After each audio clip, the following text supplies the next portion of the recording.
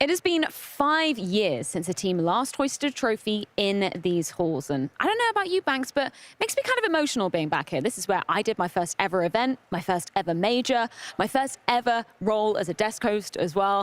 It makes me super emotional thinking about it. A lot of positive memories, and my memories are just starting because this is the first big arena I've been able to do in London, and it feels incredible. My son is here, my friends and family are here, my fiance's here watching it all go down, and it's been a spectacle for sure. And this crowd, they certainly turned up in a big way, but it's the history that's in these halls that we have to talk about. Yeah, I mean, just throwing it back to 2018, that was the first event I ever did, and that was during Astralis' Reign of Terror, their second major trophy they lifted here as well.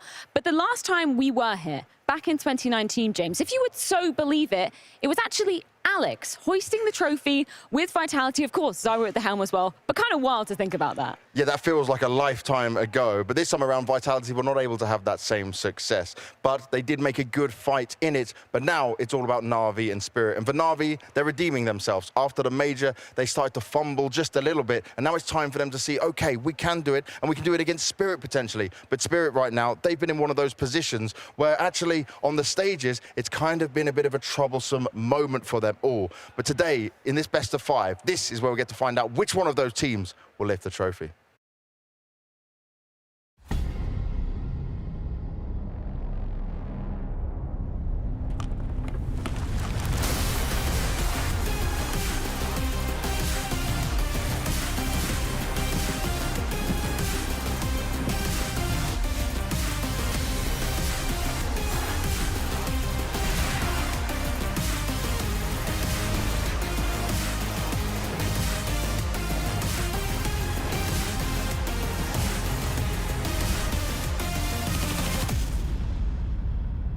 Championship Sunday has arrived here in London as we welcome you to the final day of the BLAST Premier Spring Finals presented by Revolut. And today is not only just an exciting day because, of course, we will be crowning a champion, but myself, Matthew, and Bobski, we're going to be rounding out what has been an amazing 2024 season so far. Because, Matthew, we've been treated to so many incredible moments in this past 6 months. I mean, definitely. It has been one of the most competitive years of Counter-Strike as far as I can recall. Sometimes it gets a little bit blurry in my memory, but I look back at 23, and this was the duo G2 Katowice Cologne. 2022 was FaZe just owning basically everybody. Now in 2024, after the first 2 quarters, I think it is hard to call who is actually sitting on the throne, and I think today is going to be decisive for that question. Yeah, I mean, it's going to be one of the best years in Counter-Strike to be a fan of a team, right? There's so many teams and ups and downs right now. So many teams have been down in the last couple of years, but all of a sudden we have 4, 5, 6, 7 teams where you can actually believe that they're going to take a trophy home. Should we have a little bit of a debate then, seeing as, you know, the argument is so open as who's kind of the champion of this first half of the season? I think it's only out that we look at the big events from 2024, and it's kind of crazy. You put it perfectly, Matthew. The fact that I think in the past 2 years, I would say, we've had basically an era, if you will, from certain teams.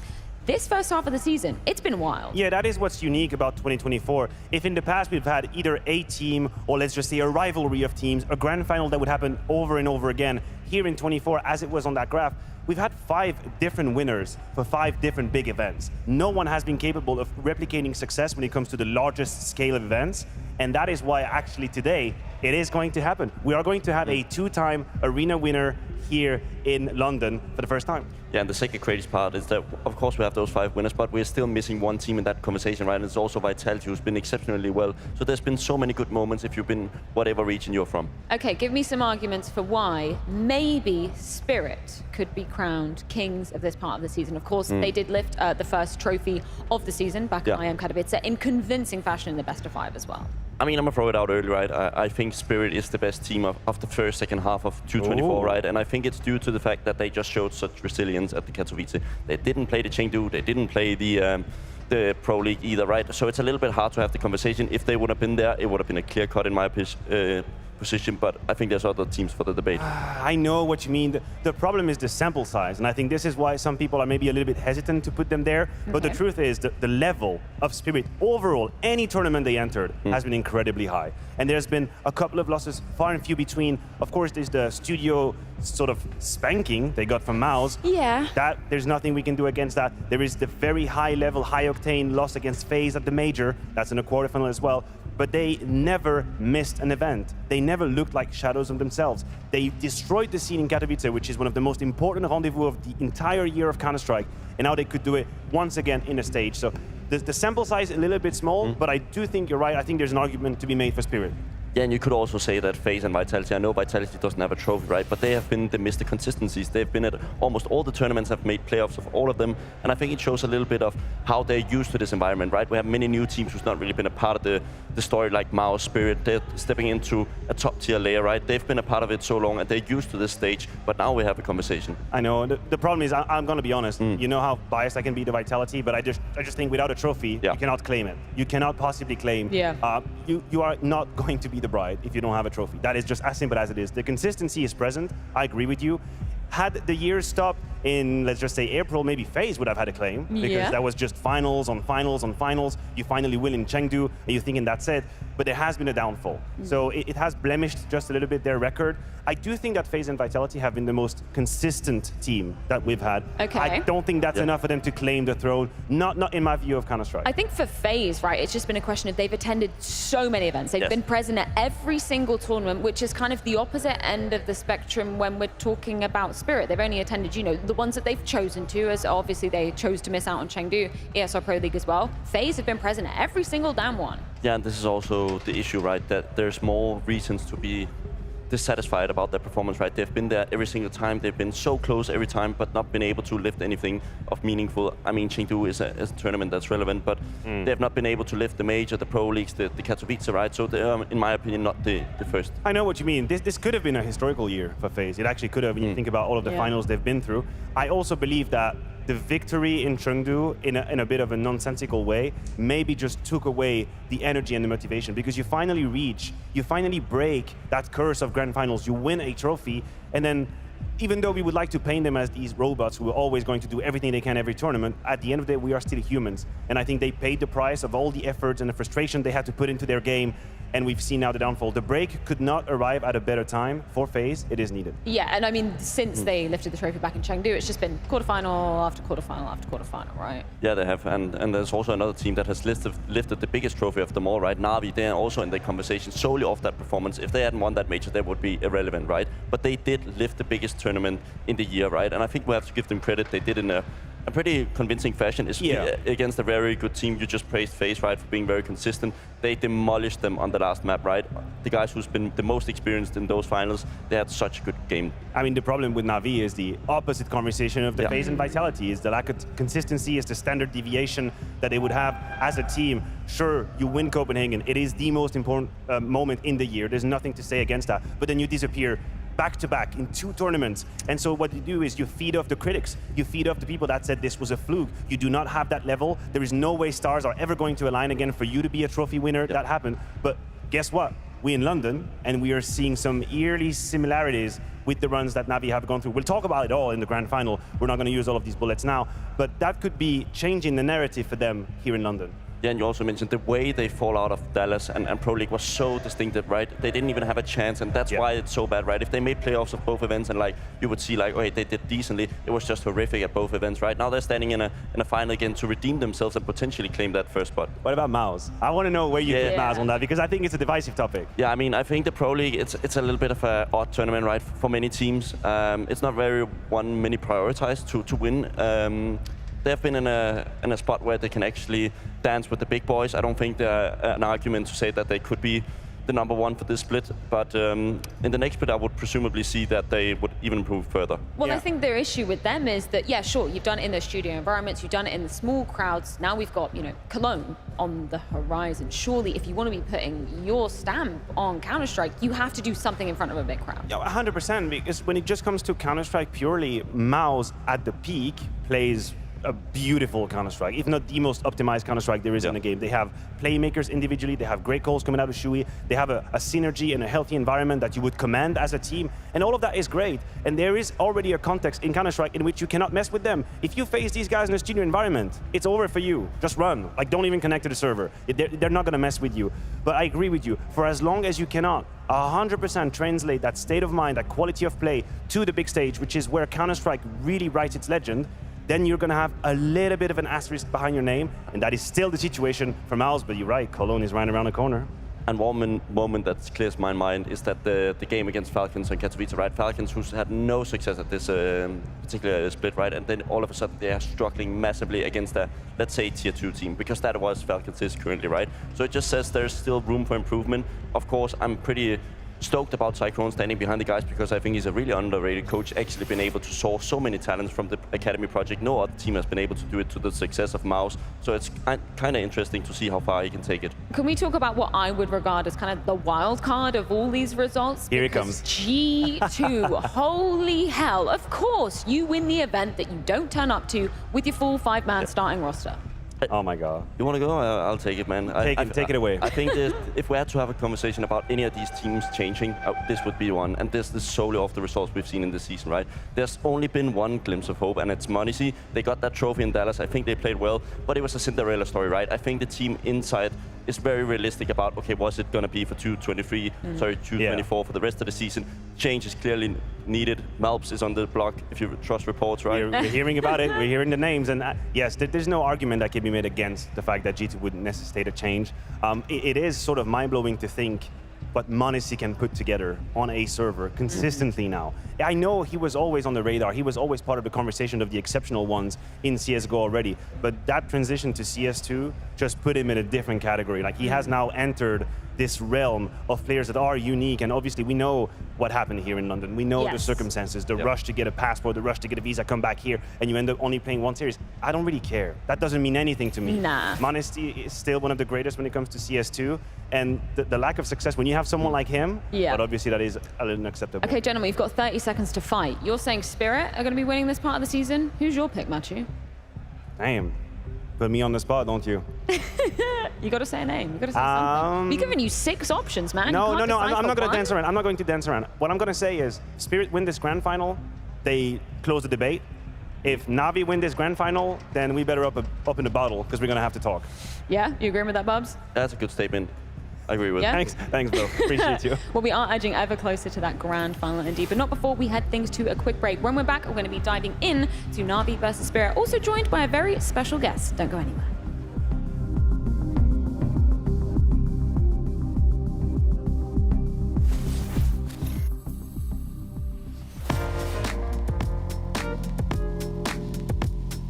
For the next challenge, to see how we can boost up the RAM, we'll be testing your brain power. It's random access memories time. You ready? Yeah, I'm ready. He sounded very confident. You're, I'm ready. You're not too sure. Nexa, you have chosen Counter-Strike for your questions.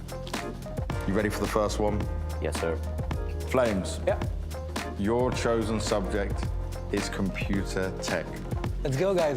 I7s, I know this. Are you ready for the challenge? Yes. What is the primary objective of the terrorists in most classic Counter-Strike game modes?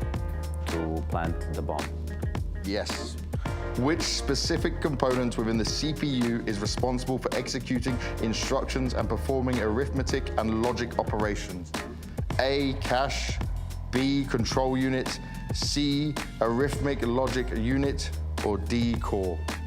D. No, it was No, it's C. 2.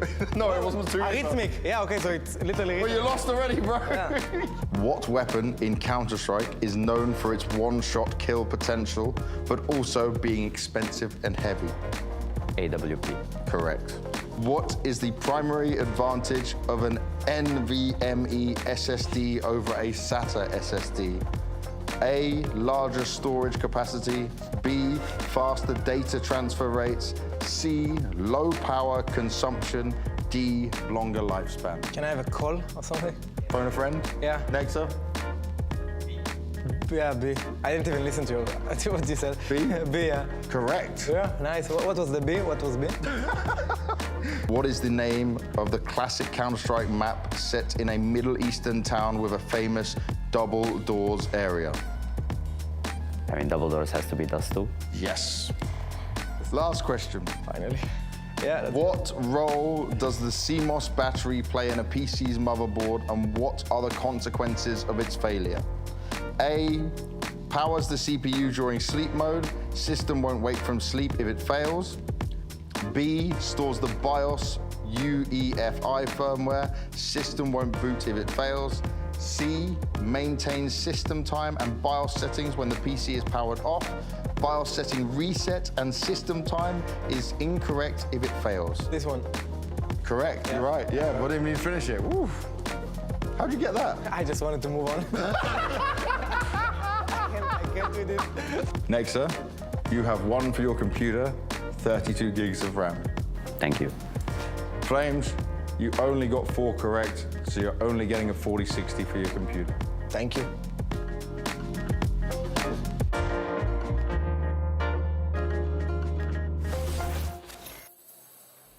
Oh yes, the OVO Arena in Wembley is certainly hotting up as we're edging ever closer to the grand finals of the BLAST Premier Spring Finals presented by Revolut. The fans packing out the stands as they have been doing all weekend long, and for damn good reason, gentlemen, because we have got quite the grand final coming your way. NAVI versus Spirit. We've been prefacing exactly what this season has meant for them and exactly what that trophy behind us would mean to them to be taking home. But it's time to dive into how exactly they got here from yesterday's results, Matthew. We're going to be bringing up those semi-finals, Spirit versus Vitality. I'm sorry to put you through the trauma. It's all right. Once more, because I thought after that first map, Vitality looking in fighting form, but Spirit, they were biting back. Definitely, and that is a resilience on the side of Spirit that we have to command. It's something that we didn't really know from them. Up until this moment, it was a little bit just, I'm going to destroy everybody, or I'm going to lose the game. And so we're discovering a new depth for Spirit. Of course, that contrasted with the emotions on the Vitality camp. Plenty of questions are going to need to be asked. Plenty of tough conversations will be had during the summer break. They've hit a brick wall. I would call it an emotional brick wall now, events after events after events. And it is time to face the truth, face the music, and hopefully solution what has been a plague for Vitality in these key moments. Gutting for Mezzi as well, the only British representative. He's not going to get his hands anywhere near that trophy, Bubsky. No, and I also saw the assistant coach coming over to Messi as the first guy, right, just to give him a hug. I know it's the dream for players to play in their home ground. Obviously, we're not like regular sports, so we kind of jump around all the time in the world, and you're going to pray that the TOs pick a spot where you're from, right? And he wasn't able to go to the final. I think it's got a big bummer. Okay, maybe a bold question. Do you see any roster changes maybe coming? I thought you were going to in? ask me if I saw bananas, because I definitely did see the walking bananas. I saw you was it guys. just me? Where are you at? It's amazing. Love the costumes. Love that. You're just dodging the question. Any roster changes with Vitality, Matthew? Damn it. Damn it. I feel like it would be forced. I feel like it would be a panic move at this point in time. So unless someone absolutely incredible comes a knocking and you have to consider the option, I think it might be, you might try and fix something with the roster change, and you might just be better right after it, but it would also be kind of, you know, sidestepping or sidelining what the really core issue of the team is right now. So I wouldn't be completely closed-minded. I like to keep myself thinking I'm open-minded as a person. Let's leave it up to the Thanks, fates. Freya. Of Really put course, me in a good spot. Yeah, I love doing that too, Matthew. Navi versus Virtus Pro. They put VP in a bad spot, didn't they, Bubsky? I did as well. I put VP as winning against NAVI, right? I tried to talk about before the game that I think the individuals on the side of Virtus was actually outmatching NAVI. We didn't even see a chance for Virtus Pro. I think they disappointed me, but we also have to praise the individuals on the side of the other team. But a guy like him, right, he must be devastated from yesterday, from the highs that he's been in his career, alongside Simple, winning almost anything that is there to win. And now he's sitting in a team where he's been paid a mega bucks, and he's not really able to turn it into results. Yeah, and I'm going to be honest with you, I could not really figure that out. Like this whole ghosting from Electronic, let's be real, James also, I think both these players combined 26 kills over the entirety of the best of 3. That's 26 for both of them over the entire series. Completely ghosting. Obviously, there are some serious questions, or I think some serious adjustments that are needed to be done for VP. Norbert talked about it in interviews. I also, unfortunately, think that they met NAVI in a flow state. Like this, the NAVI on first map was so similar to what they did to FaZe at the major this last map, where everything is clicking, every entry is being found, the timing is used perfectly, the pace of the game is in Alexi's hand. He even said on HLTV, I was predicting them all the time. Like, we could have won 13-0. I knew what they were going to do in the pistol round, but we still lost it. The interview he gave at the end as well, right? It was just insane. He already knew exactly what the issues were before he even had time to chat to the assistant coach. But Bubsky, I'm sorry, I'm going to make you relive your painful predictions once more in our GGBet predictions, because, it wasn't the greatest day for you yesterday. Wait, hold on. I thought I gave a life to Harry. Harry, if you're watching this, I tried to save you. Yes! There we go. I gave a life to Harry. Just Harry still in the prediction, with GGBet still out there. I'm trying to make him, have some more fun. I have 3 lives, I'm fine. What about you? I like the graphic. It looks like paint. It looks like I made it. Listen, I'm not going to design is my criticize. passion. If I had done it with professional instrument, it would look like that. Exactly like a toddler. I love how James Banks is just kind of flying under the radar, just winning But he predictions. picks Navi regardless, and when they have a That's good correct. tournament, right, he's just going to be finishing at the top. That's very true. It is also time to check in with our traded plays of the day for day number 4. We had some spectacular things going down just yesterday. Who is coming in as our third best play, Matthew? Oh my, we have Shiro, who really did Vitality dirty that entire series, and this second piss around on Anubis isn't any different. Pristine work with the P250, cross replacement galore.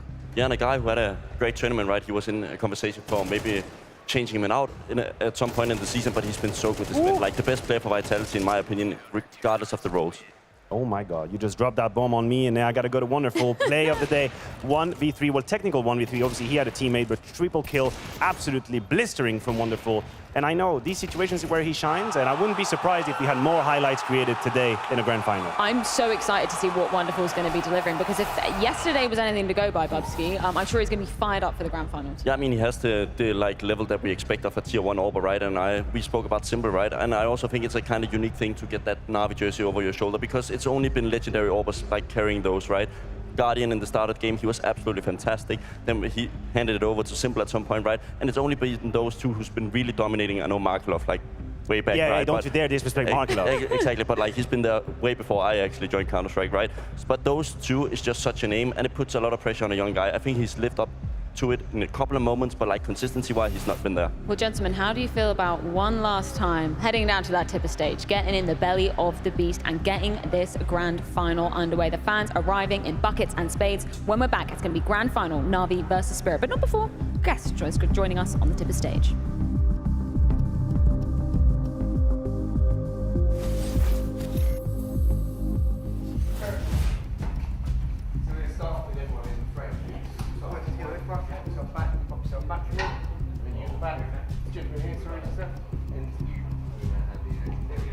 Much easier. Come here, sir. I'm just that one big family, right?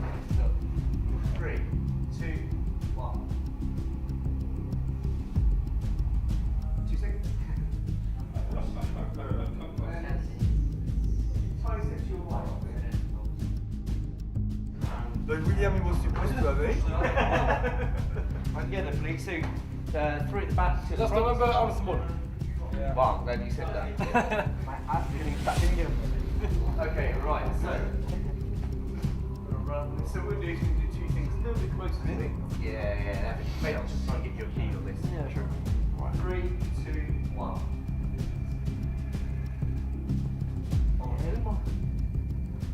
Oh, thank you very much.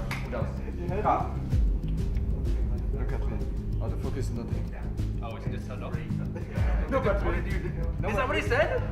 What did you do? He said just touch it and nobody. What? I think I'm going on the couch and I'll give you one now. No.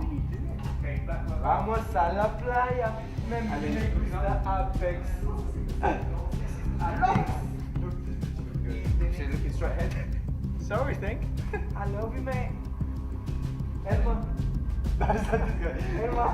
Right for me. See if you look. Well, I'm not happy.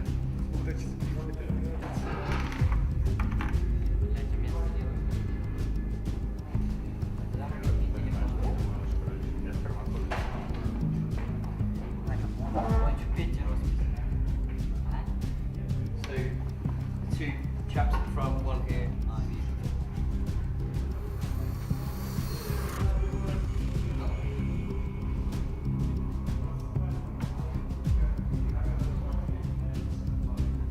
It's like turning off with his hands, but. And then look at me, please.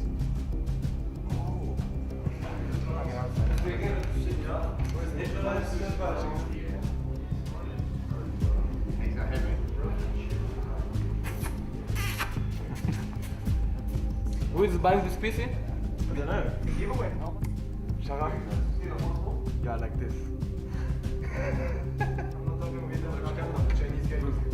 Fucking soft looking story.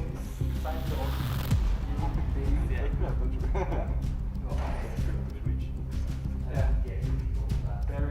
Very.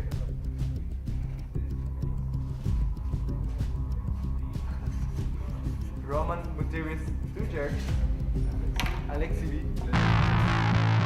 See the flash of the light, see the ding of the bell, for the brat from the gun and I'm gone. You best believe that I know where I'm from. See the man, them already know that it's on. We all know the hard work pays off. Everybody stays on. No one on my team is ever thinking of the days off. I do it when God willing. Furthermore, I want the whole team chilling. And then now I'm ready for battling. You wanna just tell me I'm not, but I'm having it. But I'm staying on side with the ball. Now I'm traveling, gets weak at the knees, and I see some flattening, getting boss in the face, and I'm moving, I'm jabbing him. Toe to toe, we can go, 'cause it's happening. We can go to the floor in the war. I'll be grappling. I know what the gamble is. Believe I'ma handle this. Sit on the stage, ready to go. The way that I know you don't know me, I'm the winner. Expert in the game, can't mean I'm no beginner. Sit on the stage, ready to go. The way that I know you don't know me, I'm the winner.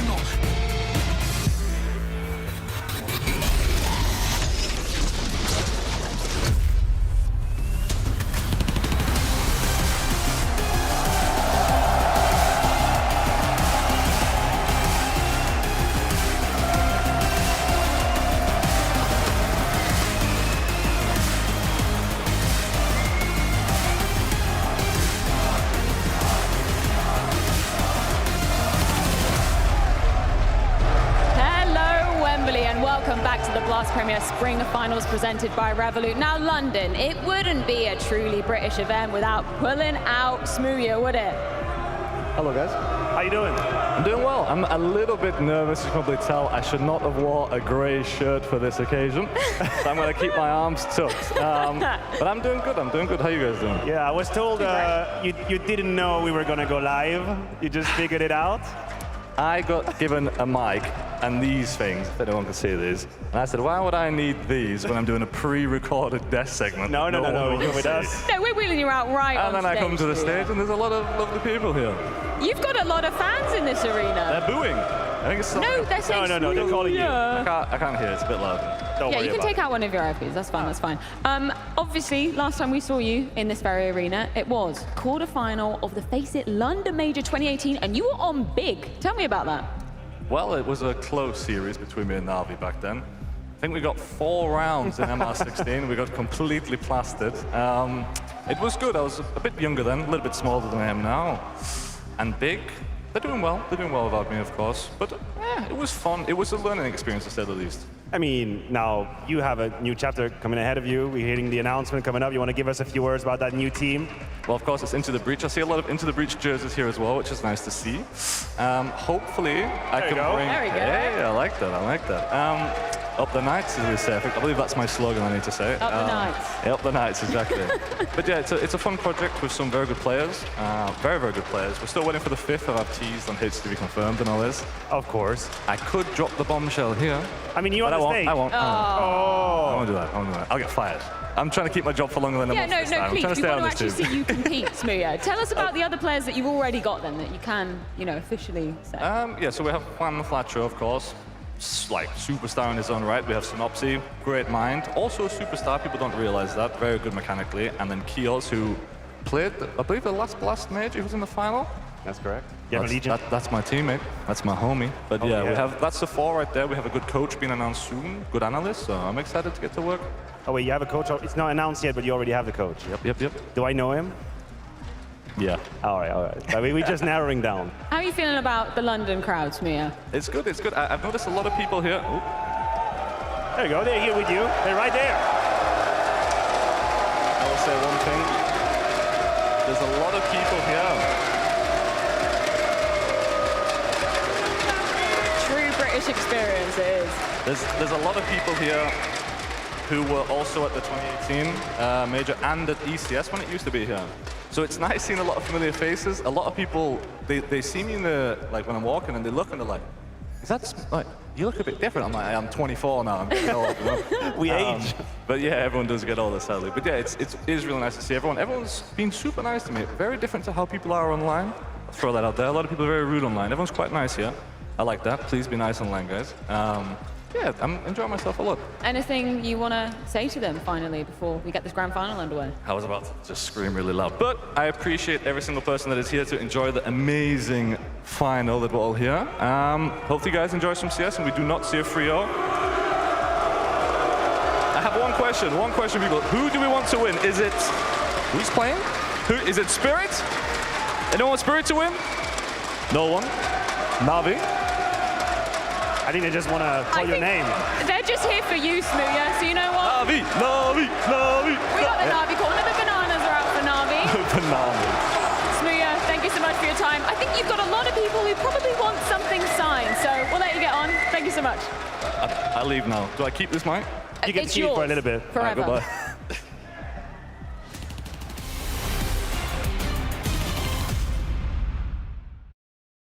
Grand final. Who's going to take it? I'm Spirit. Spirit all the way. I think I'm back in Navi today. Navi, definitely. I'm hoping Spirit.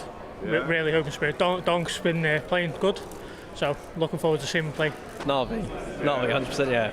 Yeah, 100%. Spirit or Navi? Navi for sure, 100%, yeah. And Navi every single day of the week. Spirit or Navi? Who's winning? Donk. I think Navi. I prefer Spirit too, but I think it's going to be Navi. Okay, well then what about this, man? Donk or donked? Donked. Yeah. Donked.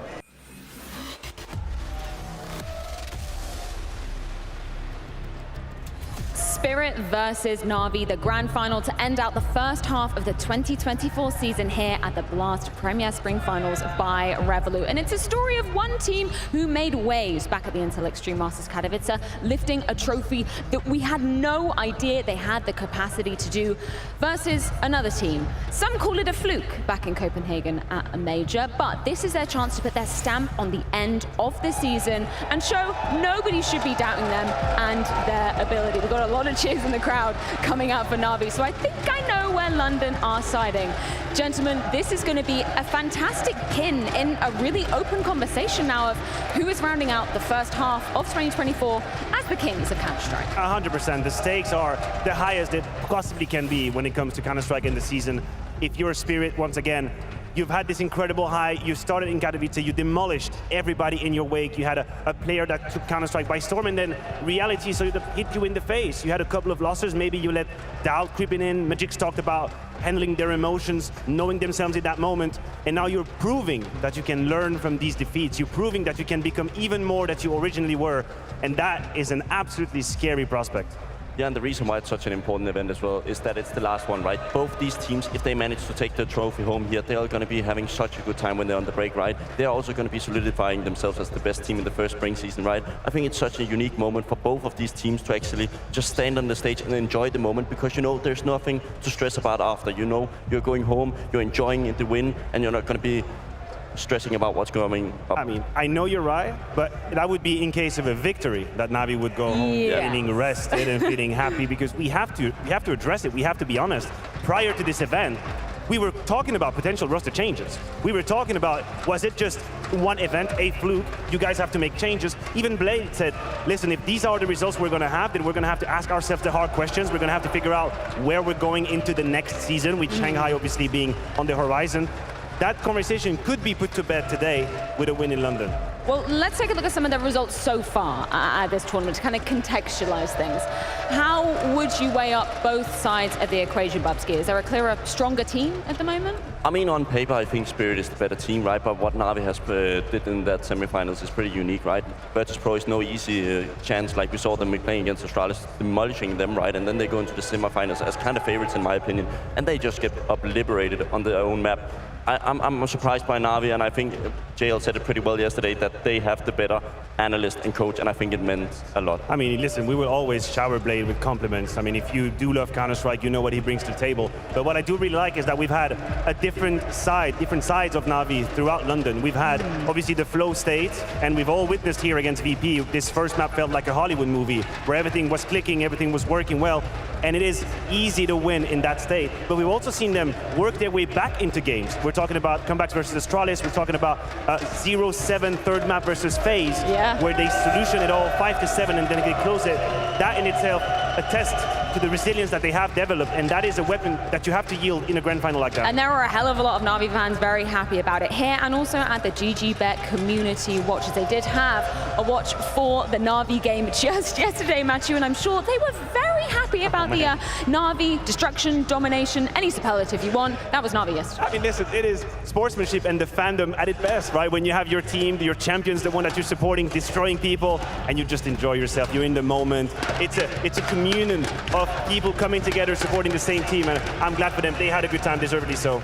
I'm also just going to throw it out there. I think NAVI is the biggest team in CS, right? We talk about like organization-wise. They have so much history. They've been at the top since almost the beginning of CSGO and Absolutely. also 1.6. Like, they are the biggest team, in my opinion. There's obviously ones very close, like FaZe, all these other guys, but this team right here is the #1 in my book.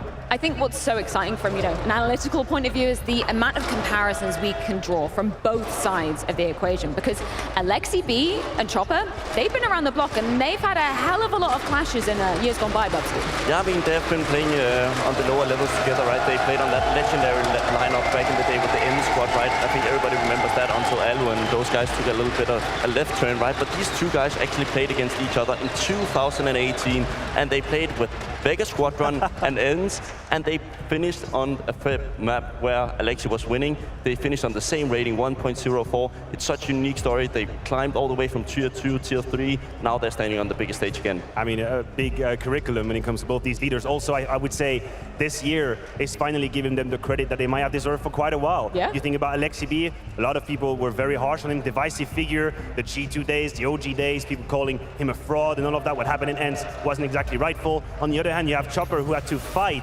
through the ranks of CIS Counter-Strike for so long, had players being taken away from him, made to multiple playoffs major with different lineups, and now it seems like he's got it all. But what I really like is the mind games that's going to be put into this game, the way these two leaders can actually just play a chess match between each other. Yes. We saw Chopper round circles around Apex. It's just what happened.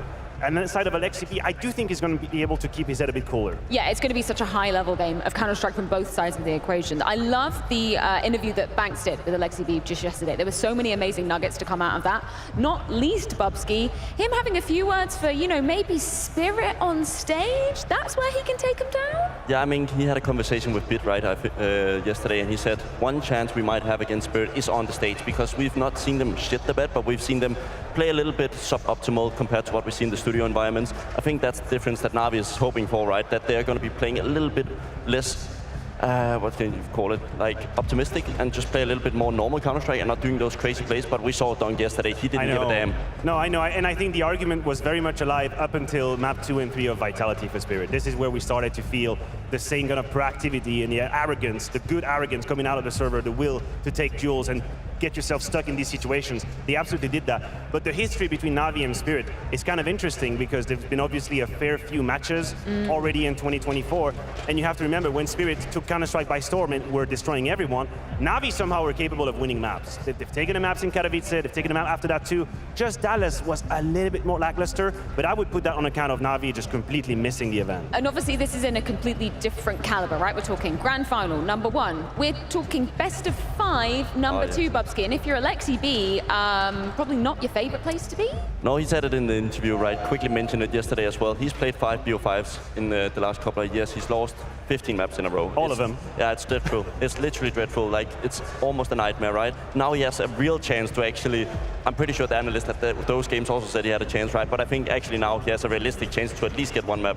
Oh yeah, no, I'm going to go ahead and say there is no way in hell Spirit win 3-0. And you can quote me on that.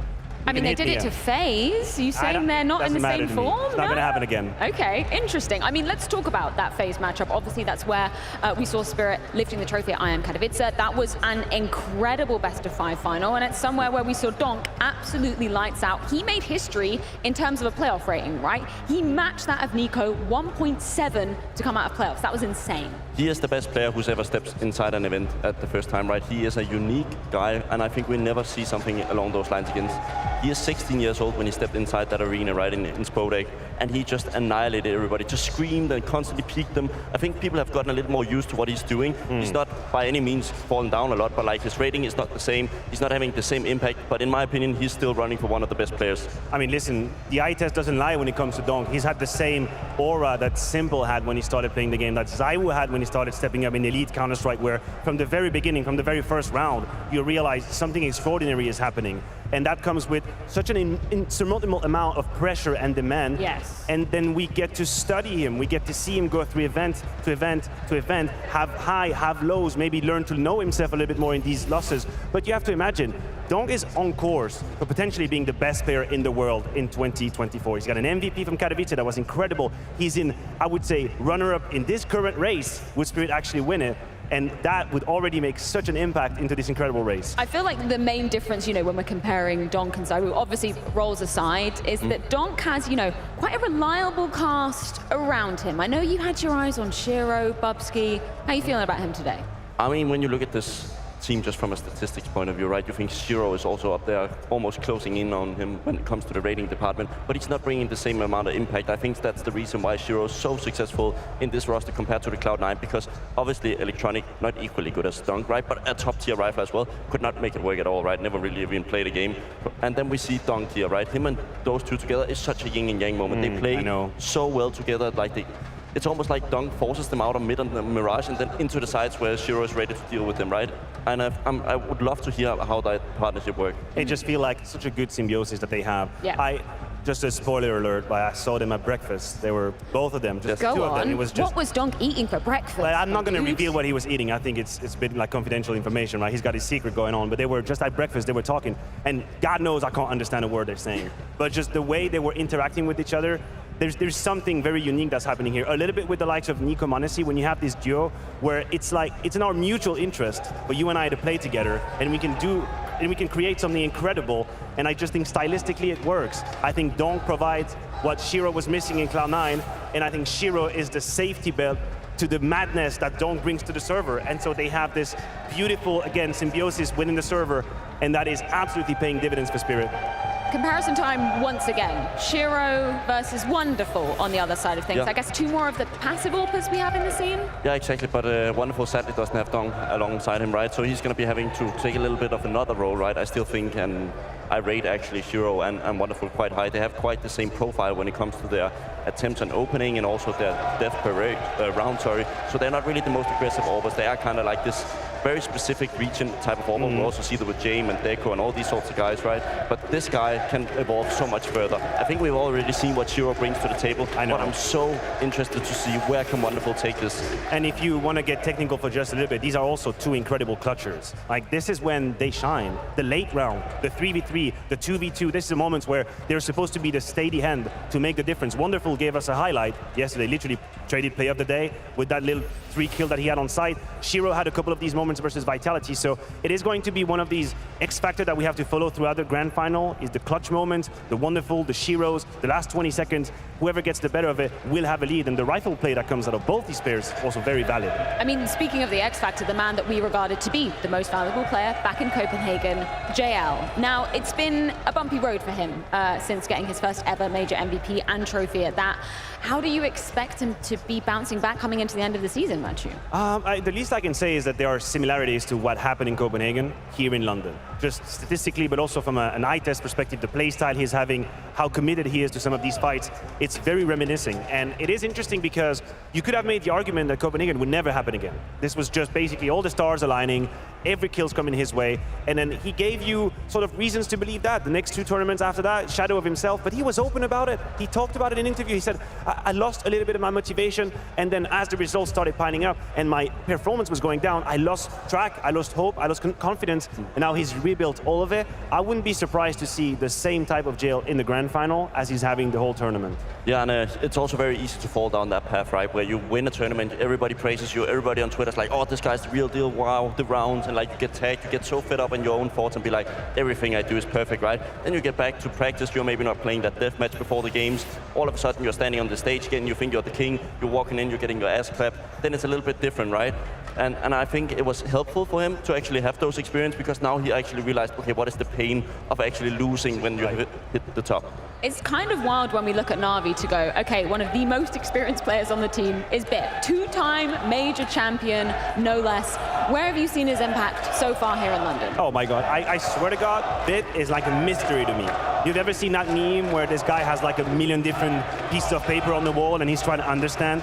this is what I'm trying to do at night, figuring out bits and whether or not he's going to show up. A part of me thinks that it could be map dependent. I do think the more he actually gets to be involved in the fight, the better he is. And one of the reasons for that is that the T side is usually where he's an absolute beast. We've seen it yesterday. I do think there are a couple of maps where he's a bit more too stable for my liking and he doesn't really shine. But you're right, he's got an incredible resume for how young he is in the game, and he could add just another trophy today. Stats-wise, he's not the best on CT side, but right, when you strike fear from BIT, like when you go into the side of BIT, I remember so many times executing on Ancient A side. Bro, this guy would just play behind that box, one-shot the first guy that comes out. He's a headshot machine, and he never fears anyone. I think it gives such a lot of value. That noise means it is time for the maps. Of course, it is best of 5. We'll start off with the bans, and then it's just about the order of the picks, Matthew. Indeed, so Inferno and Vertigo are going to be removed, which is to say we're going to play all the other maps. That's how the best of 5 actually works. Ancient first. The fans are happy about that. Crowd is very happy about it. The Dust 2 pick from NAVI coming in. Whoa! Hey, Dust 2 isn't as love as it used to be. Now that is a very enticing middle ground as far as I'm concerned. I think both these teams produce an incredible counter-stock on Mirage. Not map number 4. And now that leaves us with obviously the last map, Anubis, to close it out. I hope we get there, Bubsky. Do you think we're going to be going all 5? No, I actually have a prediction for 3-1 Spirit. I know it's not going to be the fan favorites in here, I'm pretty sure, but I just think from an individual standpoint and also what they've shown already in this year, I think they are the favorites. Oh my God. Okay, I'm going to say Ancient and Dust 2 probably go the way of the teams that picked it. Okay. I think the winner of the grand final happens on Mirage. I think whoever gets Mirage wins it. That's my prediction. I slightly edge towards NAVI, but we'll get to that a little bit later. But I do think Mirage is going to be where this whole grand final is decided. How do you think both these teams are feeling knowing that it is a best of 5? This is a test of stamina, Bubsky. Yeah. We can't go about this lightly. I mean, it can be a bit hard, but when you're in the game itself, you don't really mention it or talk about it. It's firstly after the game where you're kind of like, that was exhausting, right? So I think players are used to it. They've, like, look at Dunk's face it stats. He probably plays 12 games in a row at some time. So it's not really something unusual. You're also used to the long practice days. But obviously it's going to be a little bit about the preparation being thin. Well, we've got our maps. We've certainly got the crowd. So there is only one thing left to do. It's time to kick off this grand final. It's Team Spirit versus NAVI.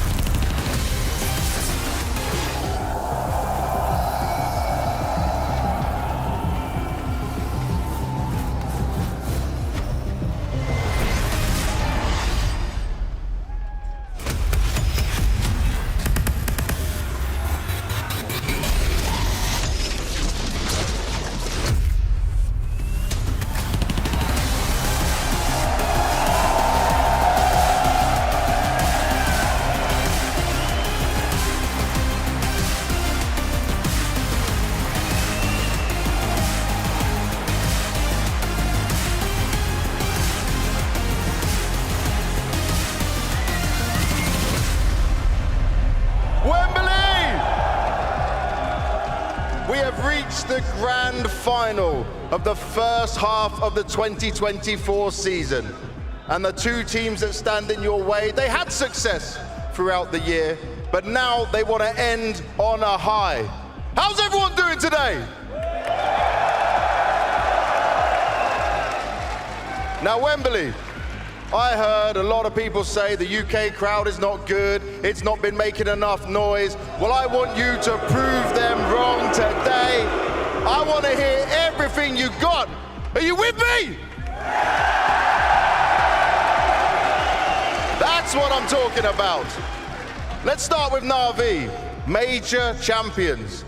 They fought so hard for that one trophy. But then after that, it slightly slowed down. But here they stand, looking better than ever. We got some NAVI fans in the house!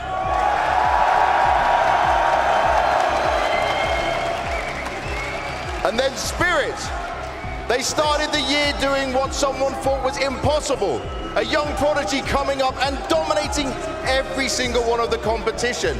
Then they've had their stumbles, they've had their falls, but they've been pretty consistent.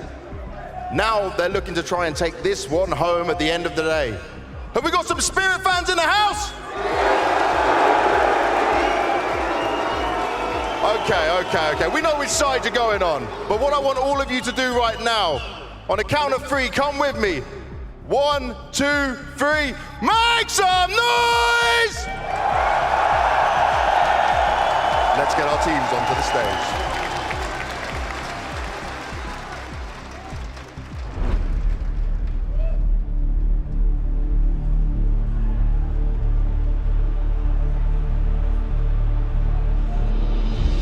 Eight armies heeded the call. Now their emblems tattered and torn. 2 battalions bested before gracing the arena. The old guard struck down. King William beheaded. The bear extinct. Only 2 remain. Spirit avoid the mirage, seeking oasis through the dust as they turn foundation to rubble. Navi's name and birthright is within reach. And wasn't it wonderful how they all made it look so simple?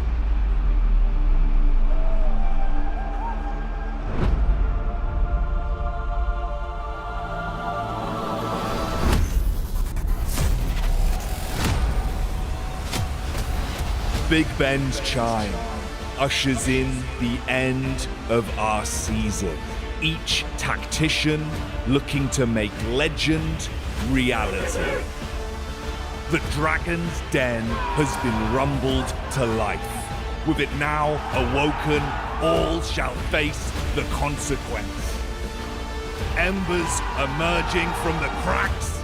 Stoke the fire. Embrace the flames!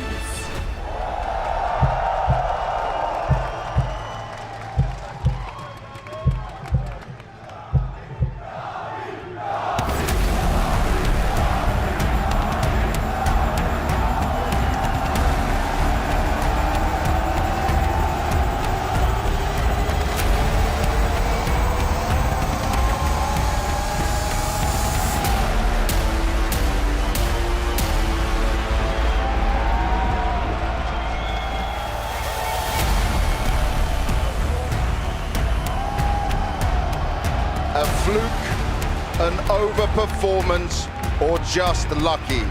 That is what they said about the first major champions of the new Counter-Strike era. But those are just words, and no one can take their achievement away from them. The one trophy that every Counter-Strike player yearns for more than anything else is in their hands. Now here in the grand final, the Navi Nation is ready for battle. Just one game away to slay the dragon that they've yet to tame.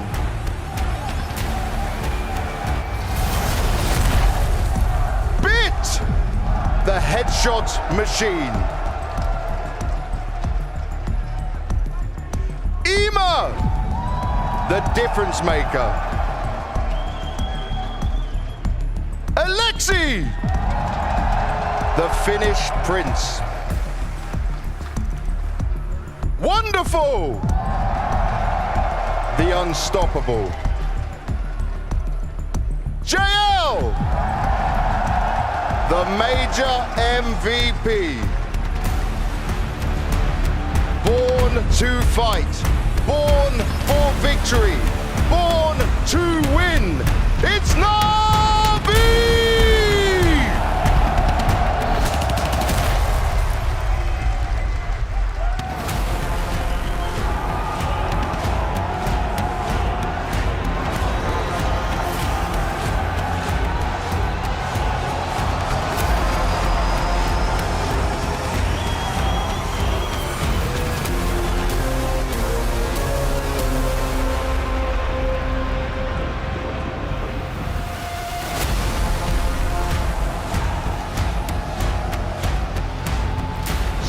starting the year strong, staying consistent throughout. They've learned from every loss and gone headfirst into every bout. The depth to this team continues to grow as we are being reminded that it's not just the Donk show. Every piece is vital to this team's success. It is the battle against themselves that can be the toughest test. Now on the stage versus a familiar foe, can they get the most important win when it really matters the most?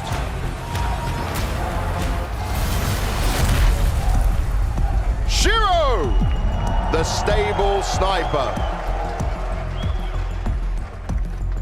Magix, the malleable. Chopper, the founding father. Donk, the prodigy. Zontix, the reliable. The dragons are flying high and ready to fight. It's Team Spirit!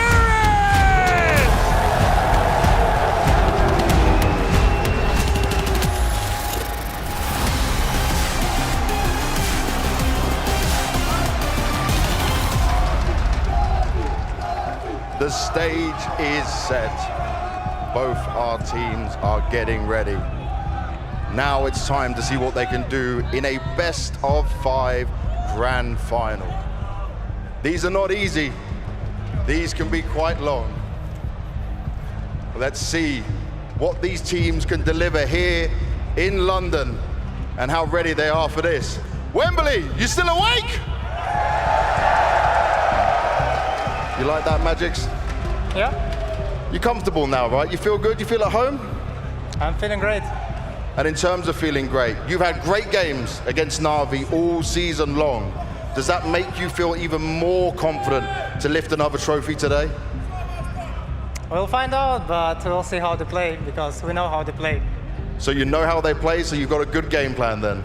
Well, basically, I wish to be lucky today as my team, and I wish to be NAVI to be unlucky today. Oh, okay, a little bit of lucky and unluckiness.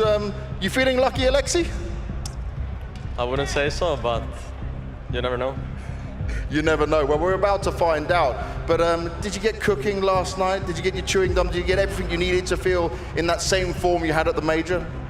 Yes, I feel like we're twice as strong on stage. We feel super confident, so anything can happen. And how much does it help having this crowd behind you? Helps a lot. I think everybody's enjoying it. People cheering for Ime. A lot of people cheering for us today, and we're gonna show it. And okay, it's not been great for you guys taking on Spirit, right? It's been a tough game for you. What do you think the biggest difference is gonna be now? What do you feel is the biggest difference? Just the confidence we're gonna show. I think that's the #1 key if we want to win today.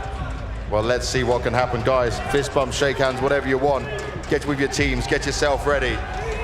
Wembley, how we doing? I really want to understand where you're going with this. So, what about Spirit?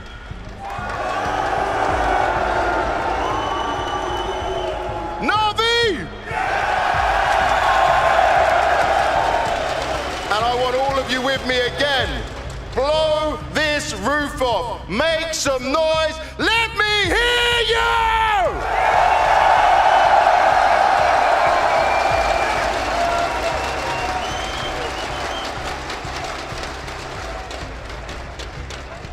One final arena, one final series, one final trophy. Both NAVI and Team Spirit going to be pouring blood, sweat, and tears to be getting their hands on this one, because this match, this would truly end out what has been a fantastic season for both of them, but with an extra special bang. Absolutely, and if we're talking about NAVI, I think the greatest challenge will be this map of Ancient. That's where we're starting. It's definitely a stronghold for Spirit. It's a map where Chopper as a leader knows so many different ways to approach it. Tactically speaking, the T side is super versatile. They have players who are thriving in their positions, Donk bringing chaos towards middle, Shiro on that A side with the AWP. I think this is the hardest moment in this grand final for NAVI. Yeah, you quickly talked about him, Dunk, right? He is the key to why they are so good on Ancient. I think it's so easy to say, oh, what's the strategical approach to it? I think it's just having a really good individual. We see so many moments where Dunk is just sent out mid. We saw it a success with Nerds, also back in Ends. Wow, how good he was in that middle area. He was peaking in his career, right? I think Dunk is at the same point, right? He's so good in that area, constantly not afraid to take those duels against the people coming out from Donut, and that's going to be the difference maker. I know this is the million-dollar question, so what do you do with your Na'Vi? How do you make sure Donk isn't donking on you? Listen, the answer is pretty simple. You don't focus on Donk at all. I think if you're Na'Vi, the entirety of this grand final is going to land on your ability to stay calm in the last 30 seconds of a round. And this is where Spirit dominating Vitality. If you look back at the game yesterday, we're talking about rotations, last-minute rotation from Chopper being called out, Vitality in the wind, completely in panic, not knowing where to go. If Alexi B is saying that they're calm, they're collected, ice cold on the stage, then this is where you got to show us. You have to make the right gambles, you have to stay calm in the last few seconds. I think this is where you make the difference. I think there's possibilities to counter Dunk, right? I think it's just about playing the utility and not playing the duels, right? I think one obvious move is just like playing in Donut, wait the guy on A side, flash out, like do those sorts of plays, Molotov behind the box, force him to be passive and not go out in the smoke, because if he gets out to that box and throughout mid, he opens rounds so often. Well, gentlemen, time for our final predictions here in London by GGBet. Matthew, who did you side with? Are you asking me for map 1 or for the grand final? For the whole damn thing. Who's taking that trophy home? I had Na'Vi.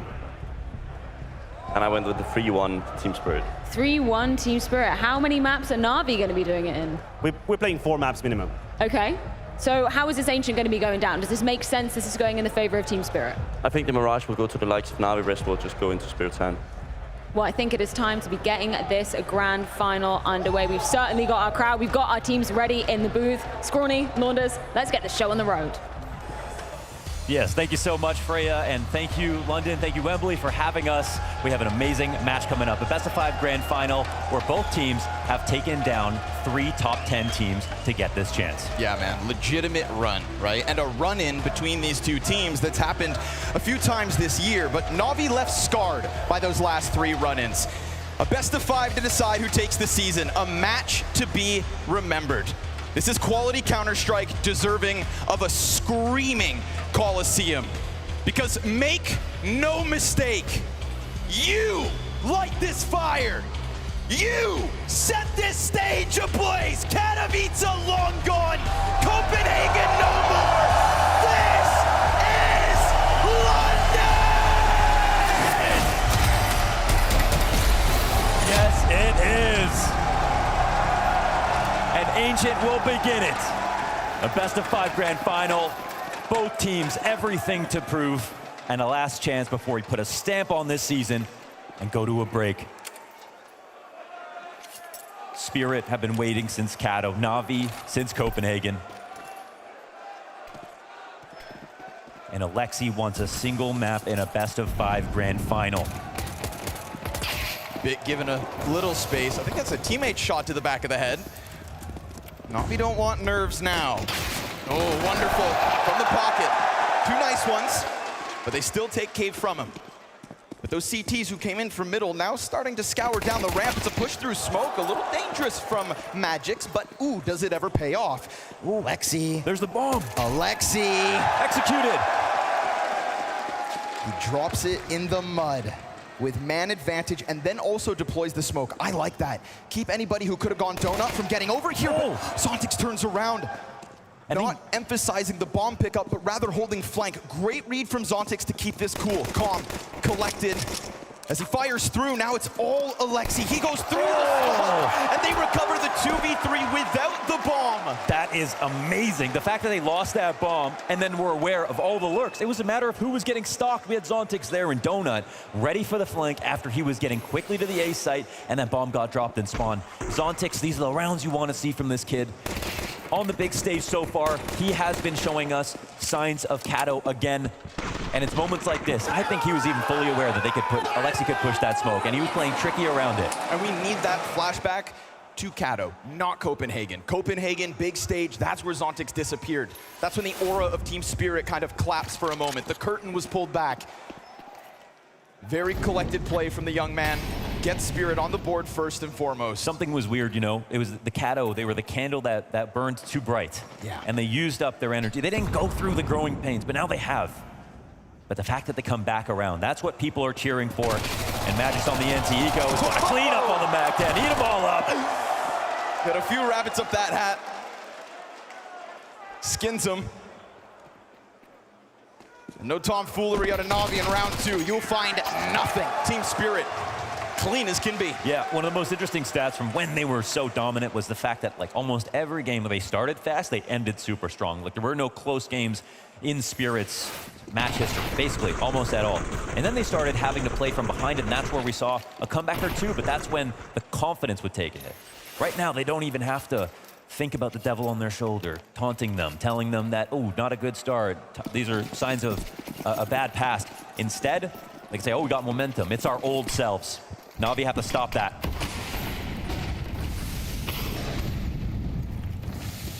Molly's smokes all over.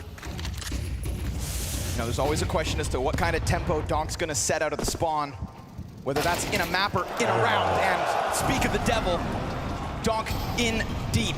Smoke grenade comes out from Cave. In the pistol, they were able to swarm this player. For now, Alexi dives behind box. Meanwhile, Zontix goes deep and surprise, surprise, bit caught out in the smoke. Yeah, great grenade usage. All this time, Alexi, he still hasn't been given a fight. Talk about patience from Magix. Wonderful starting to take a look over on A. He could just run into Chopper. I love this lurk. Yeah. Already trying to get ahead of any save. Donk goes into the cave and deletes them. And so far, this is Spirit looking untouchable. Yeah, it's actually critical that they go for these exit frags as well. Just make sure that Spirit can't think about the next round, have any strong game plan they've got to be worried about. Try to get them in that buy save rhythm. Imma, 2 kills and the exit. It's going to be a trying time if he's going to stay alive, and he can't take over Zontix. Zontix again. He manned up big time yesterday. Want to give him massive credit because I think he was criticized, you know, at Copenhagen for being one of the players who's most visibly nervous. And at his age and for the little bit of experience that he's had, that's okay, you know? And it makes sense that you can be ashamed to admit that you're nervous, of course. But clearly, he's done some thinking. Hallie has definitely had an impact on the psychology of this team. The matches that we've seen so far, it doesn't feel like that's a problem for him right now. But we know that that fight never stops. Of course, of course. You got to grow up fast in the world of Counter-Strike. Very true. Bit knows that better than anybody else. He goes down to Zontix, bested on an A main approach, but there's just pistols here for Navi. It's awesome that we can praise Hallie for this ability to nurture the younger players and bring them in, because he is a tactical coach first and foremost. Yes. There's no psychology degree behind Hallie as far as I'm aware. And yet, when you have to adapt and mold, he will, he has. No doubt on my mind, it helps that you have a player like Magix to do the same thing, right? The trajectory of these young players on Spirit. That was it. It was Chopper, and then it was Magix behind him as the one sort of, it's hard to talk about. Magix is some old guy, right, obviously, but he's the oldest. He's wise beyond his years. In terms of being on the team, Shiro getting pushed down. It was a 1-for-1 trade. It's a little bit of action. Just before the bomb is planted. Dude, I feel like Chopper has embodied the spirit of London because he's denying saves every single round here. Yeah, that's true. He's so far from the bomb sites already, just looking to clear out anything that could be saved. That AK from Shiro still in the hands of Ime. Yeah, any other game we'd already have booing, but yeah, no saves allowed here, says Chopper. Not on his watch. And he needs to win some fans back because I think Navi have got the warmest welcome here in London of any team that we've seen so far. You win a major, you win some fans. Yeah. And that major deep in their back pocket, they're hanging on with both hands. They'll never let it go. So the boring way to look at this game is to say that the last 3 times they played the first 3 maps in the series, that Spirit have won, and not only that, that Spirit have crushed them.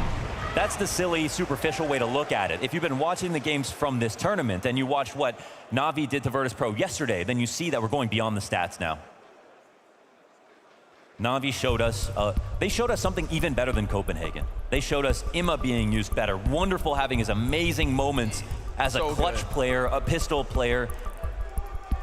And the average stats of everybody is stronger than we saw at Copenhagen, right? That was an event that they won, losing more rounds than they won. Makes no sense. Their wins were close and their losses were bad. But here, they've recovered that. They win the eye test argument, they win the stats argument.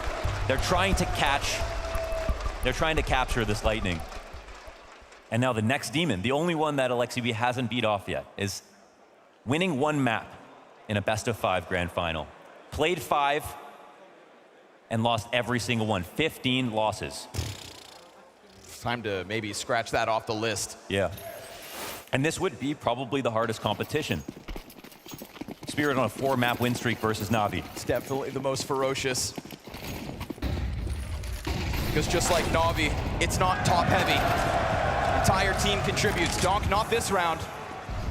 We saw that ramp hit that worked well, but this time it's straight out of spawn. So a timing where NAVI are on their highest guard, and Zontix deep inside of A. Sure, you've got Donk to distract out in middle. Ideally, he gets kills, but if not, at least Spirit have swarmed into the A site, taken it, and they will leave nothing for NAVI to really pull on. That is conviction out of spawn for Team Spirit. The fact that it's not Donk and it's still an easy round win where Zontix 7 kills straight. And this entry means everything. Is this retake possible? They're gonna come in for it. But another smoke goes up, so just as they're starting to sniff it out, oh, that's it. Donut smoke spells disaster for NAVI. They wanted to go. They didn't want to save. But that smoke front Donut makes the decision for them. They try to walk away with 4, but I don't think Wonderful's op is necessarily guaranteed. He'll get back while flashed, runs for the hills, and Team Spirit take that momentous 5-0 start. This is the perfect example of one kill means a lot most of the time when you think about win rates after frags. But when you see the kill that Zontix got with the positional advantage of the entire A site, then you see that totally trumps the fact that Donk goes down early. So that opening inside of mid where NAVI are playing 2 here, they're a little tied up, and then Zontix sneaking out, that's all you've got to ask for. We're seeing so many plays like that, from CT through that smoke to the back of default, and Zontix finds his timing.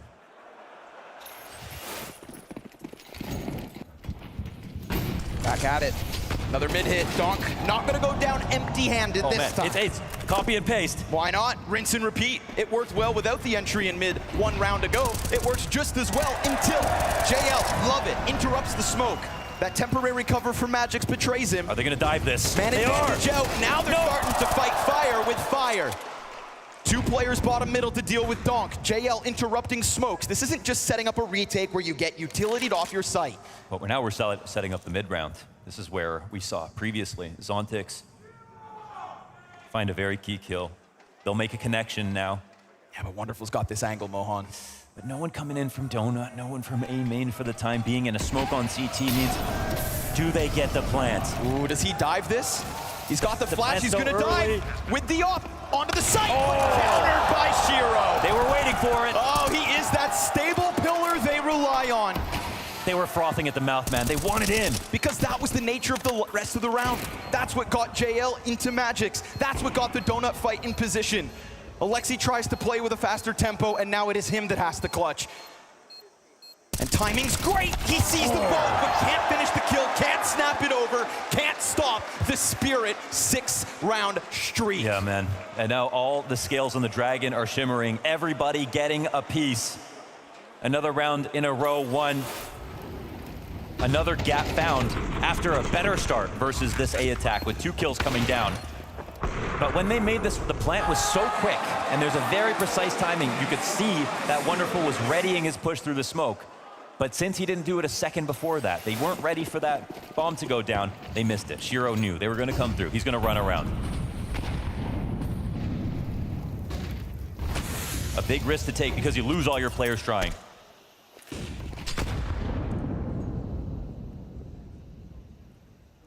Back-to-back conditioning rounds into that A hit. Zontix sniffs it out a 3rd time, but the rest of this pack for Spirit has other plans. I don't feel like NAVI are falling for the possibility of it coming out a 3rd in a row. No way. Alexi takes responsibility of Cave. He's got 2 players dead B behind him. Trying to muster together some kind of an opening frag, but doesn't also want to die, so understand he runs from risks. The timing on the molly is perfect because they know he has to reload, so he can't play on the left side and wait. Well then, foregoing the front room, but not giving up on B. In fact, getting a little antsy. We saw them try to fight fire with fire 1 round prior. Now they'll go for it again. Chopper on Chopper or Hopper. Yeah, he can do it all. JL's in the corner, but while JL's down on ramp, Magic starts to come through Cave. Shiro Very important trade. And then JL is able to turn the tide back into the hands of Navi. Swapped out the gun. Everybody fighting on an aisle. Shiro's in the middle of them all. And this support has worked its way over. He's just going to go for bomb plant. Chopper is completely out of this. I mean, it's Shiro or it's the CTs. It's as simple as that. He has already given up on holding off this defuse. Chopper will sprint to the back line. Wonderful's going to stick this. It's 10 seconds all the way. Nothing he can do. Nice, nice. That's Navi back in the round, back in the game. That move from JL. Instead of going to Banana to fight into the exact, he could have died to Shiro. Instead, he goes out to the left, goes into the cutout, and that means that Shiro can't come out. There's no way for him to fight. There's no way for them to attack this position. And yeah, this was a smooth move right here. He jumps out to the right. But still, they have numbers again. A 4v3 in the other round, a 3v2 here. And the immediate attack from Hallie. And we've been talking about him all event long. Let's keep it up. Coming through with the fine tune. Looking to be the opposite of Blade. What a massive ask to have to be as tactical, as refined. But look at the system they've created, man. No questions whatsoever. In terms of the two teams that have shown the most impressive T-sides and been two-way teams at this event, it's these two teams in the final, for sure. You know, we saw Vitality struggle to bring ideas to their CT side throughout the event, not playing like themselves. FaZe, of course, not at full strength either. It's a very deserving finish for the two grand finals that we've got. Ooh, tough one for Emet. But he's keeping this fight up. That ain't Donk, it's just Zontix, who's currently 9-1. Yeah. Usually that had more weight behind it. Chopper, ooh, tries to get cheeky. Loves to put himself in a position to make something happen. Add him to the list of the IGLs that'll take it over. Emet, okay. Big impact from him, softens up Zontix, cues up Alexi. The T's pop that smoke open. What the hell? Donk now stuck between them, and Alexi's just gonna hit the headshot. Wonderfully done. And it's off the tack, importantly as well. Sometimes in the past, Spirit were not quick to use them. They said, okay, let's just believe in the plan for a little bit more, and then it doesn't work out. Here at this event, Hallie after tax, it's seeming like they've been able to improve the rounds. But what do you have instead? A round like Navi had on Anubis versus Virtus Pro yesterday. Straight dominance. Every individual fight won.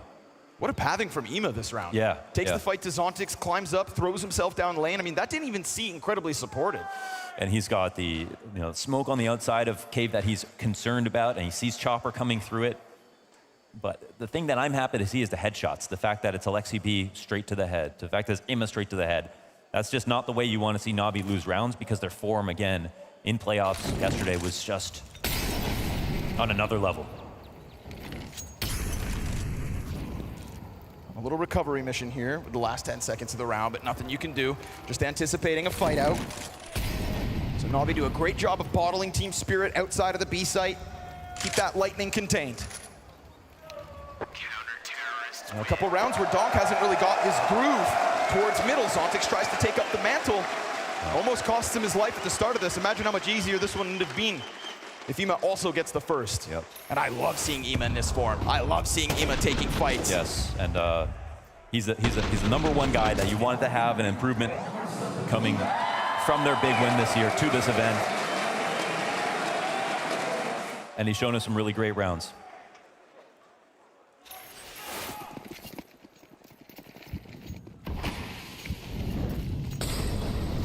Disrespecting the smoke, straight through it, into the off boost. Shiro looking for an opening, but Wonderful's on him. And they hit each other, but Wonderful nails the kill. Good recovery out of Magic's fast. Alexi just trying to keep up this tempo. Again, they get into the thick of it. Again, the trades come out. And just when you think things could come to a pause, a slight crawl through smoke. Emet bitten. He's not done. 3 kills out of the young gun. Wonderful started it with the op duel, but now he has to end it with the clutch.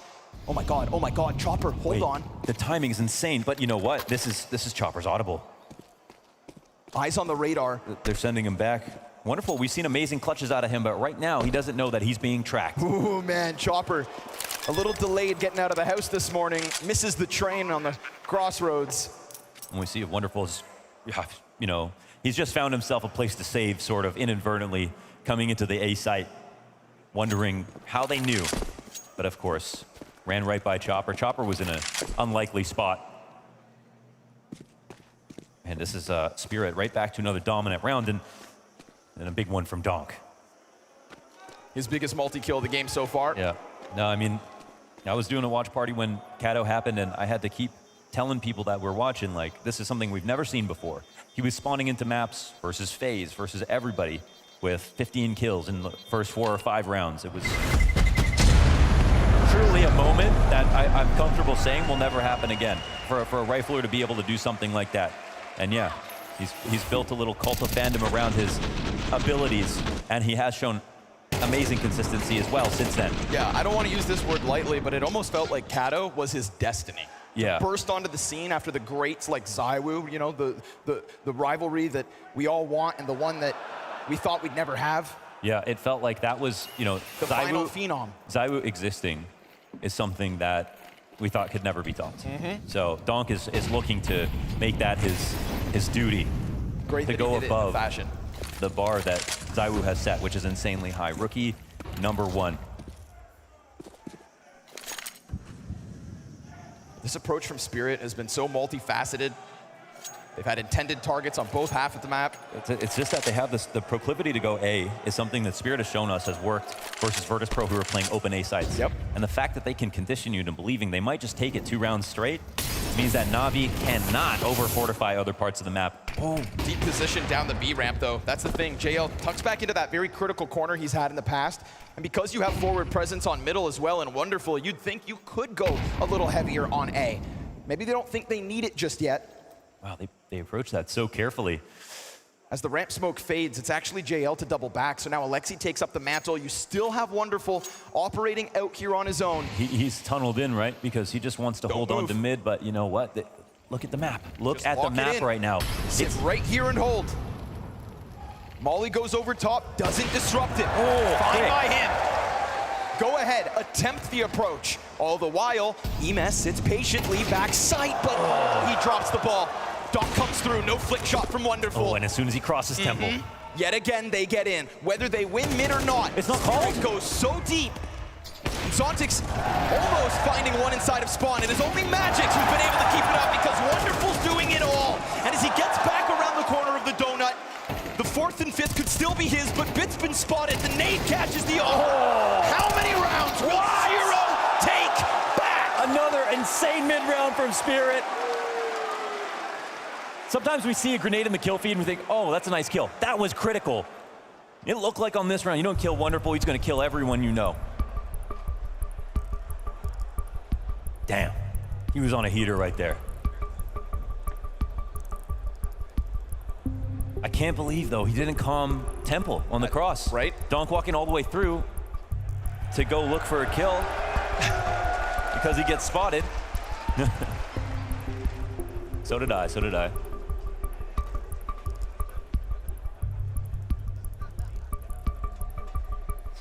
That's like the shakiest little bit of miscommunication or just the one wobble out of Team Spirit so far. And to be fair, you know, if you got spotted doing that, you probably wouldn't push normally. Right? But it is Donk.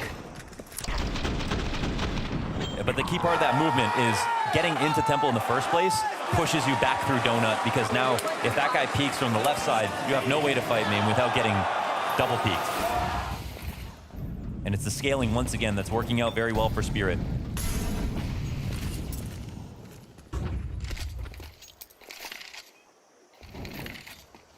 So awesome to see what Shiro can bring to the late rounds for Team Spirit.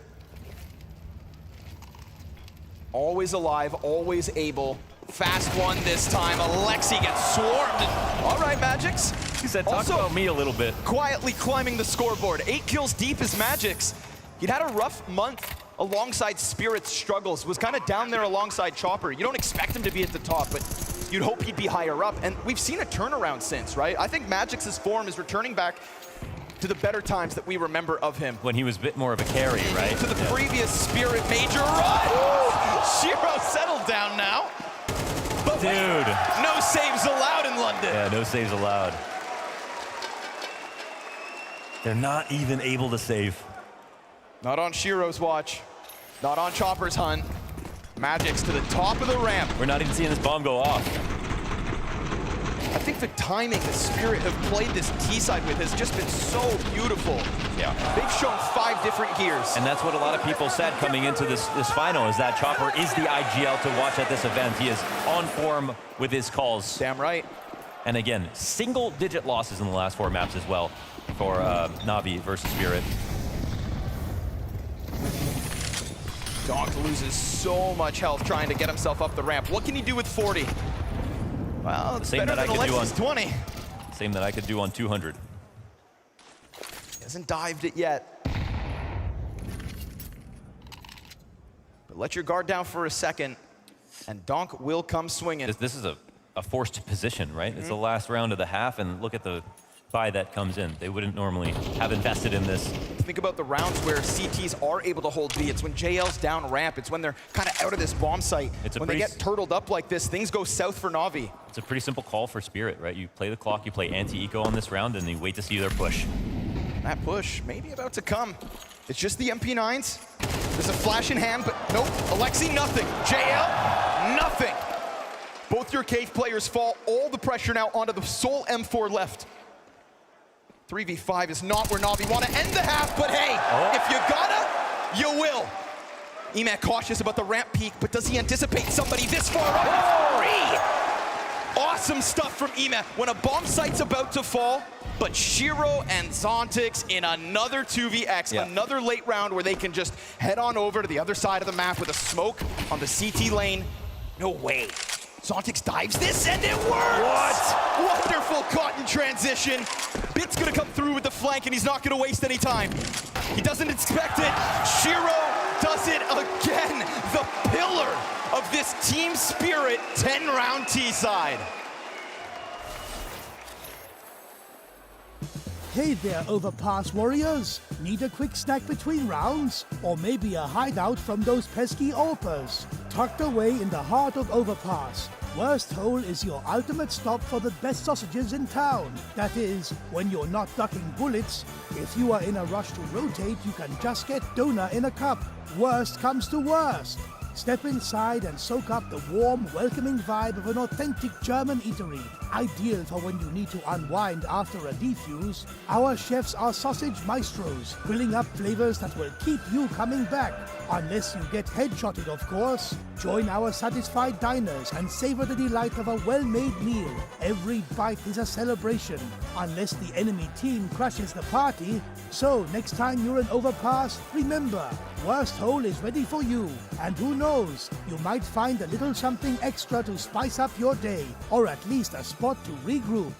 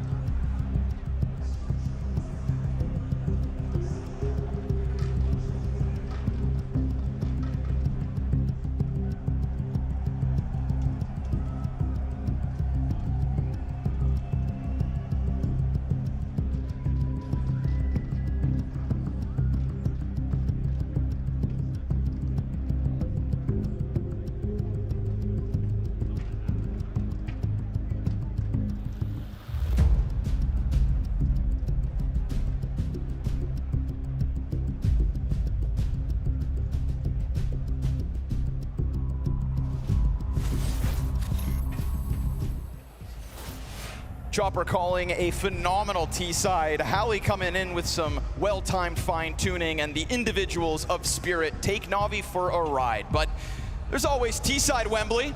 We having fun tonight?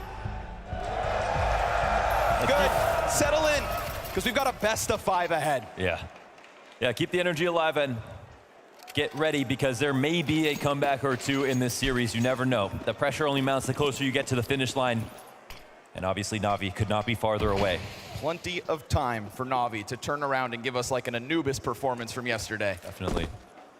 That's the beauty of the BO5. I mean, what Spirit did to them in this first half was exactly what they did to Virtus.pro yesterday. Of course, you could argue that this competition is a different level up in terms of, you know, the mental obstacle of knowing they've lost to them recently. Sprinkle in, though, all those 2vx situations that Spirit had as well. Oh, those mid-rounds were fantastic. You know? I mean, that has me so confident that they're just not going to get nervous in this game. They pulled off from rounds, especially with Zontix, who, again, you just can't give this kid enough credit for what he just showed us. He took rounds into his own hands. He found the gaps on A. He stopped the mid-rotations. Yep. He saved the pistol round. I mean, Donk That was a has his 10 reference kills. half for Zontix. But he also has his 8 deaths. There was a couple mid-rounds where Donk is the first death, and Zontix just picks up that slack so consistently. We talk about him, right? He's kind of living in the shadows of Donk, coming in at the same time. But he's the shade that'll pull you down to the depths. They're gonna come through this? Trying to. Yeah, they are. They'll jump out, and Shiro not sure which way to look, so it's a clean-looking split that comes up 2 frags Navi. Chopper overwhelmed alongside the Berettas. There is a decent amount of damage done here. Oh, they're Donk, so curled up. man, he's looking to shred flesh from bone. Magix, he gets 2. And with Zontix next to him, he takes back another. This is another 2vx. Oh, Alexi's in the corner, and he's keeping it cool. Dives to the right side. CT on the site. Alexi, take your time. Magix will do the same. You don't know when he will swing, but what Alexi may not know is there is indeed a kit. First one's a fake, second also a flub. And as Alexi thinks he has to run, straight up in your face. That's a great call out. There's one round I remember where Jane made this exact same play, and he played to the left by the wall to pull out the cave player. And Alexi comes out with the hard clear and doesn't get nervous. 1-on-2 from the Capitan. Fakes it with a kit, and Alexi doesn't bite. There's nothing that will fire your team up like that. He's got the words. Let's fucking go, boys. Come on. Come on. Doesn't matter the score. Play a fucking game. Guys, it's 0-0, we won pistol, and then it's gonna be what? 11-0 for us. 11-0 for us. They sound calm, they believe it. All right, man. Vima's on that. I can ride the vibe with him. They come out swinging into the round. But cost them a lot of health. So if you win the round and it doesn't look like that on a clutch, you don't have conversations like that. Of course not. Thing is, you come swinging into the next round with that mentality. Let's slam them. And now you've got 3 players on shaky amounts of HP, even more so now that Alexi's on a quarter. Good for the lane players, though. Mid-pressure taken off, right? Bit comes in, alleviates the issue. You've still got JL leaning back on a full bar. And you've got Navi nicely grouped up. But the scary thing with that is one lone MP9 spray down could just drop multiple bodies. So I anticipate Navi to split. Frag comes in, that'll make their jobs a little easier. Another nade, but it's not death yet for Chopper. Yeah, I mean, there's guys on both sides of the entranceway right now. I don't know if they're... Oh, this crossfire could be huge. He swings, and there's Shiro, the other MP9 with second. And we talked about the health. Look. This is the 1v4 from Shiro. Oh, look how fast he went. He cuts noise. Does he clear close? Because there's a player deep, but there's also one by door. And there it is, E-Man. He said it, we play our game. 11:01.5 he called for. Yeah. And he is the one that finally shuts down Shiro in a 1vx. Yeah, those trades could have been even more scary inside of the cave right there. With the crossfire that they had, hardest crossfire you could ask for in a game like this. And as he pointed out, there's Ima. Key kill in the mid and end round. And if he didn't step in a window that quickly, Shiro ran fast. Now here's the test of Spirit's mental with the crowd on Navi's side. Listen to it with all of these pistols in play. knowing they're going to have to wait maybe one more round for a real chance. But Navi still, they're going to try to stay focused. Nice find.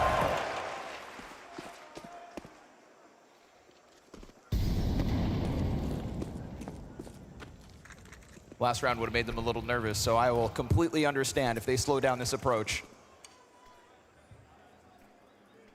Do not make a mistake. That is the aura that Navi have to hang on to for the remainder of map 1. Sure, you've got other maps to bank on, but why not make Spirit sweat? In a head-to-head that Spirit always win, you can't let the first map go down in this nature. That could just be the snowball effect that Shiro could charge Spirit up with to roll Navi yet again. This round, easy. Navi, no issue. And the last 2 times they played Ancient, 13-4 and 13-9 in favor of Spirit. Right? This is the end of that. It has to stop. The one-sided outcomes on Ancient end today. That's what Navi say.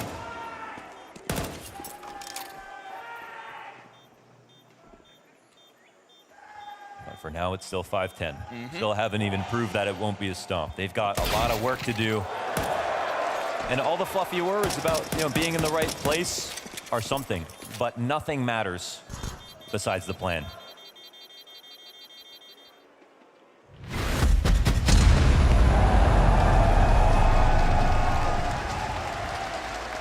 It's time to unveil it.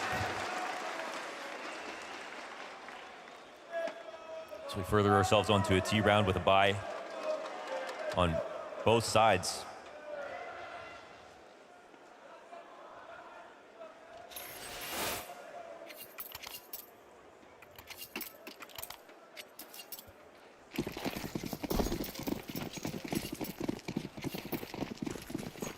Shiro op could be the difference.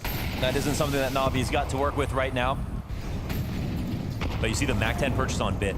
He's going to be used to explode. But where and when? Hallie just made a comment about Shiro on stage, saying there's no questions about him. That's not necessarily true. At this event, though, in this last match, he was the one to save it. Shiro will be up to the plate again. Not today, Ime. Not this time. JL, though, he catches them off. He comes out from lane. Ooh, Shiro, missed chance. Oh, missed headshot. Tougher on the second. Donk, though! Every time. Tested in middle. You may not have an A site to hang on to, but mid belongs to Team Spirit. Donk, 3 kills on his own. And he gets spotted. Well, he knows exactly how they're going to try to approach him, too. The smallest one-man army of all time, Donk. So much power in that little punch. It's a lot of bark. It's a lot of bite. God, this is the worst position you could ask to be in if you're on the T side trying to get the bomb back in the middle of nowhere. Donk leaning towards mid. Beautiful off angle, but Wonderful seems cautious on his comeback towards mid.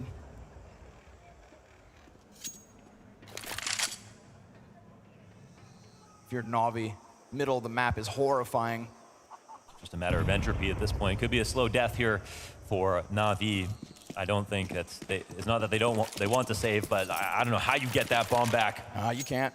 And the CTs know now there's no time to both get it and go back to the site. So they close their spread. They hang out in middle. And the ruthless crowd lets Navi know, we're your favorites, but still, hey, no saving. That's the #1 rule here in London.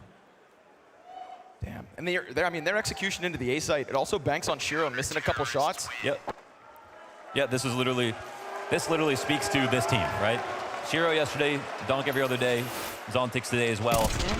Dominant scoreline. Clean individual 1v1s as well. Third player tries to swing out, but Bit.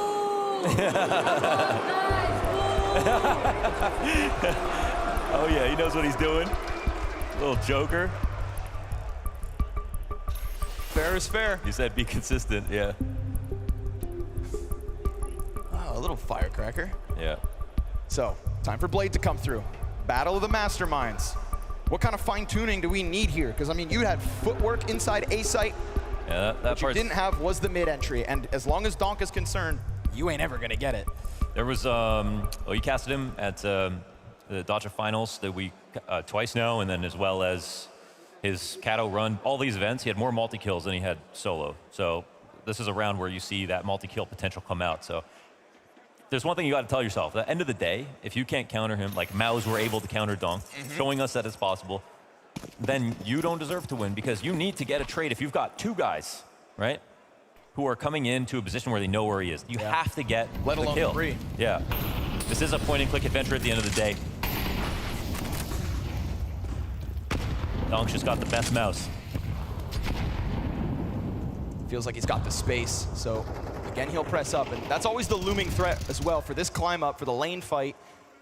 Zontix will hold your elbow. It's just this deep corner, which is occupied. Oh, Donk, just the one.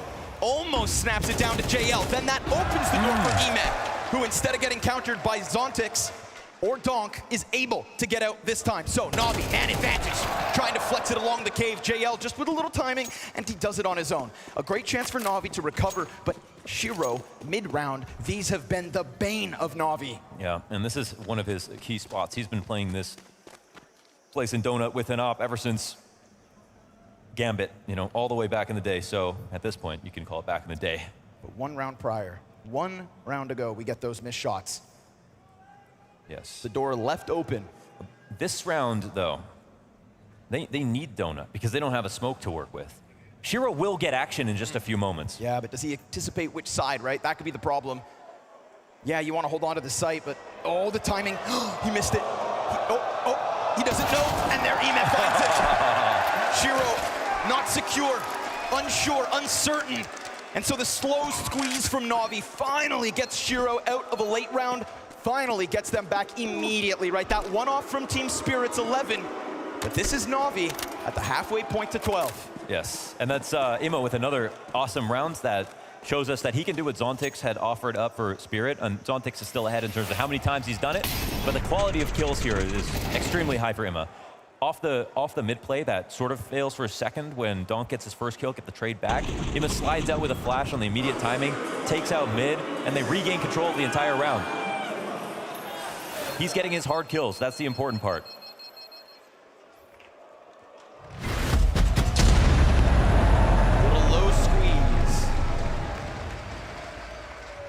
Could sense it coming. Sharks circling that donut position. She looked the wrong way at the wrong time. Navi pounce. Off of the back of a blade tack. Yeah, true. Yeah, there's another guy who it just feels palpable. Every time he takes that pause, that you see an improvement right away. It's been Blade.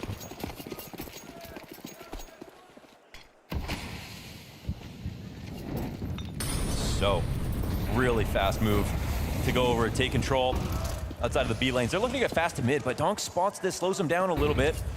Flash comes out. Are they going to continue forward? No. Mid has been this point of contention where Donk has won more often than not. And the one success last round was a slower burn, right? Emet coming out once Donk's been caught on lane. So for them to crawl out while there's still 5 up here from Spirit, this is more space than Navi are used to getting for free. They haven't introduced any lurks, but you can see that there's a jiggle spot from Magix over on the A site. He is holding on to some very good information here. What kind of call do you make at this point, right? Now we're in uncharted territory. Yeah, this timing, I mean, it's great to find, but it's not sort of tricky with another kill on another part of the map just yet, so they are aware of it. But it does put pressure on the rotations.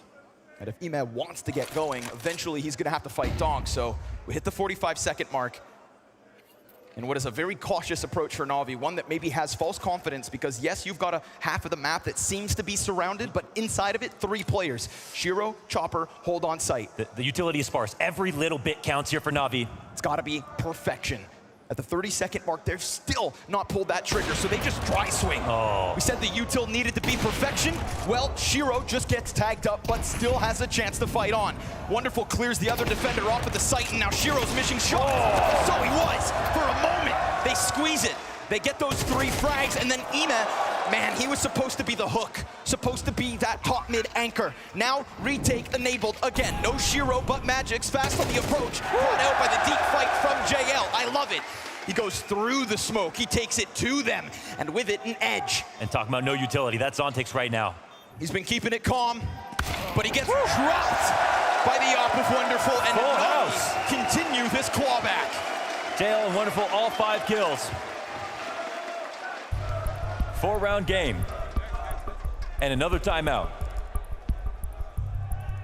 Chopper getting clipped means Shiro can't play on pillar. This is sort of a blessing of a round up until they lose, because Spirit have the time advantage. They dry peek into the op. There's a chance for the second kill to come down, and they literally just lose. And it shows us and it reveals how little Navi had in those final moments. They really needed to try to win some time by going for a dry swing, getting over Cave for free, or hoping the op wasn't there and finding a 1-for-1 trade. And yet they still ended up coming out ahead because of this kill here from Wonderful. This second one as he clawed back, and JL cutting off the rotation. And as you pointed out, that was Imma in a lurk spot. Yep. But that's his role. They know that he's going to try to do that sometimes. Not terrible that he loses that spot. Not one missed shot, Mo, from Wonderful. Yeah, he still got their attention. So 6 out of the last 7 rounds here for Navi as they come back in. What once felt impossible, now getting ever closer. 4 rounds the difference and lesser money here for Spirit. But again, man, this is a couple rounds now where, okay, not the rifle round. Maybe we don't dive too much into it, but middle's starting to be a piece for Navi, right? That B squeeze made possible by an early EMA red room peek. Yeah, they took it B to mid with their cave smoke really fast. It worked out. We didn't have Spirit tried to really fight into that previously, besides the one round ago where Donk jumped up, got his 1 kill, got traded back. So obviously such a key part of the map for the T side. If they can win mid, they can win rounds.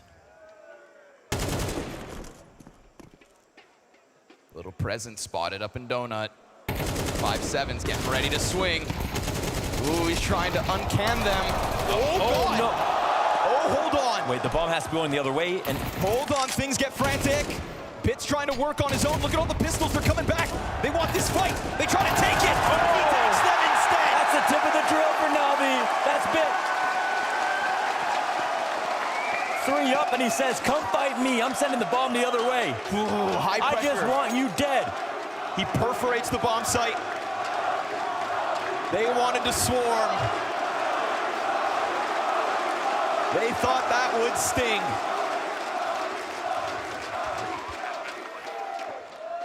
But it's all too easy for Bit, the headshot machine.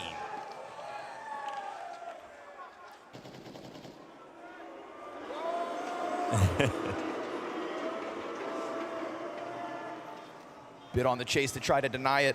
And I mean, that's even a moment where Navi are super cautious on their approach. They just wanted to get that can of worms to come running out of Donut, but yeah, they got a little caught off guard right there. Bit off more than they could chew. So Spirit have got the hard route, but it's not because it's been easy rounds. Navi have been making this really difficult. 4th one on the board for Bit.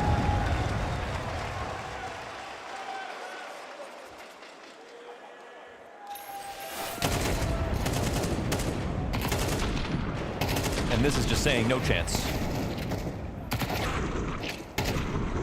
Rocks him. No chance, no saves. That was key for Spirit to try to streak. They thought they had them. They thought they had a chance to swarm. But they come at him on the same level. 3rd player a little disjointed, and Bit just knocks their socks off. 3 rounds the difference. You know that 12th round for Spirit would come with a huge sigh of relief, but I don't know if it'll come at all. JL finds Magix, trying to make it happen from the site. They're walking in this. There's Chopper, no A play. This Chopper is heard him reload. a lot of bodies. Spirit, they're just trying to throw themselves at B. Shiro looking to bring it back. 3v5 queued up. JL to make the difference. E-Man, late activation, but by God, it works. And Shiro hears them running for the hills. Heard them, rather. Bit sticks around. That bomb will be grabbed. Yeah, good thing Bit got off that position. He thinks that you're on his side, but nah, not gonna happen. Navi get out of that. Spirit, I mean, they wanted to clamp down on that lane hit. And to be honest, it was the right numbers in the right positions, but the shots come out all Navi. Yeah, and they're sending Donk down mid by himself. And I don't know exactly why, because Imma has been a threat to them inside of elbow. Shiro's been missing more shots than Wonderful. And the trades are coming up T side in both halves. This comeback is more than real now.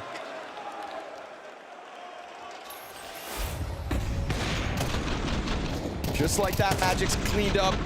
I mean, Tries to swing out, Donk no was lucky chance. to even get his one trade back. They were sitting there waiting for a timing to peak, and Chopper was inside cave looking to take contact. Or Alexi was in there trying to take contact. But that was a great move from Alexi. He's only got 8 kills, but he has a clutch, and he has this where he drew Chopper away, heard the reload, and then came and took position. Another save. Navi boiling over with the confidence that's come by winning 7 of the last 8 rounds. This T side has done wonders, but last time they approached it, things went south. They've got to be careful. Alexi, kill.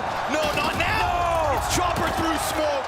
This is for Matt Point. It was always going to be a long road, but to trip over your own 2 feet with Alexi B on the team kill. JL comes through smoke and falls, and Spirits 12. Dog stands up. 3-round game. All that momentum, all that fine-tuned CS. It almost happened before as well on that anti-eco. And unfortunately, that Imma spray wasn't great. Donk was in a perfect spot to try to capitalize. This is unlucky. Launderful's very low. Who else though, Mohan? Donk, Zontix, a kill a piece in mid with the 2 best pieces of the puzzle. M4, MP9, they get it each. You're not taking this to the scrim room after and talking about it. This is it.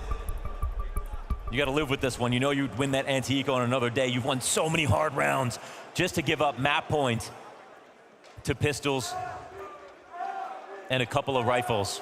And it's the final timeout of regulation called. Blade and Holly on the sidelines until overtime if we get there. That Navi momentum. Will they let go of their grasp after a hurdle that hurts in mid? Fights on elbow that gets Emet back on half health. They fight a little differently here. Alexi queuing himself up, but at the moment the T's are a little stringy. There's a bit of disconnect. Re-aggression. They're gonna try to move this forward. Donk on the headshot angle. Donk and Zontix are the reason they won that last round. They kicked it off, and now Alexi executes the player at the bottom of mid. Donk is between the 2. Can he recover? He turns it up. And Alexi tries to creep back, to join his forces into what could very well be. Oh, letting him go, is that the right play? It's a site that they have hit hard, and it's a site that they have taken over, but it's not one that they want just yet. Minute on the clock. This is when everybody's sweating. This is the most tense moment. This could be either team. And Navi are trying to take advantage of that. They have the fog of war right now. We don't know what site it's going to be. Double Molotov. The passive defense hasn't always been the best for Spirit. They need everything and more. Man, they've got the util for the exec, and it doesn't look like Spirit are gonna try to interrupt it. They sit back on their laurels. They double up on this box. They've got to hold this line, and the Molly forces them into this fight for Magix. He holds a little longer, which means Donk's in position, and he's got it back turned. Man advantage here for Spirit, but the site belongs to Navi. Or at least so it did. Bit has to go big. His back is turned. He's down. He's done. And Spirit close on Ancient.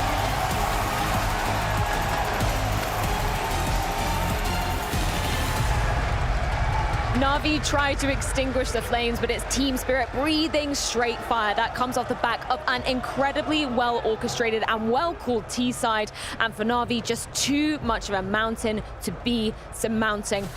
It was an incredible showing from Spirit. It's exactly what you were saying, Machu, coming into this. Never underestimate Spirit on the map of Ancient. No, and the first half was an actual nightmare to go through if you're Navi. So many rounds at the very beginning, you lose based on a frag. The rhythm is quick, the pace is high. If you're Alexibi, you barely have time to figure out what kind of solutions you need to put through. And Chopper is just racking up rounds without having to deep dive into these very long-lasting rounds. A few clutches happened, sure, but I gotta say, the start from Spirit was immaculate. Yeah, and there's no reason not to believe that this game would have not been over easily if Alexi didn't clutch that 1v2 in the pistol, right? I sat there on my edge and would like all ready to call it, and yeah, that's just an issue. That's an example right here. I was talking about a kill translating into a frag. Donk, we're going to talk about him a whole lot, fighting JL, and here's Zontix with that instinct in these post-plan situations who were pristine the entire map.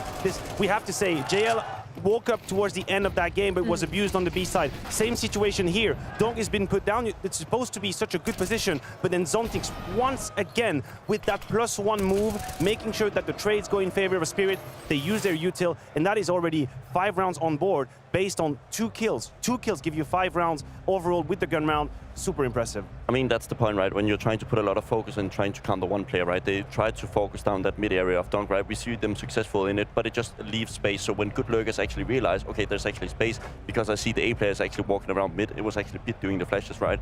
That gives up a Zontix a space to take it, gets the entry, and when you have the smokes on this area, you just have to do it. And you mentioned Zontix, and obviously going to be a topic of discussion for us in this game, because the amount of calmness he displayed in these high-pressure situations, it is brilliant. Brilliant. The amount of moments where a round was on a knife's edge, but he was the one actually taking the risk, daring to call, daring to cross. Here, obviously, in the pistol round, he's the one that stabilizes. A little bit of instinct on that nade, blow it open, find Spit. Same later down the road. Well, that's the kill that we were already referring to. A couple rounds later, he's the one that's crossing towards CT spawn.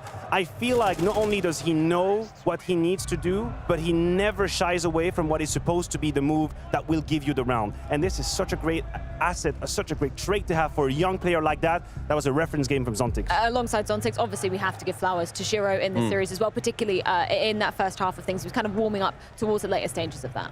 Yeah, also very calm. I mean, energetic, of course, very emotional as well, but like in the situations he displayed very, very much of just calmness and not really stressing as much. I think we've seen Shiro on the stage being a little bit too emotional, both on the outside and the inside, but this one was a very mature display of skill. I think on the CT side, he was actually catching up towards the end. Yeah, I agree with you. I also think even though the scoreline of the first half is very one-sided, there is a moment where there are 2 bomb plant situations that are very much open for the taking, and that's Shiro, who's the one that's stabilizing. When he's on side with the AWP and Wonderful is crossing, which, by the way, why are we sending our AWP to cross that smoke? That's another debate. But Shiro is absolutely true with the no-scope. He's the one, again, whenever they are chaotic situations, I feel like he doesn't let that get to him. He always knows what's the next move, what angle do I have to focus on, and he stabilized a bunch of these moments for Spirit. And then we move on to the CT side, and as you can see, NAVI winning the pistol, converting off the back of that. Then we dive into round number 16, and this is where we get to see a little bit of a Donk masterclass coming out, right? Yeah, it's like the IRS. You cannot escape the tax when it comes to Donk. You give away EM at the very beginning, but this is where it gets problematic. Now, NAVI have dedicated 2 different players who arguably are not connected, not synergized in how they try to attack Donk, and just like that, he wins around on his own. He finds a triple kill, nothing to do about it, and listen, I don't think he had a phenomenal map, but here and there, he displayed what he's capable of and had an incredible amount of impact for Spirit. I mean, the reason why he does this in the middle area, right? I think on Navi's plan is that they pressure Shiro off the information. They feel like, okay, surely the guy in mid has to rotate with his knife out into Donut to come and help. But Donk trusts Shiro so much that he just stays with the knife out, or sorry, his gun out, and just takes the duel, right? And this is where the issue is. You need to be so precise in your trading if you need to go there. And play NAVI like an absolute fiddle alongside it as well. I think we need to jump into the round that was kind of, I guess the final nail in the coffin on this side of Ancient. It's going to be an eco play brought to you by Revolut, round number 21. And this was just a masterclass that Spirit were able to put this one in their back pocket and basically close out the map. Yeah, definitely. Mental warfare is what this round was about. You could see the scoreline 9-11. NAVI was coming back. They were picking up steam. They were stabilizing a little bit. But here, I think they might have overplayed their hand just a little bit. You can see some of these duels are being found in positions where NAVI aren't ready to fight. There's a team kill coming over, and that's because Spirit is applying so much pressure without committing to it. This was a misplay from NAVI, and unfortunately, I believe the end of this map.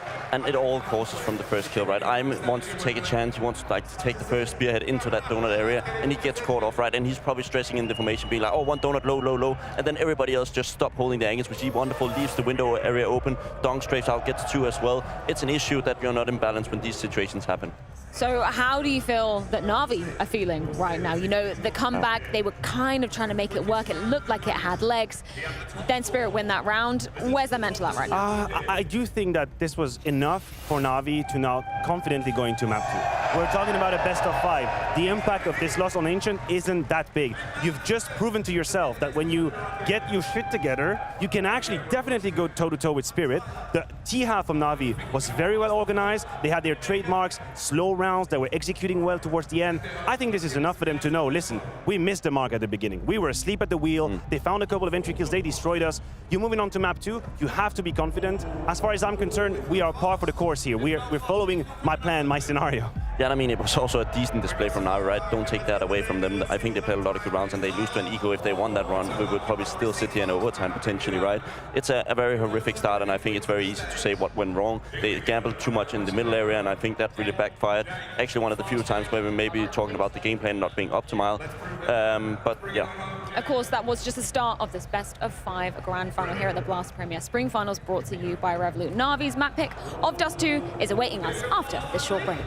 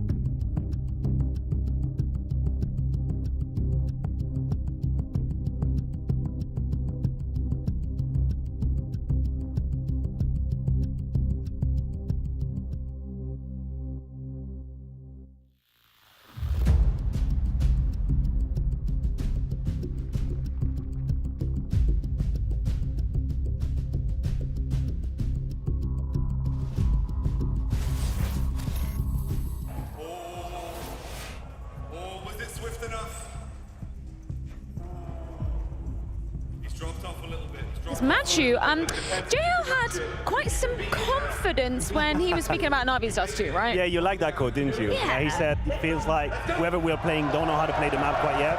I mean, I gotta say, Astralis, FaZe, they made relative mincemeat of them. It looked like easy game for Navi, a strong first side versus FaZe, and the defense just absolutely blistering, also spearheaded by BIT. And I think it's gotta be a topic of conversation, it's gonna be a focus for us. The performances of BIT on Dust 2 so far here have been nothing but stellar. I don't think he played poorly on Ancient, but we never really got, and we had that moment, that triple kill from A-Main, which was the only really moment that got you out of your seat. The rest was a bit more moderate, measured. I'm hoping to see a big-ass BIT, but I want. Of course, but I think you got it on the other side of things, right? I think you got it from Magic. We didn't even mention him once he was actually finishing on top of the scoreboard. They are very identical in their ways of playing and also their positioning. I mean, for BIT, I think he's had enough experience of these type of games that you can never count him out, right? He's surely going to be playing a little bit of aim bots back on the server whatever, and he's already ready to shoot at some heads. NAVI going to be starting on the T side of the equation on this map. What do you expect initially from the offense? I think it is eerily similar to the situation we've had on Ancient right here, which is one of the #1 goal is going to be to control Donk and the aggression towards middle. And it's not just going to be Donk. We've already seen that Spirit have a couple of setups they can use. Yes. You can have Donk either top middle with the help of Shiro with the AWP holding on to Dark, or you will see Donk going into Dark straight up. He even brought an AWP against Vitality. So I think NAVI have to be very, very clear about the protocols of their first 20 to 30 seconds. Make sure that aggression is taken away. And also, don't just give it away for free. That's one of the risks. You could let Spirit kind of eat the map control away from you if you play too passive. So I hope that they are absolutely refining the protocols and they can absolutely clean the gray areas of the map early on. It also felt a little bit like they were forcing the CT plays, right? They really wanted to take control on the CT side, counter Donk in the middle area. I think it's going to be kind of the same story here, but I hope they're going to do it a little bit more separated, where they just trust the two guys on B to actually deal with the situation, because we saw so many situations where they were smoked off on the side, and we're going to be seeing the same thing here on A, right? On B, if you know the doors are smoked and you're having that after plan on B, you're not going for it, right? So you're really going to be able to trust your B players on this one, deal with Donk. Right, Bubsky, you predicted Spirit to be taking this grand final. Yeah. So give me your best elevator pitch as to why Spirit will be winning this map when it is the choice of NAVI. I mean, they have 5 individuals who's right now on fire, right? I think they have the better team just one by one, and also their map pool has actually been increasingly better over the couple of tournaments they've played now. They've gained some experience. I think we've seen them before be very, very emotional, but at this point they seem a little bit more mature, and they can actually deal with the pressure. Now, you're on the other side of the equation, Matthew, Oh, yeah, that's so right. battle back, you know, fight. It's time to fight. That's what I am. Listen, I do think that NAVI on the second half of Ancient found their games. I think they found themselves at the beginning of this grand final, took them by surprise, but now that's behind them. I think they're ready to fight. Their Dust 2's record is great. I think Spirit overly rely on the aggression on the CT side. I'm sure Blade and Alexi B are ready for that. Once you put that to the test, you put that to bed, then you can execute, and we're talking about map number 3. Who's going to be the star on this map of Dust 2 in your eyes, Bubsky?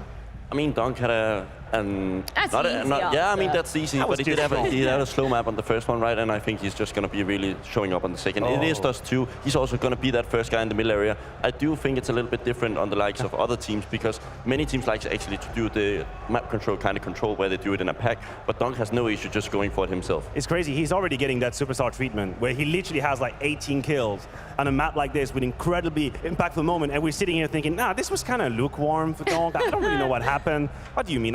He was absolutely, he did all he had to do as far as I'm concerned. No, considering in the fashion that they, you know, ended that first half as well on 2, there's only a certain amount of kills that are going to be going around, Bubsky.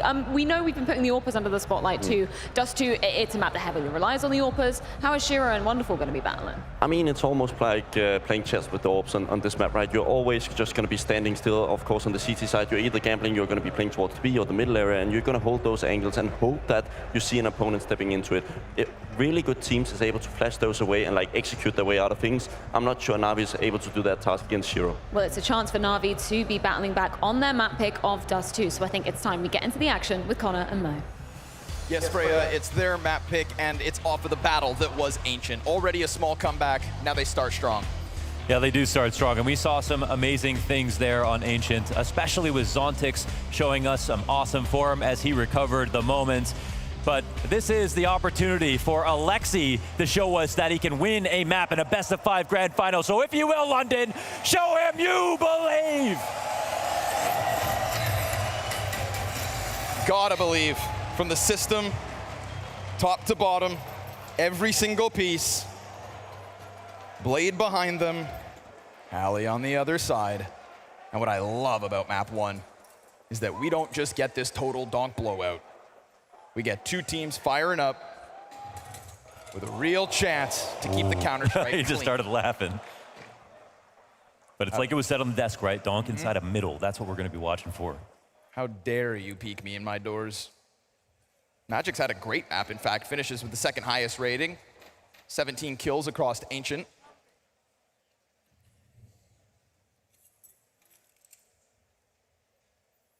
And if those pillars of team spirit are strong, man, it's going to be a tough order for NAVI.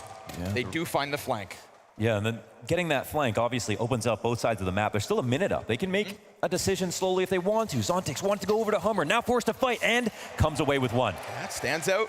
He knows what he was signing up for, but Did he just sign their death certificate in this pistol? Because JL hears the stomping of Shiro in middle. Surely Shiro, in a late round, can't pull this off again. He sat outside windows, wonderful activates, but he jumps the gun and he misses. And then Alexi tries to fight, Shiro gets another! It's Wonderful versus Shiro. Neither with their trusty op. 30 seconds to the clock, and bomb at the feet of Shiro, but through the smoke, Wonderful goes! The immortal that shall not be toppled. Shiro does it again. Two of the best clutch players on the server, absolutely. Big moment from Wonderful yesterday on Anubis. One of a few, but a couple of shots missed here for Navi means they'll lose the pistol. The fact that Magix is out here, really just nonchalant, having fun. Oh. Critical one, critical one. They both know every moment counts, you know what I mean? Neither of these teams think that they'll instantly win, and I think that's the place that we're at after a long and arduous, tumultuous season of wins and losses. I mean, in the back of their minds, right? Every round matters because you saw that comeback happening on Ancient. They went through the experience of watching it slip through their hands just to push it over the line. So every round early will keep Spirit invigorated. Shiro, it's an easy pickup with the SMG backside. He's got players to work with as well, so okay, hold on, pistols in the pocket. Ah, there's Donk. There's the solution. JL comes out with another, keeping his head down. The nade will take him out. That's a lot of fight for what was a pack of players in the middle of Spirit's crosshairs. Yeah, it was a great adjustment there for Alexi B with his deagle. So good kills, absolutely. I mean, even if you lose, at least you've got a few players down, you force rebuys, it still matters. We're just beginning here on Dust 2. Rebuy comes in, but the difference is now Spirit spend almost everything they have, Chopper, with just an extra 1,400 bucks. Oh, you might die in that molly. Yeah, it's a trade from the grave. It's enough damage. Still a decent position, right, to get that kill early on. Also kind of keeps the pep in Donk's step. Takes the action early. JL, sorry, buddy, you were locked in. In this position, if they saw him cross, obviously in jeopardy of getting mollied out. We've seen Spirit use this exact setup over on B. But Alexi has some other ideas. Tough spot with the shadow. Flash is perfect, and surely he gets hunted down. Yeah, they had every protocol in place. Zontix tucks head behind boxes, but he was seen on the crossover, so the layers here work out for the trades. Chopper gives himself a smoke. Beautiful shot, but okay. JL will come out. One frag into the 1v3, but the bomb belongs to Spirit yet again. So many of these moments, it's been tough, but does he catch them off guard? He goes underneath. It's a wild spray that just gives Shiro a target to hone in on. And another round for Spirit. That bomb, if only it could have gotten into the site, then JL's exit out from tunnels means that much more. A little bit of stress. I do love that setup, though, that Spirit are using so far, this high-low setup on the B site. It's so good because you keep full vision the entire time. You don't have to smoke the tunnel so they can't get close. You have two players to trade, and both those players on the B site, it's not like Anubis. You don't have to play these complementary positions where you're far by the window and the door and big box. You can play stacked up like that and really deal with all the threats, as long as you have some info on mid. That's definitely one of the better CT setups we've seen from any of the teams here. And when Dust 2 came back into the pool, Spirit jumped on it immediately. They showed a lot of comfort on it right away. I mean, I know, it makes sense. Makes a lot of sense, right? Yeah. It's starting to feel like Donk's playground, even if it is older than him. Scout for Wonderful in this one, so let's see if they've got anything up their sleeve. You know, the only hiccup rounds versus lesser buys we've seen are, unfortunately, not to the advantage of Navi. Cost them dearly. Donk dealing with the first pistol. He's a train killer. You know, there was some really nice timings, I think, back on Ancient when it came to Emed kind of doing his own thing, floating out middle into Red Room. He's going to have, I'd say, a parallel here with double doors on Dust. So as this half goes on, we'll see if he's able to serve as the jackknife, but 0-4 out of the gate and no success with the lesser weapons for Navi. And again, he hasn't run, they haven't, as a team, run from his role as a lurk. Nope. They've just changed it. They've changed it, and it's working better. So they've clearly put a lot of development in that area, and Ima has been delivering. That was a really good attempt from him on Ancient. If there was one reason the comeback would have taken place, I think it was definitely those lurks from him. It's going to be dropped. There's the scout. showing us a little something, keeping the hopes of Navi high, but it's desperate, they know it, so it's sidelined. I would say as well with Ime, when we talk about Virtus Pro and the way they smashed them yesterday, dude, his layered lurks, whenever they would be taking a bomb site with 3 players, we were discussing Navi and this love for sitting 2 players deep on a defense. That was a day where everything went well. They got the opening kill, then the lurk came in, get the second kill. Every round was 5v3 right out the gate. Well, guess and what? we're talking about versus Virtus Pro. This is in the first 20 seconds. Not happening here versus Spirit. No, not at all. And we questioned it yesterday. We said, what if a game doesn't start off well? What if the rounds are tougher to come by? Will Navi keep that up? I was more worried about that happening to Spirit for their sake because, you know, and we'll see if they do have a bad start in this best of 5, if they have struggles or crumble. But this is what they're used to. They're used to starting up 4-0, 5-0. They gave themselves room for a comeback to try to take place back on Ancient. And even though Navi did something really cool for, you know, the better part of that second half, they still didn't get more rounds than they did last time. They have not broke new ground here versus Spirit, where they are down 4 maps straight. JL love the lurk. Into the corner, over the smoke, just by a smidgen. He catches the headshot, so Rifle starting well here for Navi. Little test for Catwalk again. And with the success they found on Cat with pistols, Ime's gonna be just chomping at the bits to get a chance over to Donk on ramp, who just tucks himself back behind fire. He gives up half his health by crawling back, being careful so that he can take this duel on his terms. He fires back towards the off, but it's the player that drops down that gets him off guard. So 3v3 with Magix. There's your long anchor. Beautiful headshot at this distance. Bits up next. Oh, he's ready for it. Magix locks down long, but wonderful plants. Oh, and these ATs! Nice! Zontic's nades, man. Was that Zontic's nade also in Donut, that round on Ancient? I don't know, but they've gotten some nades that honestly, if you don't find Wonderful with them, he might actually win the clutch. They have taken the chances out before he had a chance to think about it. 2 critical ones for Magix. And this is it, man. It's a lonely island out here at Long. Sometimes they go long at the beginning of the round, then you have to fight your way through a bunch of nades, a bunch of flashes. Sometimes a late round situation where you are going to have no support whatsoever, and you have to get 2. He does that. And it was looking a little grim when Alexi makes this sweet move, dropping to CT, catching Donk off. No, that's right, catching Donk off guard. Yeah. You know, we talk about his ability to just snap between targets. My God. Could have rocked Alexi. Luckily has Magix to back him up. And we start this match. We talked about Magix. 17 frags back on Ancient. It's actually him.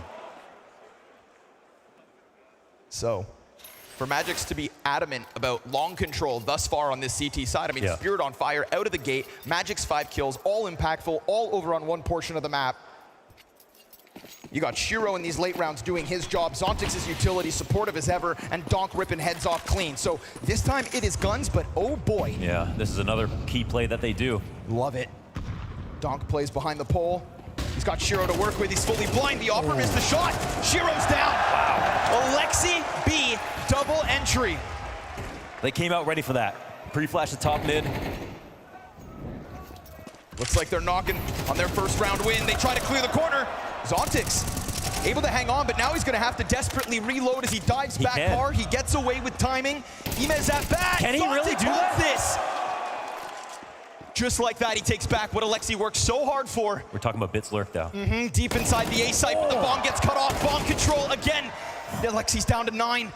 It is all Alexi thus far for this round, but remember, Zontix gets active. And also Bit can get involved. There are lurks on both ends, and the bomb still yet to be retrieved. Magix losing almost all that HP. Zontix stoic, snaps up, misses his chance. Alexi B sees all. With 9 health. 9 health he's got! No. The nade misses. Nice! Alexi B from start to finish. Captain of the ship. Alexi B mine in the crowd. Had a clutch back on Ancient on that pistol round to get some leverage for his team. You heard the comms after that. How dare you try to nade Alexi B on Dust 2? yeah, the guy who has the damage record for HEs in one half. Man, oh man. Oh, this is also... Swings into Donk and Shiro.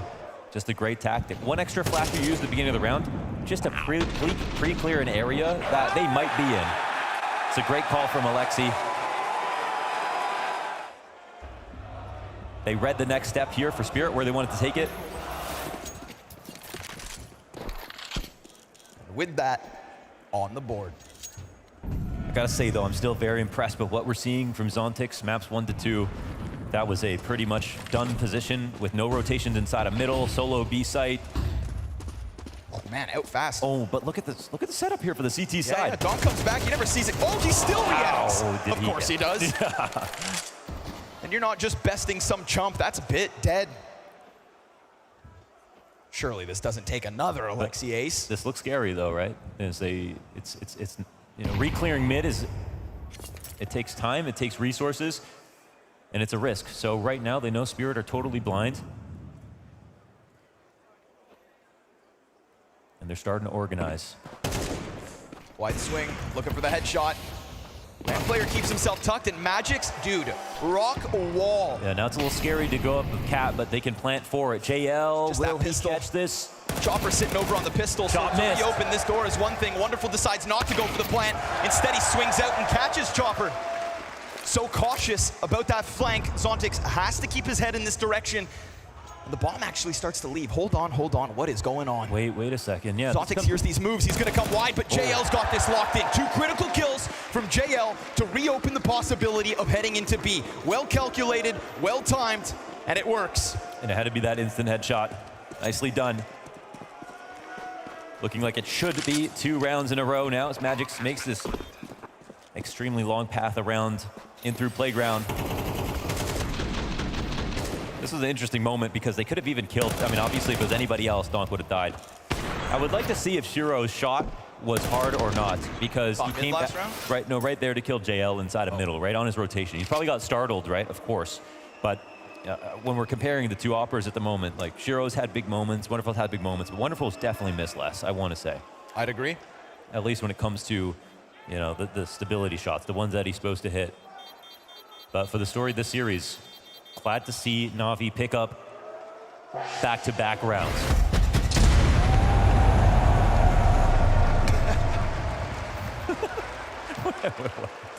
That's new.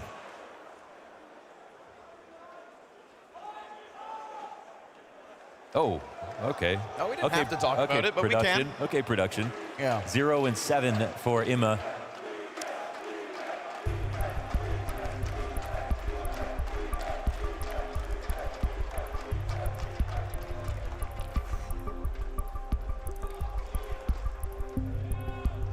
And we definitely have an aura of seriousness here in the Navi side, because they've been playing from behind in both situations. The last time they got really hyped was that pistol round clutch from Alexi B in the second half of Ancient. And they did use that energy really, really effectively. You know, that they played with a good game plan. They shot well. They got a few rounds back, but sort of egg on their face when they lose to an anti-eco and then lose the match right after that, you know? Oh, they did the golden eye. Okay. Rude.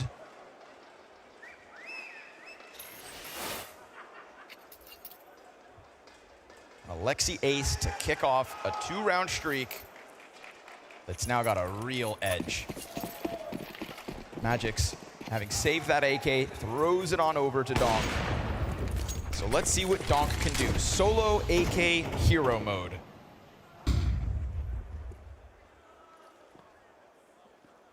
Is there anybody else you'd rather have in that kind of a position?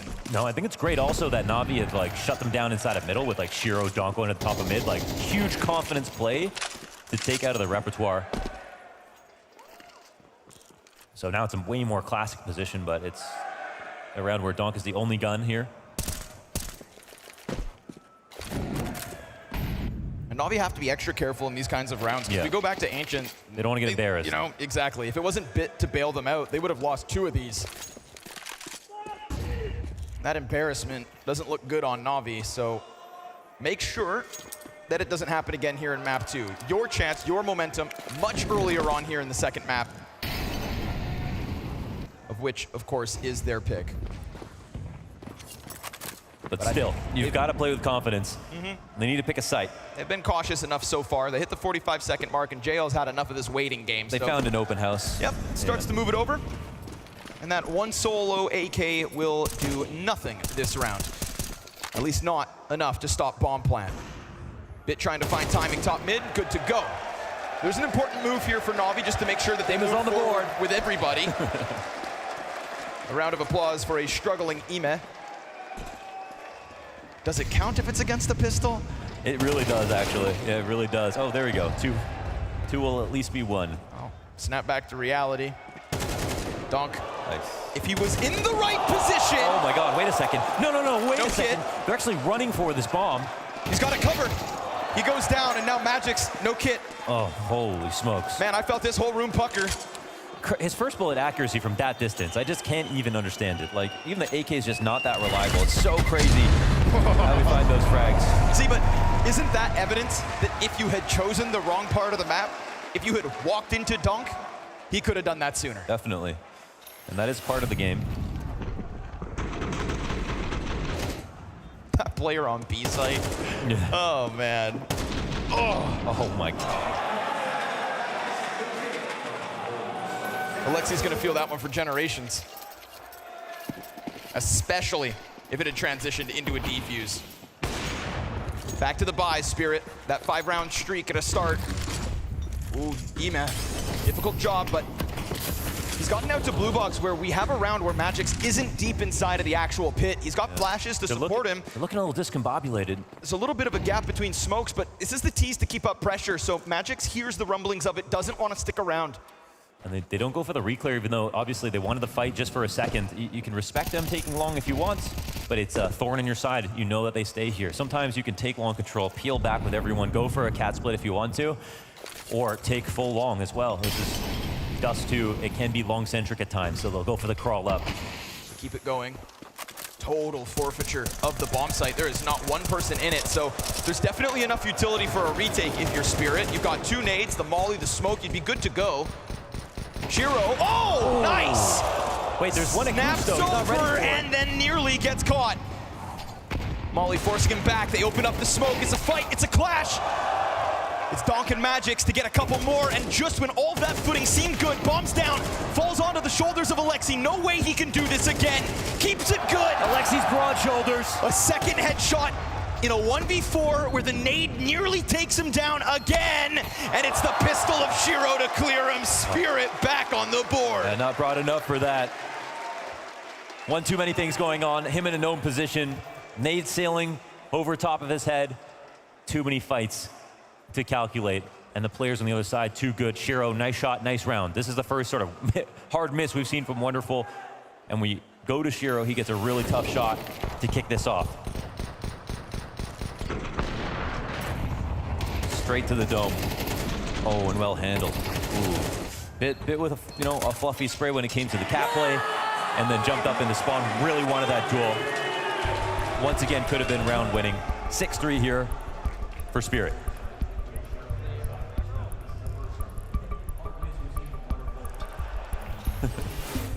It's okay, man. You're not on the team.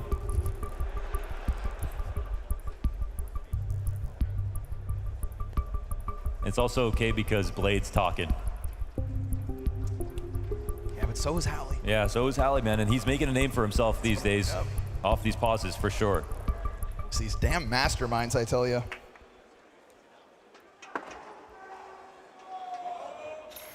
It's crazy that they end up getting swept away. We can win them. This is like the best team on this tournament. We need to play the best game if we want to win.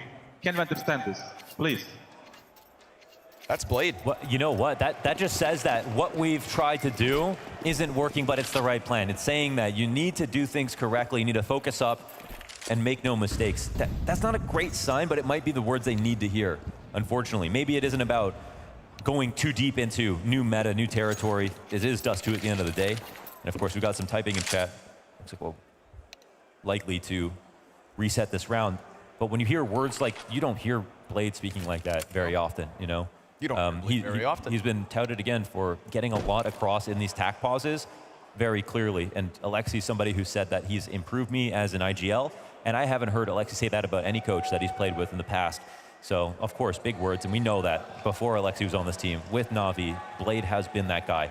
You know, when we talk about a junior roster, Navi have had the sort of best or second best in terms of yield when it comes to players.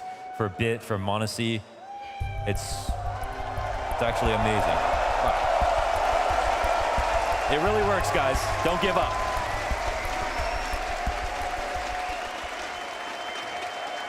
Discord friends are real friends.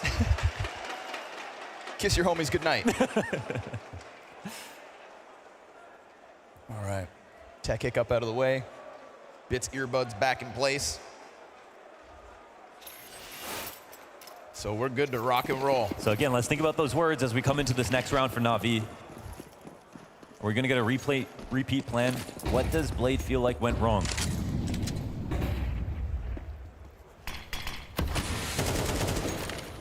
It could have been as simple as thinking about, you know, Bit just as an individual having 2 opportunities to get game-changing frags, just couldn't get them.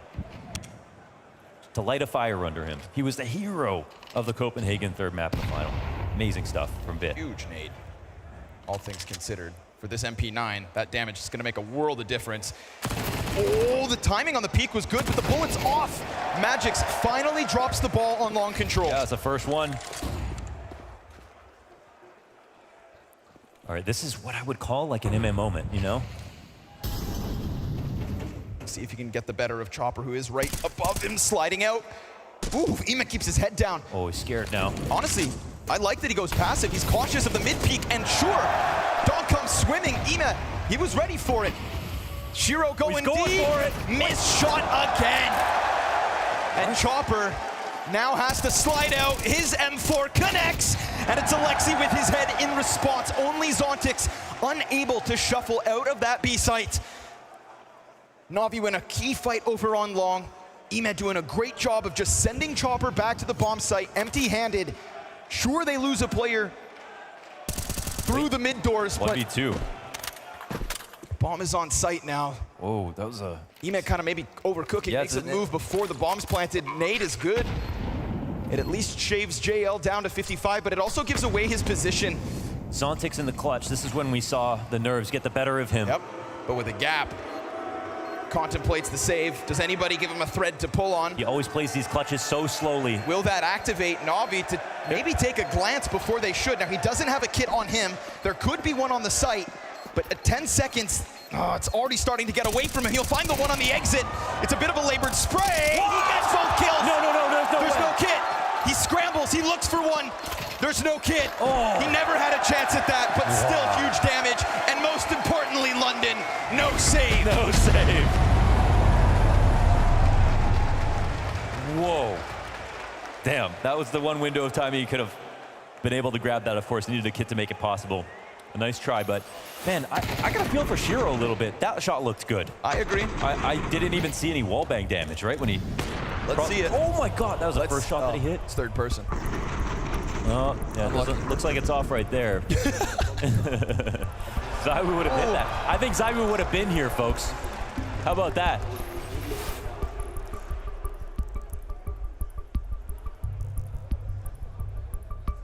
Zaiwu was beaten on the way here. A couple of strong runs to get to this point. Between FaZe and Vitality going down to the quarters. Shy of grand finals. Because the two teams with the biggest trophies of 2024 are here to lock. Yo, what's up? She's scrawny on my launders till. I donk? Must be. All right, let's keep it going here on Dust 2. Second last round of the first half. And it's a long thing again. That thing's broken, man. Yeah, maybe you could get someone to drop it for him, James style. That barrel ain't so straight.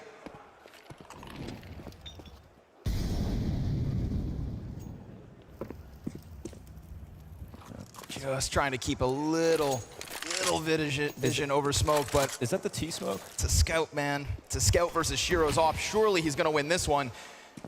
Surely that scout doesn't take his head clean off, because Wonderful's going to come hunting, preparing for the peak as his teammates work up the wall. Good collateral. Great damage out of Shiro. But they do still get dangerously close, and this is a big commitment economically from Navi, so we've seen them get to the site with scraps and still fall short. Donk, good to go, 1.5, but it reopens. Zontix's nades have been fantastic. JL to take it back. Oh yeah. And with Chopper's utility, he just revealed his position, but no, he's going for long. He throws the nade from Cat, so they think he's there, and he's gonna come at this from a different angle. This is not a save. He doesn't have the best gun to do this. They're actually planning for his position, calling him out entirely. Chopper on the walk-up, we'll see no one on the ramp. He has an HE. And we're talking about 2 players less than 50 HP. But there should be no way to lose this. Spotted by one. Hold on, here's the nade. Crosses with both. Nade goes deep. It's almost good. You cannot kill Alexi with the frags. Oh, and he swings for the headshot of the counter IGL. I like the plan from Chopper, but Navi just get off the minefield. That is some thick Kevlar Alexi's got. Wow, man. Zontix's HEs need to be studied. It's amazing what he's been able to do, but the trades that come back, and shout out to Bit for this one, because this is as clean as kill as the tip of the spear on the A-side attacks. It's been a half that he struggled, and sometimes the scoreline doesn't say it all, but we've seen it a little bit. Wonderful crossing out blind. He would have got a glimpse of Chopper in the pit. Not the best guns here. Magic just straight up burns him alive, and it's Alexi to save the day. 18 kills deep on this half. He's got to be careful of reloading. This is an anti-eco. Doesn't want to give away the gun because it could very well reposition. Shiro, he's let his guard down. He's picked up the other one, and he's going to win the duel.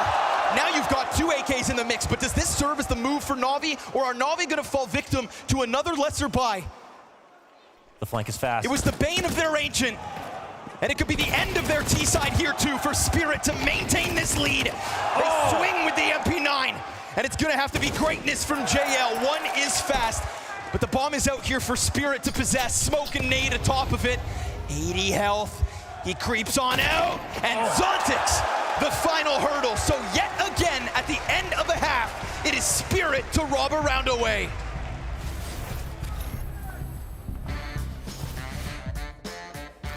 All right, guys, we've now got our Revolut rig, but we need to build it, and that's probably gonna be the hardest part of this challenge. Nexa, how much do you know about PC building? Nothing. Same as me. You did put a graphics card in there, you said, right? Yeah. Okay, so graphics card, we can do. Flames? If you tell me to build a PC right now, I would probably make it worse than it is. Well, this is going to be fun. This will be the real challenge, boys. Let's get to it. I'm screwing the thermal sections, so flashed. Unscrewing? Yeah, and then I put this in. I don't think that goes there. It's like this. Okay. This is the V16 engine with the 12 cylinders. Okay, wait. We'll stop before this break all this up. We've got an expert that we can use here. Marcus, aka Pingu, come help us out. What are we doing? You're gonna start with the RAM. Can I do that? You can do that. Okay. You have to line it up. So I go like this. Not quite. Wait.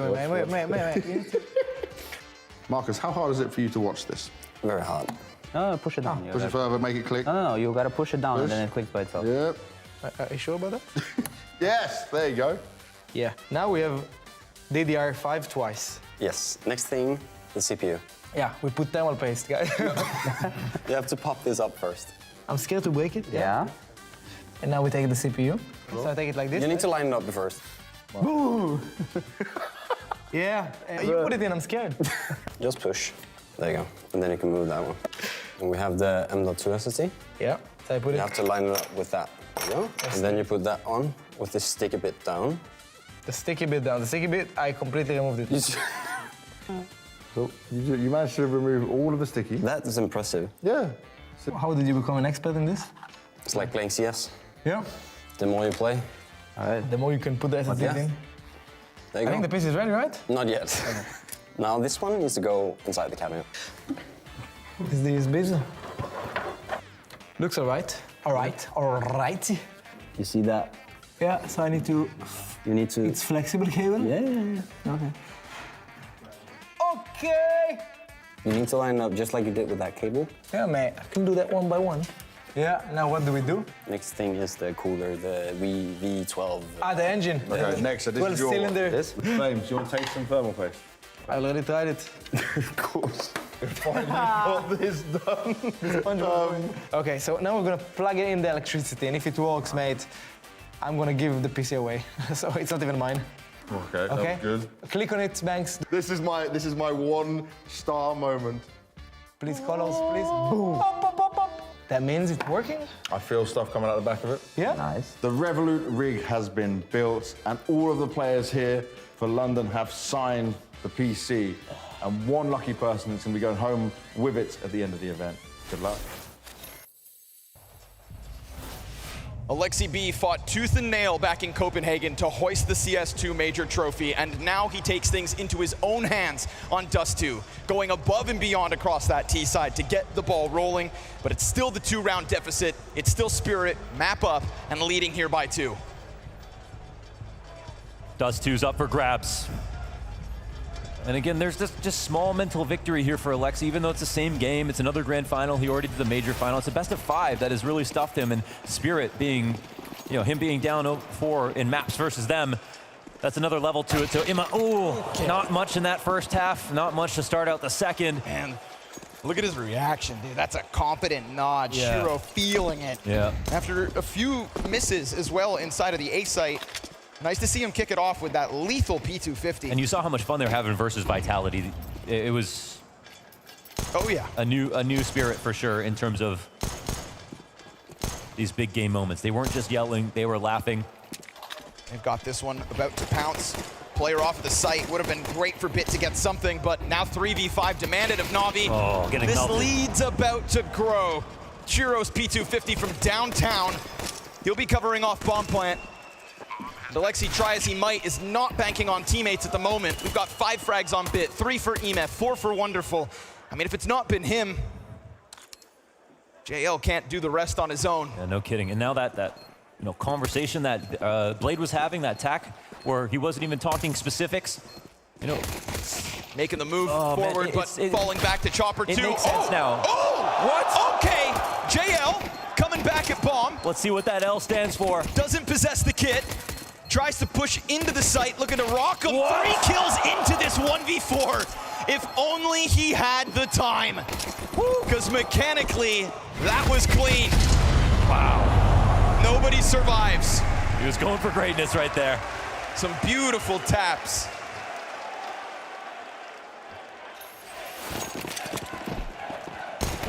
You're supposed to say NT every round, but that's a real one. That's a real NT here for JL, and it actually might have been necessary somehow. I mean, a moment like that. But like right now, it's Alexi. This is Alexi's map. Alexi's leading from the front. Like as much as this is Alexi not winning a map in a grand final, he has 19 kills right now. He has none of his carries. Maybe a good sign that JL's got that little bit of oomph in him, but it's got to be in the important rounds, and it's got to be before the bomb's too far gone. Like this speaks to the fact that JL is the major MVP when he's the least likely of Wonderful, Imma, Bit, who were supposed to be able to get that. Imma nearly got it at Paris. Bit was amazing in that major final, Alexi doesn't have the help right now. This B site's already under wraps. Nothing to work with. Bit's got a flashbang. Maybe Navi need a white flag to wave because this one's a bit of a farm fest. USP's get nothing to show for it. Oh. Team Spirit already starting to crank that dial on this T side. Yeah. On this now. Ooh. That'd be a good tactic from a Navi fan to get people excited. But yeah, it's Sleeper agent. Spirit are doing exactly what you would have predicted if you just looked at the numbers. And based on yesterday, it looked like the numbers weren't going to matter. We were going to get a better day out of Navi. But now, Spirit are burgeoning on 2 maps here. If Navi aren't careful, the buy comes in. Come on, man. Somebody's got to kick it up. Ancient's one thing. Spirit came out with such a great game plan in the first half, and you almost made the comeback. And we've used up timeouts. We've had coaches talking. But that's only favored Spirit. Enough of the tactics. It's time to frag. Exactly. This will be the map that embarrasses you the most if neither of these three players on Navi's bottom of the board can get anything going. So guns in hand, albeit not the op for Wonderful.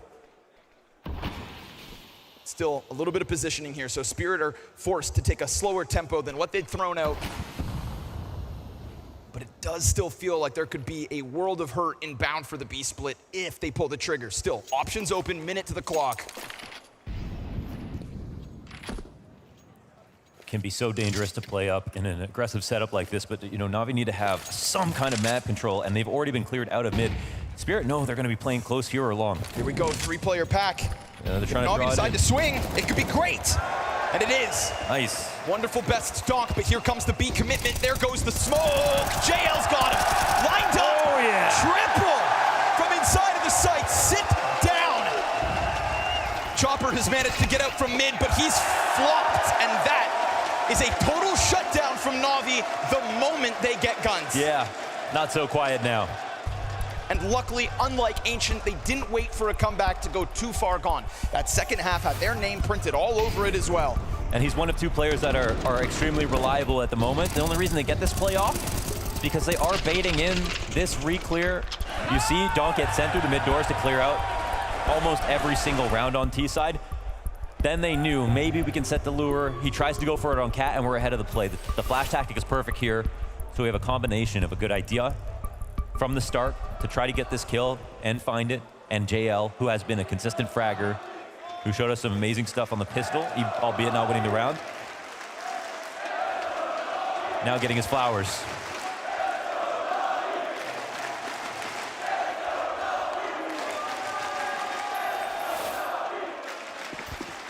Limitations here as well. Tech 9 for Chopper. Ooh, they know what they want though. There's a long fight set up. Look at the numbers.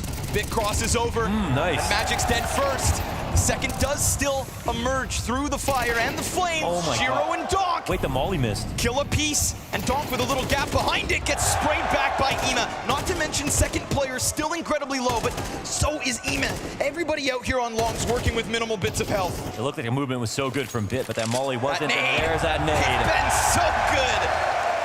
So the edge back to the hands of Navi. JL activates. Chopper's gonna have the warning, but JL bests him.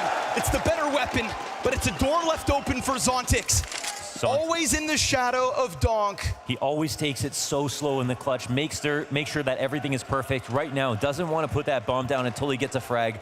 He's going to give space here for Navi to reorganize themselves. And they press tab and they know that this guy does things meticulously. Sometimes that can not pay off, but if he gets the bomb planted, then yeah. He hasn't moved, man. That 20 seconds he just burned has given a lot of time for JL to come around on the flank, and so it's in the bag. That clutch had nothing to it. Yeah, nothing to it. He could have crossed, he could have planted the bomb. Again, he always plays it so safe. We said we needed him from Kato. But what I was going to from Copenhagen. Yes, absolutely, not from Copenhagen. Not those Vertigo retakes versus FaZe. That's where, you know, and it does come with the territory for him. He's a great mid-round fragger. He's still extremely smart. His pre-games are very good, but and in this spot I was going to say, if he gets the bomb down, instead of a retake, if he gets the bomb down, he can play it however he wants. They have to come to him. So that might show off some of his ability where he can be sometimes lacking in taking a hold of the timing. Looking to clean up pistols here, looking to collect the fruits of their labor. Navi should be an easy 8th. Oh yeah.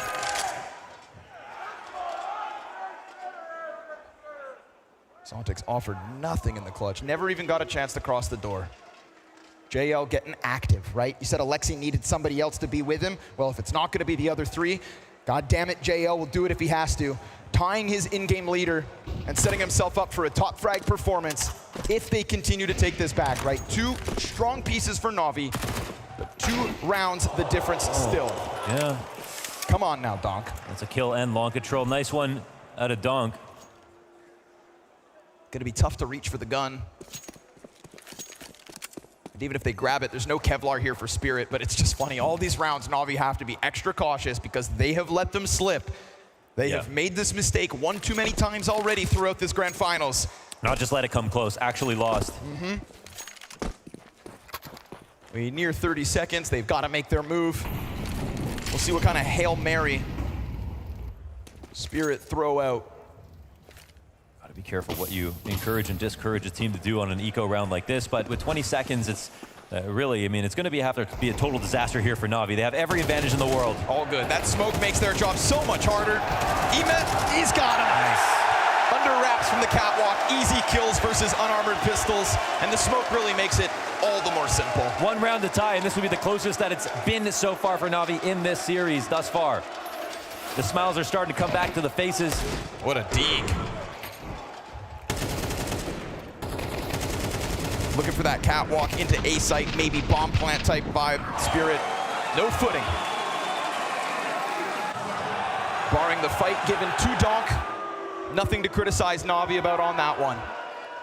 Fast fight, out long. Ooh, this time there's not nearly as much of a defense put up. Yeah, Previously, we were talking players on 10 HP stuck behind blue, so this is one of the best bits of footing Spirit have had on long thus far. It's been very long-centric for them. A lot of good spawns here, and they take it. They force the CTs back. Molly for Alexi Alexi. has a smoke, excuse me. All good.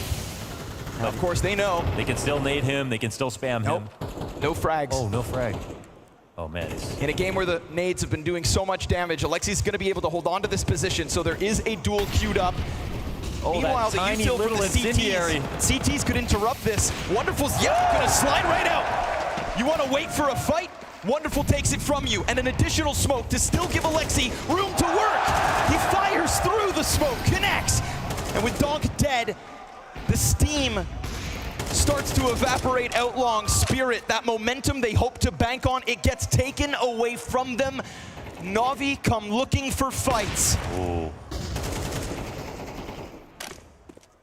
And he'll just keep his head down for as long as he needs. The support from his teammates this round has been fantastic. And JL just has the night shift, waiting around, knowing that he doesn't have to come in until later. Sprays a little bad here for Alexi. Still technically time to go for it, but so much information means the stack is on A. Spirit are gonna try. Once again, it has to be a total disaster. They've got eyes everywhere. Bomb swaps over. Oh, they're just gonna sit back. Giving it over. Giving it up. But with that, tied game at 9. I said, you can have long, you can keep it. Navi have tied up. Great team play. There was, they didn't really foster a lot of chaos when they had Alexi in his smoke inside of, by the car. They didn't try to spam it. They didn't try to scale. They really just waited. The flash retake came out to save Alexi before that smoke came up, and inevitably it does. Why wouldn't it? Because they knew he was there, he had to get out. So they waited for tragedy to strike. That's not a great sign for Spirit. And I don't know how they're doing on timeouts, but it feels like after that round like that, I think that's where you'd want to take one. I think they're cooked. Okay, Spirit on their own, maybe. Wonderful in the pocket. And in between targets. Oh, he's chased down. He's desperately trying to get the op back out, but Zontix won't let him have it. Not the only op in the play, though, for Navi. We get this second one on Bit, curiously. And as he tries to get vision on something in mid, this is a great chance for Spirit to take that lead back. Because unlike last round, sure, they were closer to the site, but now they've got more control. Oh, look, it's going to be fireworks in a second. Like, look how much action could potentially take place inside of middle. This is E-Man JL. Navi want control of it. Stacked on top of one another. The NOA boost here. With JL on the bottom of the totem pole. Blind Chopper slides. Cuts them down to size. JL, full white, just goes for the spray down, gives away the position, and they peek in. Can Bit do this with an op? Will they give him anything to pull on? He is so sectioned off from the only other player of his team, but he does force them out. Chopper gets tagged, but Spirit show no stoppage. Wow. They slam the mid control just right into B. It is smooth as ever, and 5 up from Spirit to take that lead right back. Helly's got to be proud because they do that. They improve without sort of him getting in there. All he can do is dab him up at the end. So Navi, the closest they've got is a tie, never a lead. Oh man, they got ruined once this smoke came up.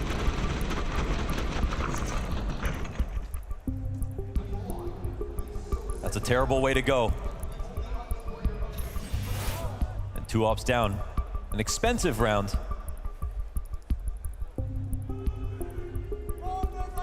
A second timeout here for Na'Vi.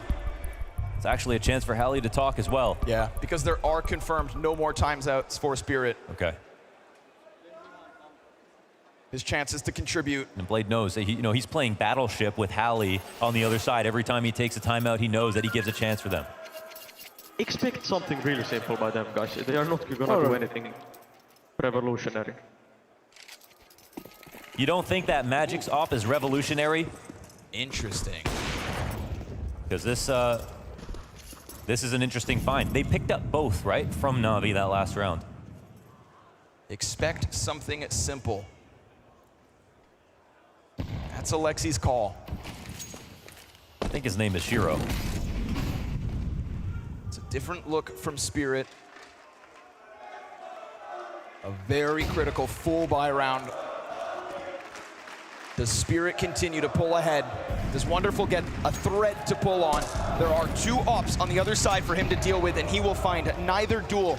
Very passive as he falls back into the window of the B site. This is going to put pressure on Catwalk. Now, versus the anti-eco, we saw Eman hold this well. He put down his smoke at the perfect moment. And right now, he does still have one on the belt. If they start to show presence, he's going to get flashed in by the looks of it. Alexi looking to set him up, but he falls. Yeah, he knew he couldn't repeat. Shiro posted up right on the angle after 2 cross. That was definitely the right play to make. They still have long control as well, so they're not the ones who have to freak out. And when Alexi says expect something simple, I mean, all of Dust 2 is quite simple in terms of the strats that we've seen from Spirit on this T side. They're doing similar things that they did before, so I think at least he's going to get what he expects.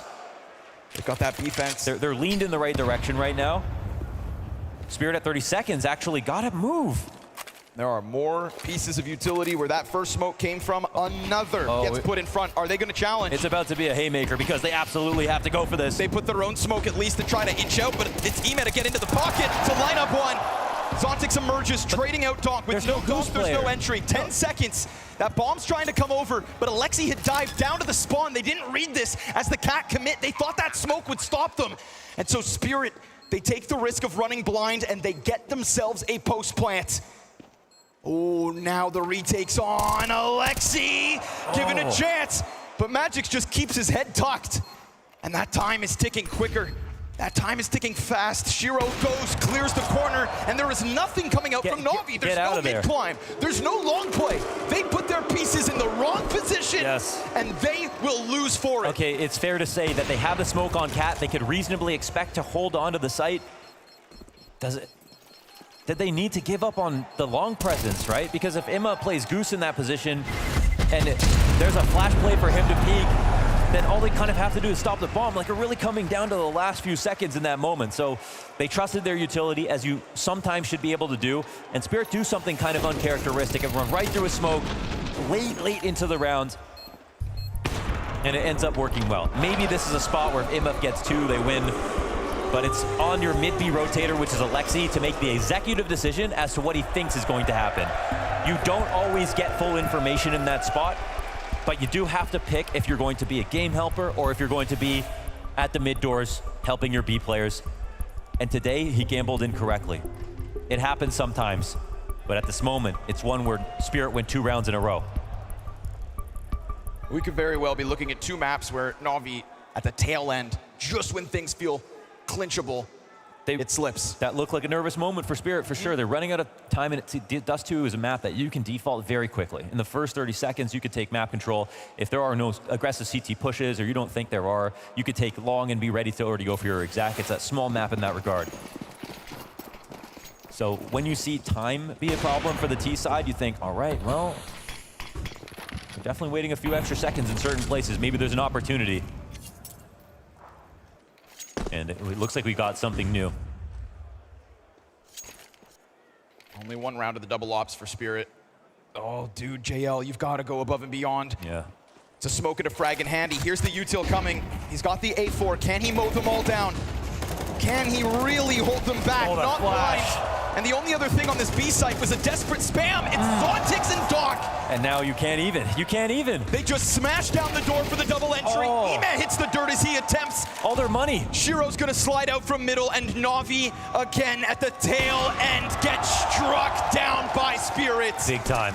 A thunderous exact. And the one difference in this round to somewhere we've seen people get mowed down on the entrance is the right-click flash into the smoke before they come out.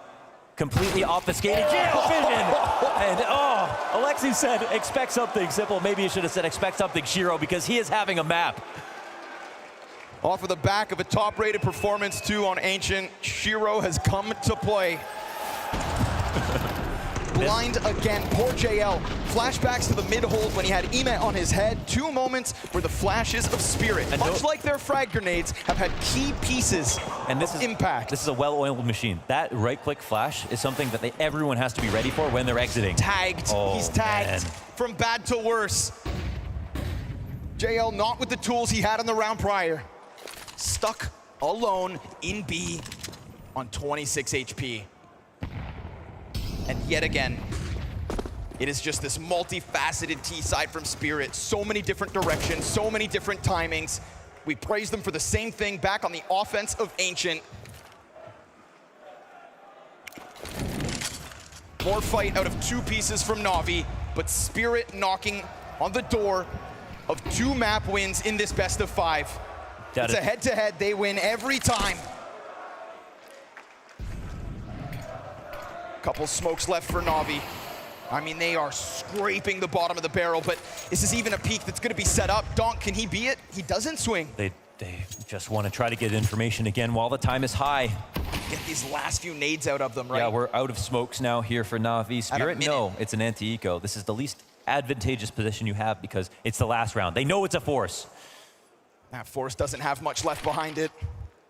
This smoke's got something in Ema, but we saw him with the M4 and a smoke not be able to hold this whole entire pack back. Peek into CT from Chopper. They're gonna get Ema to be frazzled, falling back, but they've got him in the corner now, and they got him sitting on 5 HP. There's no other route of entry. What? Wonderful. Is that enough? Shiro kills JL, finishes the B play. Magic slides up to Goose, and Spirit will shave the players off this site. Wonderful tries his damnedest. Navi finally touching 9 to tie, and just when they get close, it slips from them again. It happened back on Ancient, and it'll end here on Dust 2. Best of 5s, the bane of Alexi B. And after his 21 kill map, he steps forward to a final death. Spirit on the brink of ending this season with a fantastic best of 5 final. Alexi throwing everything in the kitchen sink at Spirit in this one, but my lord, what an incredible denied comeback from Spirit once again. Talk about a ferocious start to this map, Matthew. Just incredible form from Spirit, despite Navi warming up into this one and giving us a game. Yeah, and that is why I am so impressed with Spirit. I am so impressed with Chopper once again. I gotta be a broken record at this point, but the calling towards the end of that map is nothing but phenomenal from Chopper, knowing when to pounce, when to use time as your advantage, when to shift gears and hit that B side when JL is alone. That is a masterclass in the last 3 rounds, and Chopper once again just absolutely dominating tactically. Also look at the small detail in the last round, right? Chopper goes out mid, spots the orb, and he immediately lets go over short because the orb is not car. We're just going to be able to cross without having any fear of having an orb on the car position. Very great. It's not many orbers or like callers that would do a call like that in that situation. I think we should start off in the first half because it was kind of a similar story to what we saw going down on Ancient. Spirit firing on all cylinders to start off on the CT side of things. Let's dive into round number 5 because this was just pure domination coming out of Spirit. It is domination. It's also Navi a little bit misplaying it. I'm going to be honest with you. I didn't like what I saw from Navi at the beginning of this game. Look at this. An entry kill being found by JL. It's a 5v4 that is supposed to be relatively clear. But here there's a lack of decision. Donks finds the first kill. He's not really traded immediately. Alexi is finally here, but he's alone. And now I got to give it to Mitchix. What he does right there as an anchor is nothing but spectacular. But you can feel how the trade isn't correct. The spacing isn't correct. Not anybody is ready to synergize to pounce on a player from Spirit. This was discombobulated from Navi. It was a slow and a relatively mediocre start, and they pay the bill. They they paid the invoice at the very end because they warmed up into the game. They just didn't have the leeway to come back into it fully. Yeah, I mean, we've been harsh on NAVI for the series, right? But they're also using a lot of energy, right, for not getting anything out of it. They've now lost 2 maps in a row. LXB 17 maps in a row in a BO5 series, right? It's very brutal, but they do things well, and I think around 6 is one point where they can actually say, okay, we do actually have a chance against Spirit. We see here they lure them in to push mid. No AWP spotting, no anything. They do this setup. Alexi gets the flash. Now they get the double entry. But this next call is so terrible. They're trying to force it on B, but we just see one guy running in alone. Where's the next step? He's not really following along. Then all of a sudden he decides to keep pushing, loses the duel to Sontex, and now it's just a mess, right? This is only by luck that they win this round towards the end. Alexi with an ace, he played lights out in this game. I agree with you. He was heroic. This entire map through, Alexi B kept NAVI in the conversation for a potential win. I agree with you. This was very misplayed, terribly played, the 5v4 for NAVI again. Alexi B saved him. Listen, we have to give Alexi B a little bit of props. Of course. Honestly, as a captain, but as a fragger mostly, the amount of time that he was actually the one making the difference. This is the most brutal example that we could obviously find. But on the CT side, he had a couple of moments as well, which I think he synergized really well with his team. I think he would have reasons to be pissed at his team right now, because beyond JL, the lack of support behind him is something that is relatively criminal. Yeah, I mean, Wonderful's not really waking up yet. He's had a good amount of chances to actually dictate the game, I feel like, both on the CT side and the T with the AWP. It's not like he's never playing it, right? He's just not really taking advantage of those situations he's being put in. Yeah, I think there's a moment, you know, when Navi start to mount that comeback and they actually managed to tie up the score on that second half. Obviously, we're switching halves here. But round number 18, this was, you know, obviously Spirit trying to play things really fast, trying to switch up the pace, but Navi had answers for it. Oh yeah, and pure team play from Navi. This was so beautiful. If you're a fan of Counter-Strike, this round is going to warm your heart. Alexi B, being Molotov that, he used his smoke. That's step 1, that's pretty clear. But then you could see the backup that's coming in, the Molotov being put out, a flash just to keep Alexi alive. Meanwhile, Wonderful, I was going to say Wonderland. Wonderful comes in, he's got the one flick that we'd seen so far in this game. And then all this time, Alexi B had time to stay alive, finds another kill through the smoke. And this is a moment where you're thinking, Navi is back. It's 9-9, they've survived a beautiful round, they've used all that team play we were talking about. I thought this was it. I thought it was the turnaround of this entire grand final. And then we look at the round distribution graphic, and it's absolutely the antithesis of that Tailbubski, because then Spirit go on to win the next 4. And round 21, I mean, this is just final nail in the coffin moment. Yeah, I mean, they're trying to gamble, right? Doing the 4A, trying to leave JL alone with the sides that we see it a lot on Ancient, actually as well on the A side, like jiggling with those nades, but he's using a smoke instead of a Molotov. I could have expected him to actually hold it, but the second part of this round is the issue, right?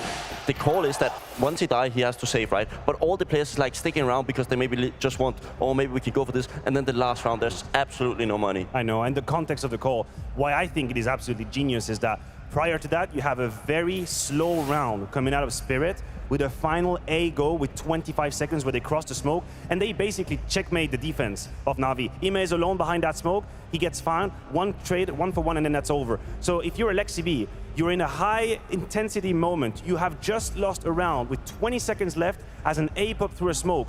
There is no way your first instinct is going to be a B pop immediately at the beginning of the round. This was absolutely magistral from Chopper. What an idea, what a vision on that. I gotta give props to him. And that's why we're praising Chopper so damn much here in London, right? Is the ability to really diversify those calls. Sure, we don't see him, you know, putting out the frags on the scoreboard, kind of like Alexi B was doing, but he ends up winning the map off the back of some incredible masterclasses. Yeah, of course. I mean, he could do it with me and Maniac on the server for sure, right? But he could do it with Shiro and Dunk, right? We see Shiro also having a banger of a map. We talked about him before this tournament that he needs to like dictate the pace a little bit more in the bigger games, and he's been almost like everything we can expect, right? He's playing like simple out there. He's taking so many chances, even though it's not needed. Like we just see this boost. It's just a sick little feature. I think that is just such a way we want him to continue on. I agree with you. With the AWP, very impactful. Also, pistol round. That is an area where maybe we underrate Shiro just a little bit. He is absolutely spectacular. I mean, he was involved in all of these pistol rounds. The first pistol round, he clutches on the B side. Here, he basically does everything with the P250, very much a la Zaiwu, if you will. He absolutely destroyed. He put Spirit on the map in these very important rounds. He's having an incredible final, incredible playoff, as far as I'm concerned. So props to Shiro. Also, never say again that Chopper would win with you and I. He would never. No, I said he wouldn't. He would never be able to get so many T rounds with me and you. Bro, we wouldn't even be able to kill Alexi B, man. It would be rough out there. Gentlemen, I posed the question to you after coming off of map 1. Where's Navi's mentality at? Surely after this one, Alexi, I mean, he pulled out all the stops in terms of the individual ability, but surely in the back of his head, Bubski, 17-0 right now. Yeah, I mean, we talked about the energy part, right? The stamina before the games, and now they've used a lot for nothing. They've gotten nothing out of those 2 maps except a little bit of confidence in the last amount of rounds.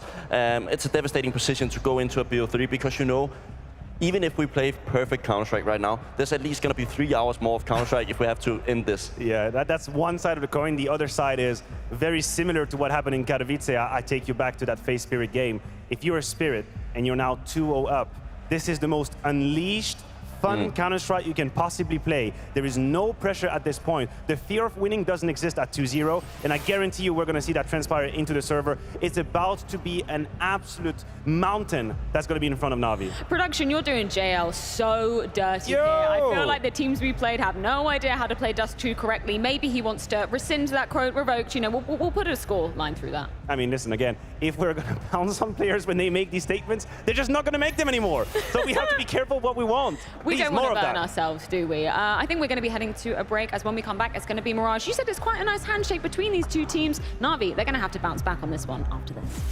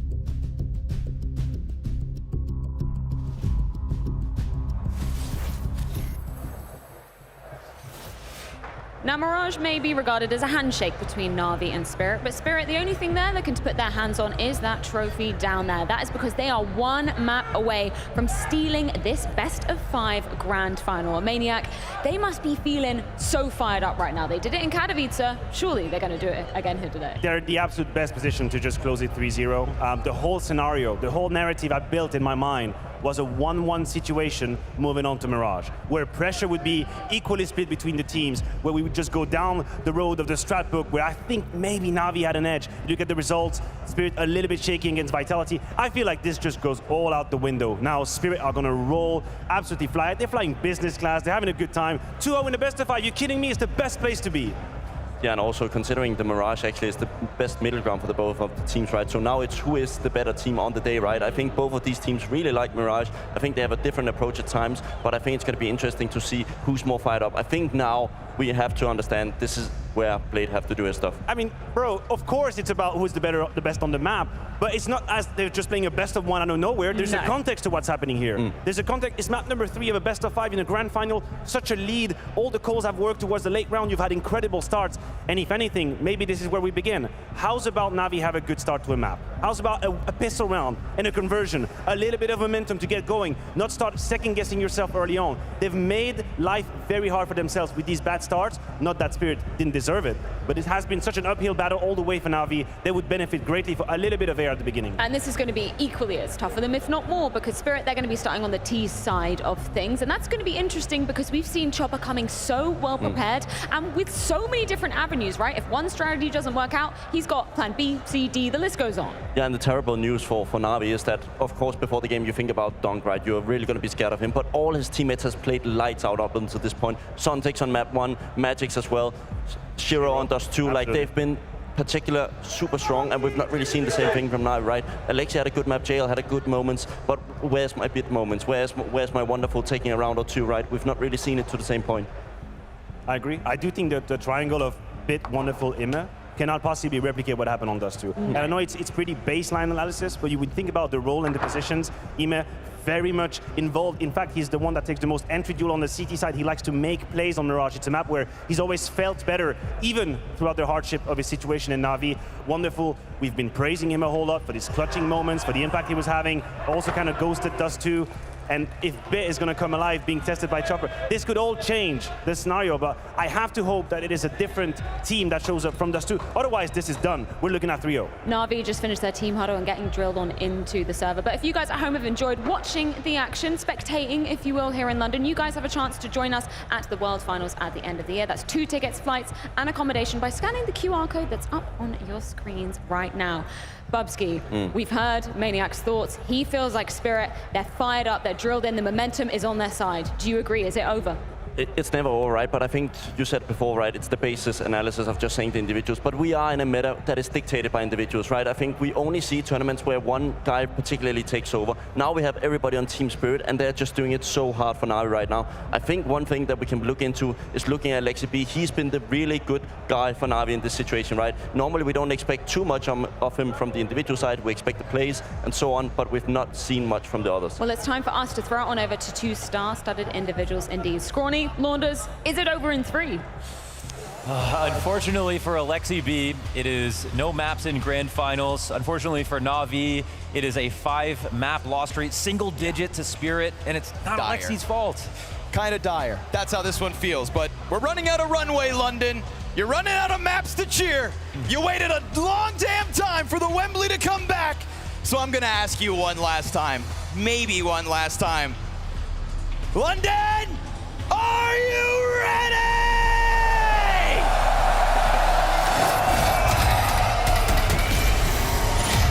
Yeah, that was valid. I think they are. We can't end here. No, we can't. And it's Mirage, man. We've seen Navi play Mirage. We know how good they can be. They've got it in them to do this. It won't be easy, but it's possible. A blowout best of 3. No one ordered this. Spirit been chomping at the bits to get back towards the trophy case, but oh no. Ugh. Optional smoke. Okay, we'll call it that. We'll see what they got. Try to get out, no kills. Oof, Bit. Okay. No. Bit turns it around. Wonderful comes out from Ticket. Body's starting to hit the dirt here for Spirit, and Emet's got an opening. Yeah, Zontic stuck a little bit because that stairs smoke didn't land, and he's trying to make sure that they don't cross out of it. Can't find that trade. It stays live on triple. Zontic's on 17 HP, and it'll go down. Nice one from JL. And this is the first start for Navi where they win the pistol. Who am I to say one last time? Clean, convincing snap from Bit. Look at this, sit down. This blind kill as well. Magic's thinking he's getting in. How does he even find that second one? Yeah, I don't even know if he saw it for 1 frame before dying. Ooh.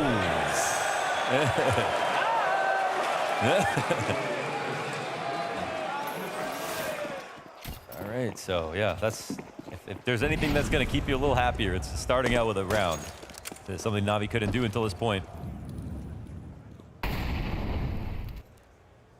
the fact is, Chopper has called an immaculate series. He's not the one who's lost any anti-ecos. True. He's the one who's actually won some on ecos. Yet to really seeing kind of Spirit's metal tested. Yeah, okay, come back on Ancient, but they had such a huge buffer after the first half that, you know, they were definitely starting to sweat, but they haven't had to play catch up. Now is something new. You know, we talk about how best of fives never get reverse sweep. There's one team that comes to mind. To finish 2023, Spirit did it to Virtus Pro. Yeah, hopefully they got some notes from that game because it was Spirit to pull it off. It's a rare occurrence, and but it's been such an even strength game from everybody, all of Chopper's troops, right? It's not just been Donk like he was, like it has been for so long. we'll group up for the B hit. Once the smoke fades, they'll commit. A bomb plant here is a win as far as Spirit are concerned. So hopefully nobody drops the ball, but Alexi's kind of between the pack. And great cover coming out of JL. All's good for a second. That looks sketchy, but nicely done. And can we say that it seems obvious now, but when this happened, it was a massive career risk for Shiro to go to Spirit. Huge. Again, it looks obvious now, but at that time that he did it, he was there to make Spirit better, right? He got hired to a workplace that he himself needed to improve. He was... Yes. Don't be afraid to lose and take this win. Yes, guys. I would rather go home us overpeaking than playing like pussies. Let's go. Just like Kerrigan said. Just like Kerrigan said, okay, from one great to another. Damn. It's Daddy Alexi on Father's Day. All business. Good old sexy B. But honestly, I love the mantra. Go out on your sword. Yeah, I mean, especially when you got talent on your team. Sometimes you see them playing scared and you go, what are you doing, man? If I had your skill, I would be swinging. It's scary when the entire team of Spirit are hitting as they are, but you've gotten to grand finals. There's no time to be scared. They collect themselves, getting closer to the site, and a very forward setup here from the defense. Bit takes a glance and it costs him. Oh. Donk, though, just one. Not bad if you're Navi. He didn't really believe it on that clear. He actually half-checked it. That's an upgrade for Imma. Beautiful. That's going to allow for him to slip back. Yes, you lose your closest support, but Wonderful was here the whole time. No threat to come out from Palace. We get Spirit moving pieces here, still holding on to enough utility. If they don't follow through with this window smoke, the time is there on their side.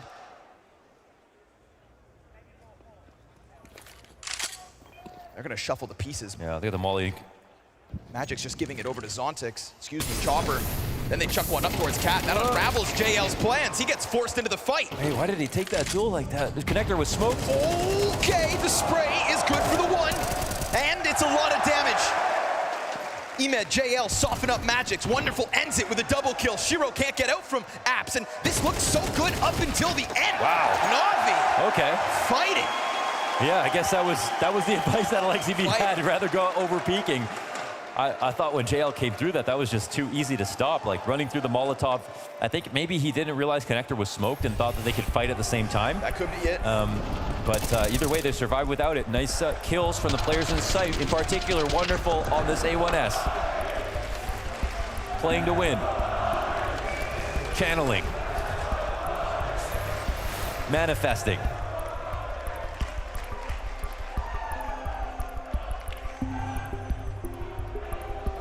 You said that Katowice was Donk's destiny. CS2 major felt like Alexi's. Two huge stories emerge in the first half of 2024. Always so blessed with the amazing stories. Everything from Dallas to the major to Kato. It's just crazy that's all happened in the last 6 months.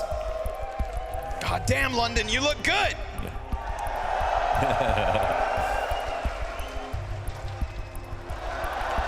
There we go. You look even better.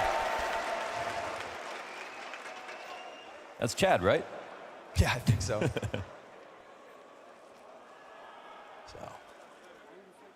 that issue out of the way. We got a map 3 to play. We got Mirage. We've got a Navi that are trying to embody the full swing confidence.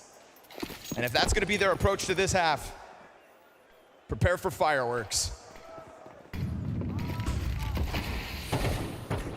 Wonderful clambers out over to Cat. We haven't really seen his hard-hitting op yet, but he's got 5 kills at the start of Mirage, so let's see. It looked like he was going to have a couple of rounds over on Ancient, if not for those Zontix grenades. And I mean, definitely some consistent pickups, but just not one of those big ferocious moments. Yeah. Not so far. Okay. Sees a head sprinting down bottom mid. Oh, gotta be careful. They've traded places. Tech 9s, man. This could Wait, get they're getting weird. by. Alexi hears the footsteps hit down. He wants to go for the rest of the pack. Okay. Full confidence in the teammates to hold, and understandably, everybody hits the dirt for Spirit. They thought they had a bomb site under wraps. Ooh, hell yeah. So, this is a map pick by Spirit, but again, this series sort of, it's one that goes a little bit beyond the stats in terms of how good Navi have shown their Mirage at this event specifically, and that match versus FaZe was so good. They've really been gaming, especially just,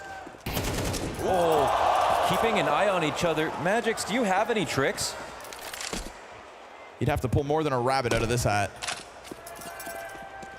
Well, 40 seconds, it's clear that he's gonna go for it, running into the other anchor. There's a question about how much sound he makes on the approach. Yeah, he's gonna cut noise at the right moment, and just enough time to actually take one fight.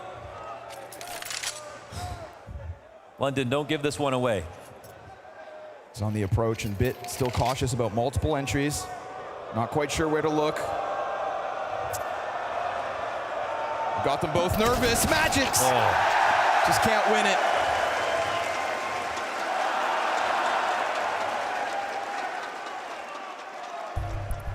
Which one? The 5 mapper, eh? We'd have to break ground for sure. Ali wants early conversations. Man, he burned through those timeouts back on Dust 2, right? For the second half, all he was doing was getting a chance to speak off Blade's TOs. And I love watching a team like this, right? Timeouts there, coaches talking. Nobody else flapping their gums. Absolutely. Yeah, how many times do you see it go to a timeout? Coach is just pacing back and forth, waiting for people at both these. Every single pause, it has been a moment that they have grasped onto to get involved in the situation, both from Blade and Hallie. Really liking what we're seeing from them. And of course, we've seen Navi mostly speak in broad strokes, you know, whether it's with Blade or...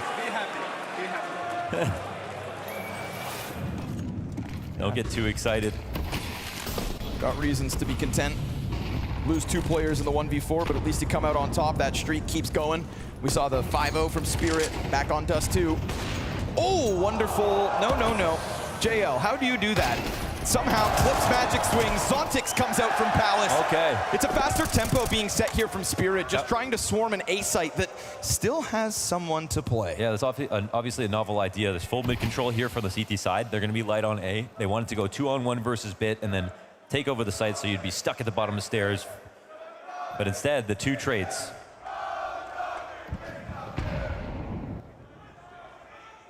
The 2 great trades here to stop them. Navi's aim stepping up. We saw insane mid rounds on Ancient. Yeah, and those insane mid rounds, Shiro featured. Him and Chopper trying to join forces here, but still split with players all between. Difficult approach, and CT's getting a little antsy, starting to make their move. Oh, Chopper had a chance, and it activates Shiro. And that's 1 out of 2 players spotted. Don't give Shiro space in the clutch. He doesn't overstep. He doesn't take that next fight towards mid. He off-clipped him. No chance to fall back. Okay. Greatly done from Chopper, and a chance to get 2. He opens the door for Shiro, and at least they find the plant. Yeah, nice cover.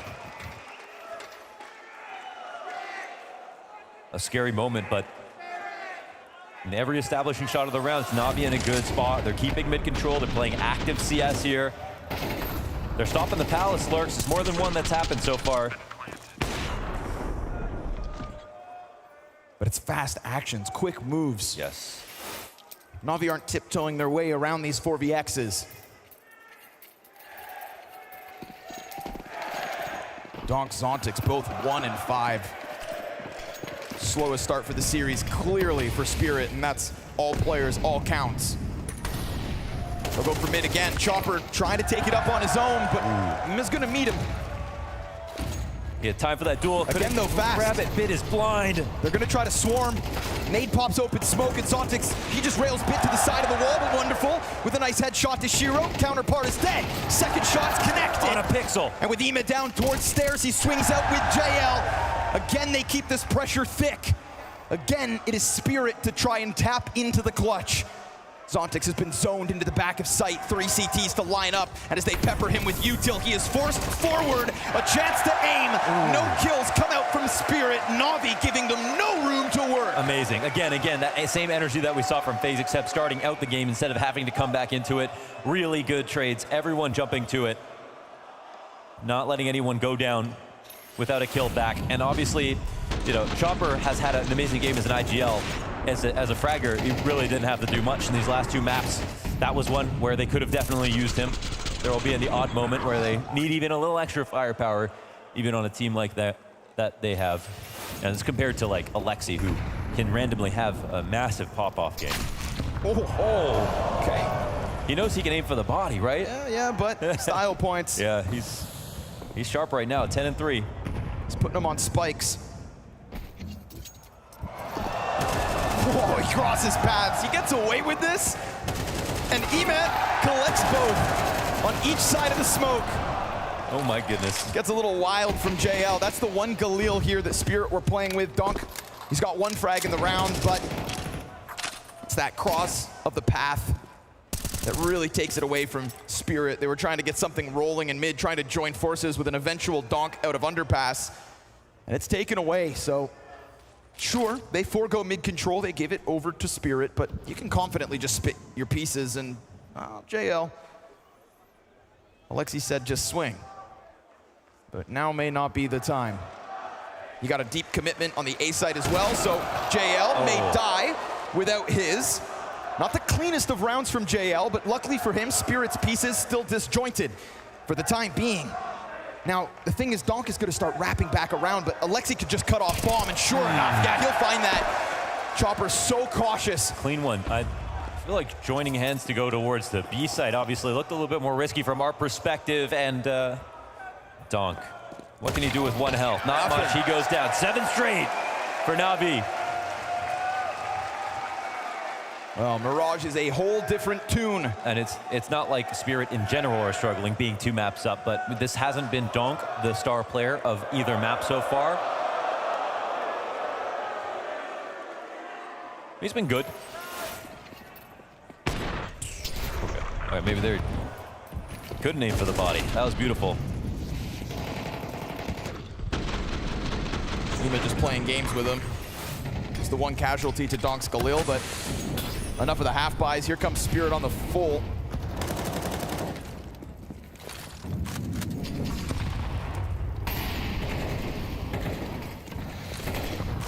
Smoke to give him a little space. Emet gonna try it again. Oh, he's got Donk. A little revenge from the last round. And again, it's advantage to Navi early. They are swinging for it. Haymakers every round. They're taking risks. They're paying for it in blood sometimes, getting chipped down, but they're coming up big on the kills.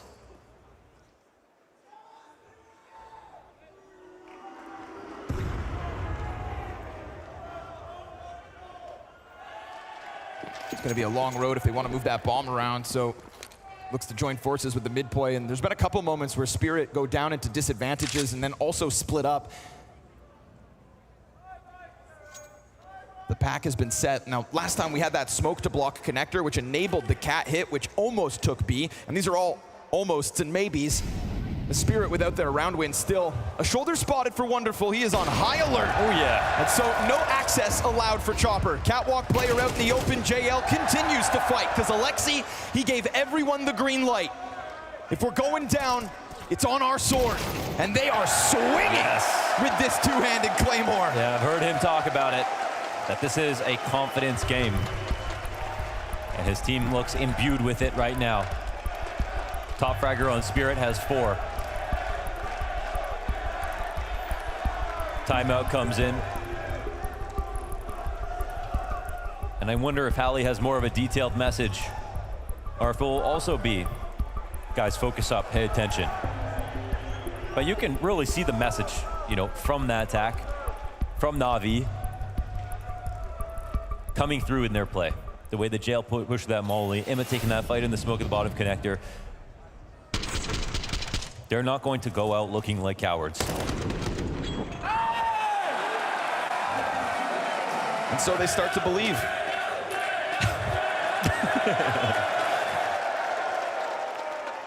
Sweet songs. JL leaving Spirit's ears ringing. His impact off Cat has been felt. Even the one time he dropped the ball, all his teammates are around him. Alexi's still yet to die, for the record. Place your bets. Damn. Yes, back-to-back hot starts for Alexi. I mean, if there is one leader to kind of drag players over, kicking and screaming, leave it to Alexi. So it's another bout of mid-control here for Team Spirit. Ema headhunting. Grouping up towards the A site as usual. Headshot angle. Alexi, or sorry, Wonderful drops that shot. Molly goes under. Hit's gonna play high ground, but he still dies to Donk. Can Donk get the multi-frag to really open sight?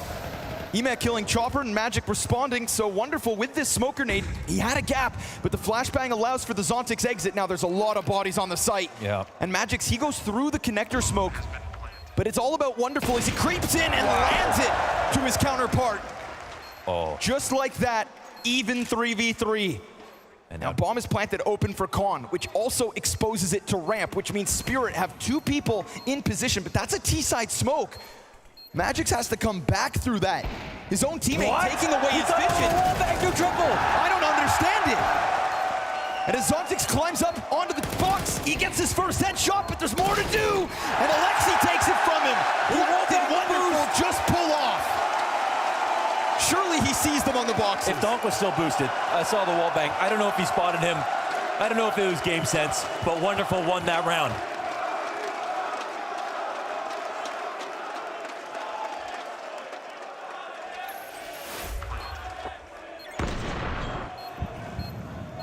Oh, he jumped up and saw Doug. Oh. And it all serves as the fire starter for the rest of the retake to move through. Key for him to put out that Molotov to begin with.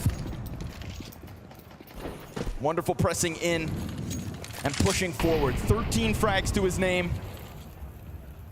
This is a flashback to the VP Anubis game yesterday. This is the Navi that London wanted. Yeah. And this is the best start so far.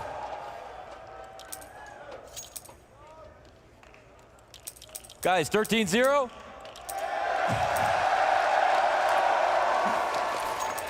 We don't believe in jinxes.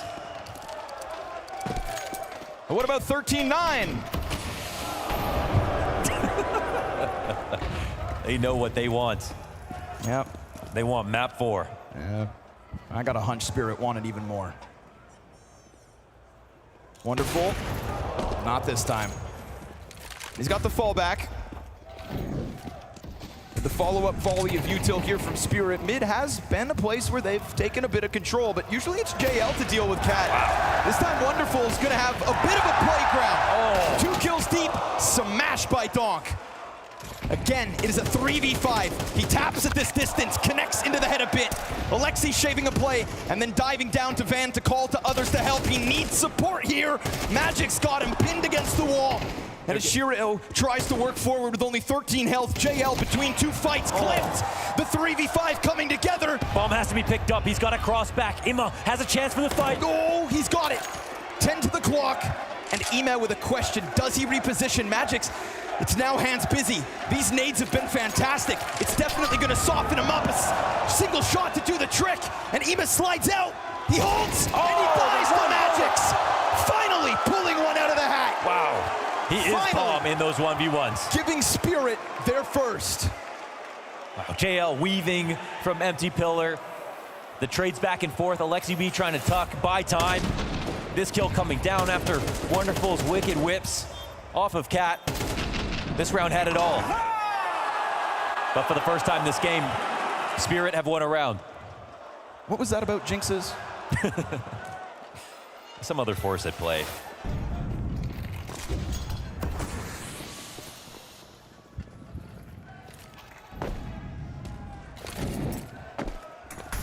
Fighting for 3 on this T side. Oh, Magic's well ahead of the pack. Oh man, this is a confidence call. It actually gets shut out. They're gonna eat some utility. Damn, man, these nades have had their names on it all day. Oh, JL, all right. We see you. Great turnaround as the series goes on, but Shiro's got you as well. And it seems like he knows. Yep, nade confirms it. Player in the corner. So much to do, though. Insurmountable challenge here for Shiro. The bomb's on the ground, his enemies all around him. His flank's been compromised and nobody wants to show contact. He tries to inch his way out, but Wonderful's got him down from beneath. Great on JL to pull the E-break on the approach, taking 2 players out of the full-blown commit. No, amazing, amazing stuff, but this is a massive shutdown versus Spirit. You really haven't seen a round, I don't think you've seen a rush get shut down from them ever so far. Back on Ancient, they picked all the right times to hit the A site. Here's one where the call is not right. Maybe they have a feeling it's coming B. They're ready. But he's not fragging like it just yet. It's not in this game in the way he has been in the past. Dong's still at 6 kills, and this is a match where they definitely could use the extra effort. But where are we at? Round 12 in the first half of map 3. Spirit with a best case of getting it 2. Alexi dodging flashes, almost gives the open door. And there he is. Yep, Donk with a chance. There he is. Seconds already his.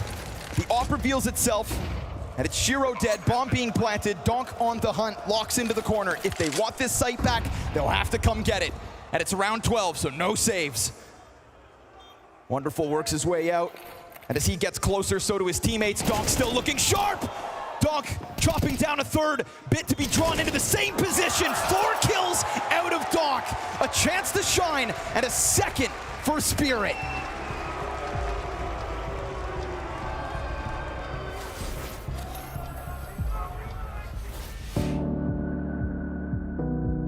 Karalius Mindaugas. Su kardu rankoje jis vedė savo žmonės į mūšį kaip kalvis kalantis legenda sunkumų ugnyje. Daugiau nei valdovas, jis buvo tarsi liūtas, aršus ir ryžtingas. Praėjus šimtmečiams jo karo šūksnių aidai vis dar atsiliepia, liudydami tikros legendos dvasią.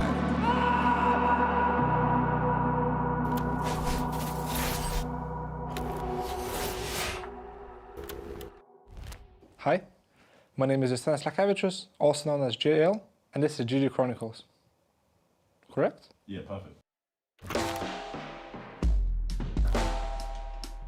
We're in Kaunas, the city where I grew up in. It's a mixture of everything. You have a lot of bad boys. Unfortunately, I spent my time with the bad boys when I was growing up, but now I'm a good boy.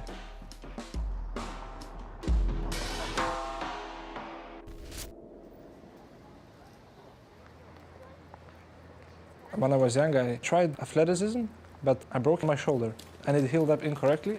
But during those times, I really enjoyed being better than someone else. And it might be a cruel thing to say, but sports is a cruel business where only the best get all the spotlight. This was one of the main things that got me into CS, is the pure feeling of being better than someone else. The first rank I ever got was gold nowhere 3, so I was never a silver, so I'm really proud of that. I've been here for only a couple of hours and I'm already comparing myself to people who had a few hundred hours in the game. I want to play more. I want to be better, not just my friends, but maybe the best in the school. JL pressured, and he's got himself the double. 3 kills out of JL! I think I've reached global elite in like 3 or 4 months of playing the game. Maybe 5 months. Let's give it a 5 months. I remember I used to wake up, grind CS, with end practice. I would grind CS again, and just before bed, I would grind smokes, flashes. It was my regular day, just 14 or 15 hours of CS. I knew this is what it takes to become the best.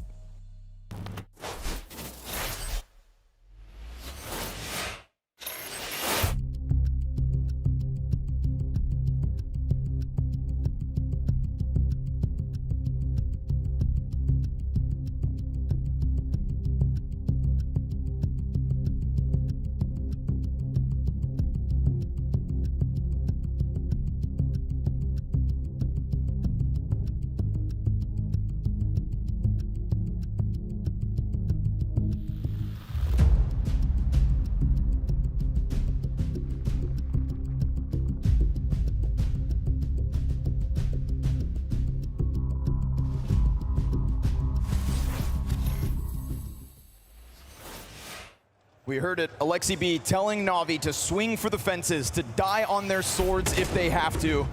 And for the entire half, that was the case. Final round of the map, we get this 4K out of Donk.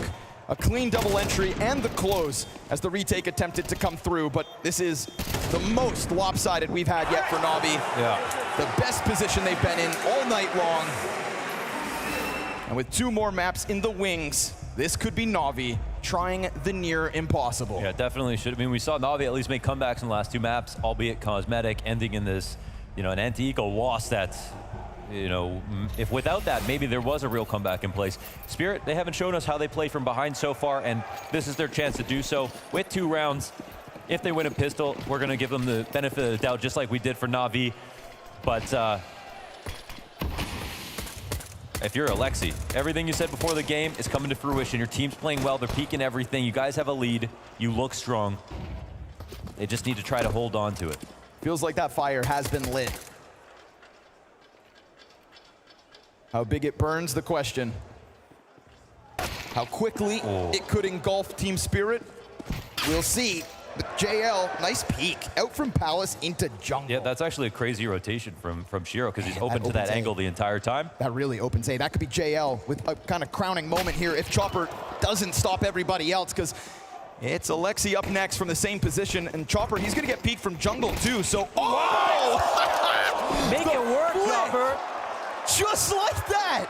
And everyone dies. Blink and you miss it. Where did that come from? That was 3 seconds to round end after that shot. Yeah, hats off to you. I wasn't expecting a kill like this. Oh my gosh. He said, get off my property.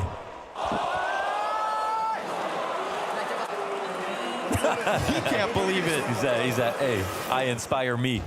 Said, Donk, you see that? Donk's trying to keep this sinking ship afloat. We got Alexi B using all this time here. Running low on pauses. They're just gonna talk it out in spawn. Yeah, now it's weird because it's like, the thing you really want to avoid is tilt. If you let Spirit back in a little bit, that's the nice part about winning the pistol. You avoid that sort of tilt of knowing, well, now it just gets a little closer automatically. On Alexi to keep the troops focused. And again, they have the benefit that Spirit did back on Ancient. You've got such a lead at this point. You've been laughing your way to this 10-2 half. Oh, let him out. Looking for a bomb plant wouldn't be bad. Zontix, it is clean. Ooh. Triple kill, and Donk comes through with the final 2. Yeah. So no plant, no frags. Nothing for Navi to be proud of so far in this half. Yep. Clean kills overall. We've seen him be about T sides now. The CT side gets a chance to speak.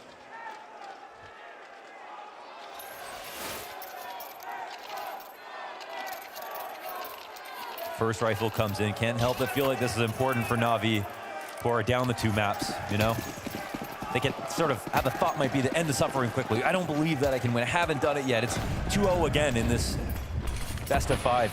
I mean, that's what Spirit do to Navi.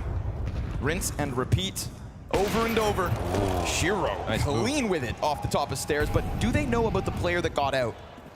Bit's gonna creep forward, and as he gets closer, they still haven't seen him. Oh, they're very close now. Bit is incredibly close, but he has to reveal himself to get the chopper frag towards Palace, so now you know Shiro's gonna come hunting. Blinded though, pulled into the action. Bit's proximity is big, and then JL fights through. Alexi's double. Bit creates this space, the pocket of control. It's where Navi will thrive. Oh, what a monster round out of Navi. With Shiro, eyes on you, opening kill with a teammate beside him.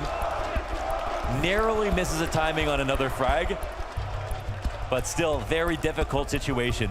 It's wild how a situation like that can feel so different to 2 different teams, because all the while Shiro thinks he's scanning everything properly, but little do you know, Bit's breathing down your neck.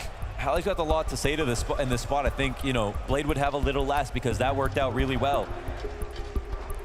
Right after the pistol conversion, they go directly to winning.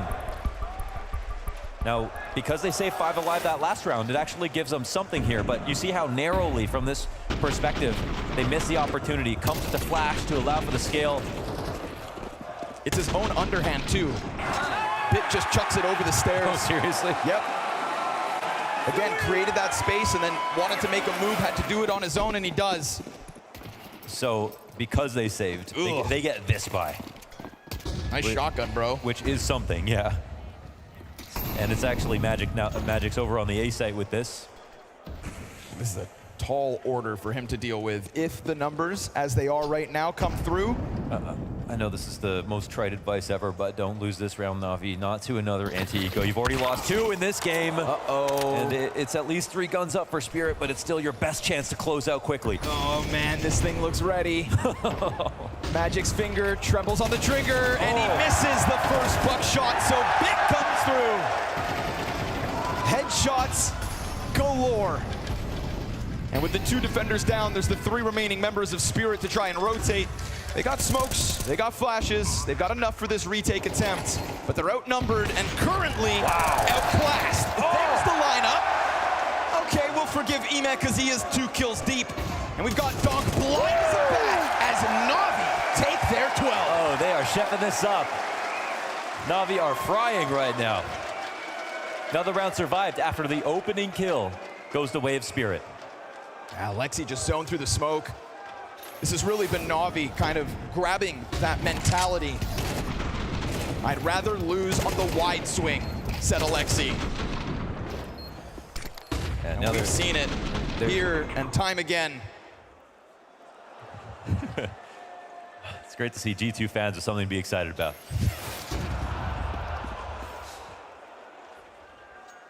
Feels like Dallas was so long ago. God, look at this atrocious buy as well. I mean, at least they've got the underpass control. That's a little bit to work with, but it's going to be something above and beyond. If Spirit hadn't won rounds like this already, I mean, this has been Navi's mirage from start to finish. Magic's will catch the 1, but even last round, 5v4 doesn't mean too much. And especially while you are outgunned, if Shiro could grab an AK, could have been a world of difference. That rifle is picked up by Magic's at the very least. And Donk has been playing lights out, but he doesn't have a rifle. He's just on the Deeg. Oh, and that nade.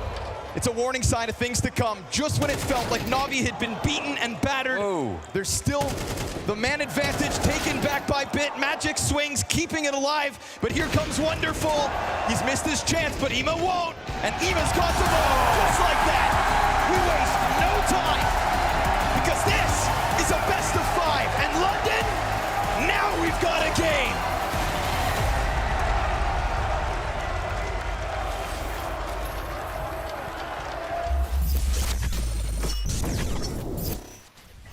Liquid are teed up nicely. The Flames and Dagster. Getting this bomb down is scary. Flames is taking real estate, but ends up getting punished. Liquid hold, and they win these fights. Just Dagster left to get past, but he's an iron wall at the back of the site. Moving around, kill number 3. Oh! Dagster! Make some noise for him, that is incredible! Look how hyped up he is. I don't even think he believes it. Look at the way he isolates these fights. Oh, Liquid, that one hurts, and that's all your money as well. Unreal. Dexter just lets loose. They're gonna go over top. They're gonna try to still continue to piece together the bigger picture to give Stown runway to take off, but that just gives time for Rain. He comes out wide with 1. There's the answer back. Jabby, Stown, Brokey, Kerrigan, 4 members left, and a Dane goes down. Will Brokey rip it from them? First shot connects, and it's Jabby on the full health, given space to work. Both players separate, both players leave, and Jabby plants that bomb. The newcomer to Heroic. When they were here 1 year ago, when this very same crowd booed them, Jabby was not a piece of that puzzle. But now, given his chance to shine, surrounded by his countrymen, he sits in the back, underneath and waits. Brokey not with the trusty op, tries to press this in. Figuring it out is not for him. Jabby delivers for Heroic. Jabby delivers for Denmark. It's just Brokey tucked into the vent behind the smoke. Yeah, Brookie. He's wondering what's going on inside of the smoke. He's going to find one. Finds a second. Absolutely not. He's already done this so many times, and now he's looking for an ace clutch instead. It should be impossible, but we said that many, many times already. Goes straight for the bomb plant. They open the door in front. Oh, gotta be careful. He gets one more. Surely not. On the other side, Glaive is ready and waiting. Brookie, he's toying with him. And oh my God, Brookie, you must be kidding me. Cadian, the only line of defense at this A site, finds the headshot onto Magisk. Overkill to shut them down, but here comes Spinks. Oh, he gets dinked, but still survives the challenge in from Stown. They double back again. Deep position from Shush. An upgrade into the AK. Continuation spray is good for the damage, and now Spinks, he becomes that cutter. Block them off from mid. Let Zywoo get in with that bomb. Push him into the clutch. 15 on the line. Doesn't plant. He goes for kills instead. Oh, he has no choice. But he only needs one. Just when you thought it might all be over, NAVI bite back, and we have truly got a grand final on our hands. Completely styling on Spirit on their own choice of Mirage. Dare I say it, Bubsky, this was an Alexi B masterclass. Yeah, I mean, I expected a good Mirage, right? But I didn't expect it to be that well, right? I think Spirit is also one of the world's best Mirage teams, so we kind of expected it to be an even battle. I had hopes that they were going to win this Mirage to actually make the excitement. I think the BO5 format can kind of fall flat. We just have a 3-mapper. Really interesting to see how the arena also energizes towards the end of the map. And that's why Counter-Strike is so beautiful, because you actually never know how a team is really going to react in a situation. I thought the picture was painted already. I thought NAVI would be in their own heads. I thought Spirit would run at them absolutely with no remorse whatsoever. And in fact, what happened was the opposite. It was NAVI who just found themselves liberated. We heard the words of Alexi B. Said, you know what? If we're going to lose it our way. We're not going to have any regret. We're going to swing on these guys. We're going to put everything on the table. And they were very all-in their moves, and that paid off dividends. You requested NAVI to have a hot start to this map. Was 9 rounds in a row enough for you, Matchu? Because then we come to this one, and this is an incredible retake from NAVI, And right? listen, Counter-Strike gets much easier when you're 8-0 up in the scoreboard. That's just the fact of the matter. And here, I want to say the protocols that NAVI have used to come back into this round was absolutely stellar. The kill from Wonderful, taking a risk here, beautiful flick. It's still a 3v3 that is a little bit hard to see coming, but Wonderful has the very intelligent little trick on the spawn box, and they retake the A side. This was the best round for Spirit to win. A 4v3 with the A side fallen, and NAVI could do no wrong. 9-0, beautiful retake. And the reason why he knows he's in that position is because the guys are coming up jungle, right? And they're clearing in front of side, and they knew there were 2 guys on that side, right? So magically, Dunk couldn't have disappeared. Wonderful reacts so fast to the information provided from jungle because he says, oh, side clear, oh, that means there's only one option. He's on top of the side, goes for the wall bang, gets an easy kill. Another thing you requested, Matchu, is to see more from this man on our screen. Wonderful. He certainly delivered on this third map. I mean, it was high time. It really was high time for Wonderful.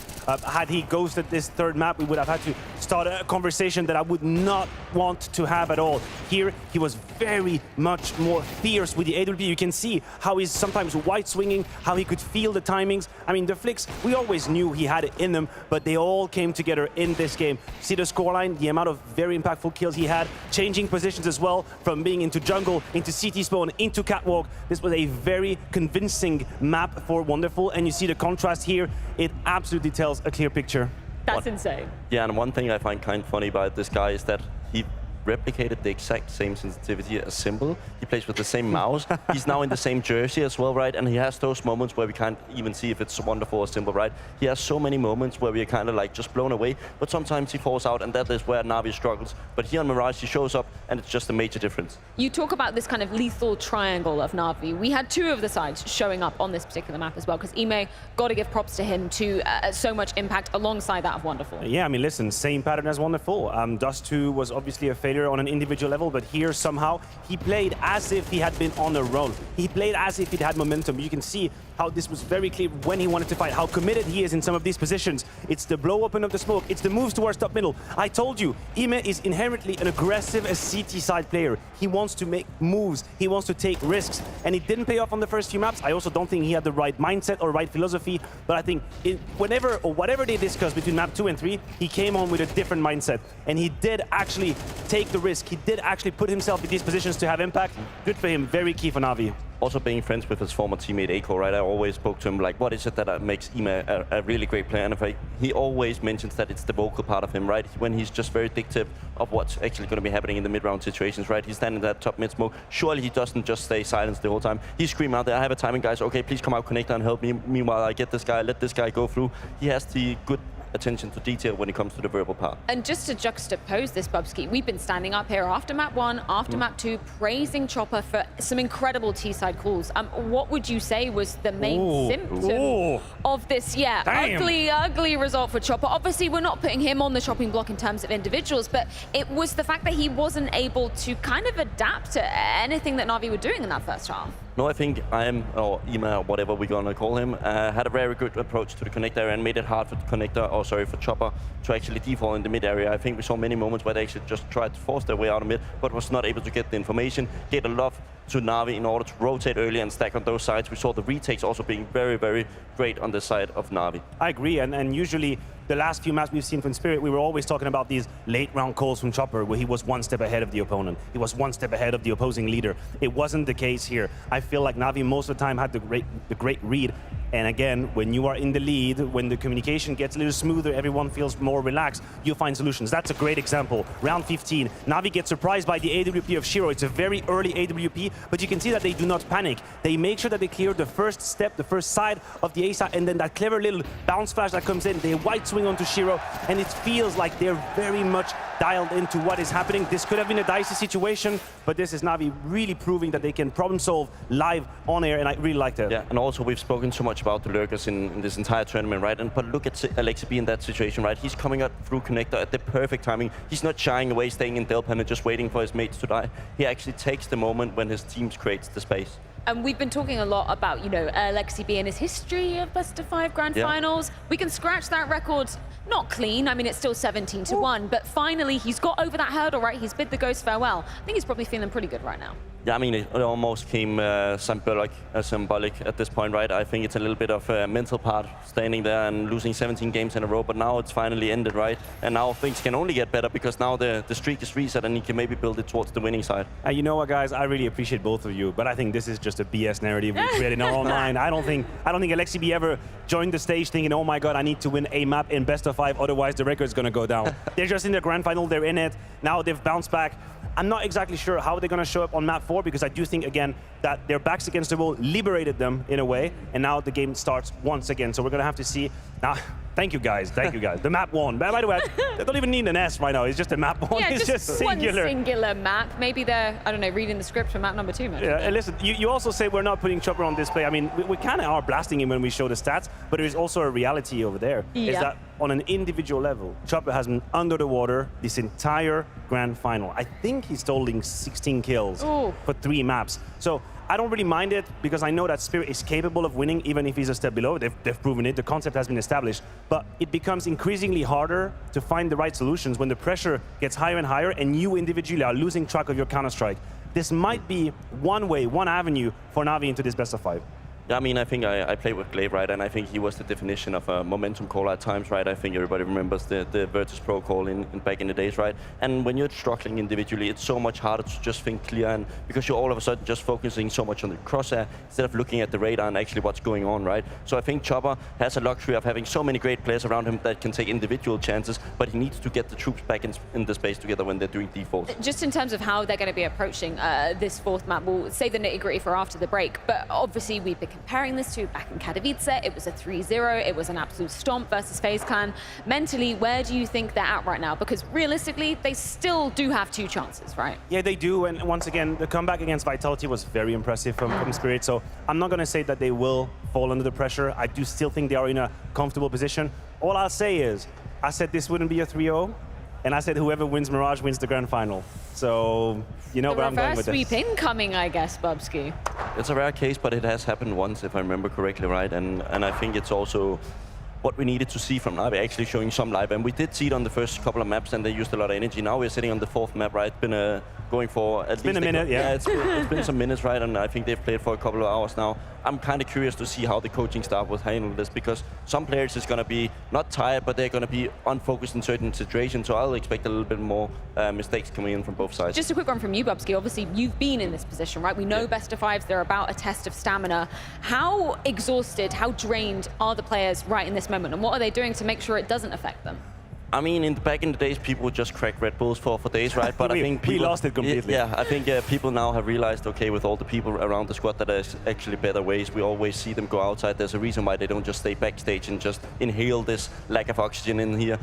Get out there, get a bit of food. Yeah, maybe some grub. I mean, looks like a salad bowl. You right? have to maintain a certain level of blood sugar throughout this whole thing. You cannot just mega load and then crash. But I do think that NAVI has a very competent staff around them too. I'm a little bit less familiar with the Spirit situation. Surely there's talent and competence out there. But from NAVI, you would hope that they have enough professionals around them to make sure that, at least from a physical standpoint, you still maintain a good level of effort. And they do now have one map in their back pocket, as we are on the doorstep of getting into Nuke. That'll be coming your way after this short break.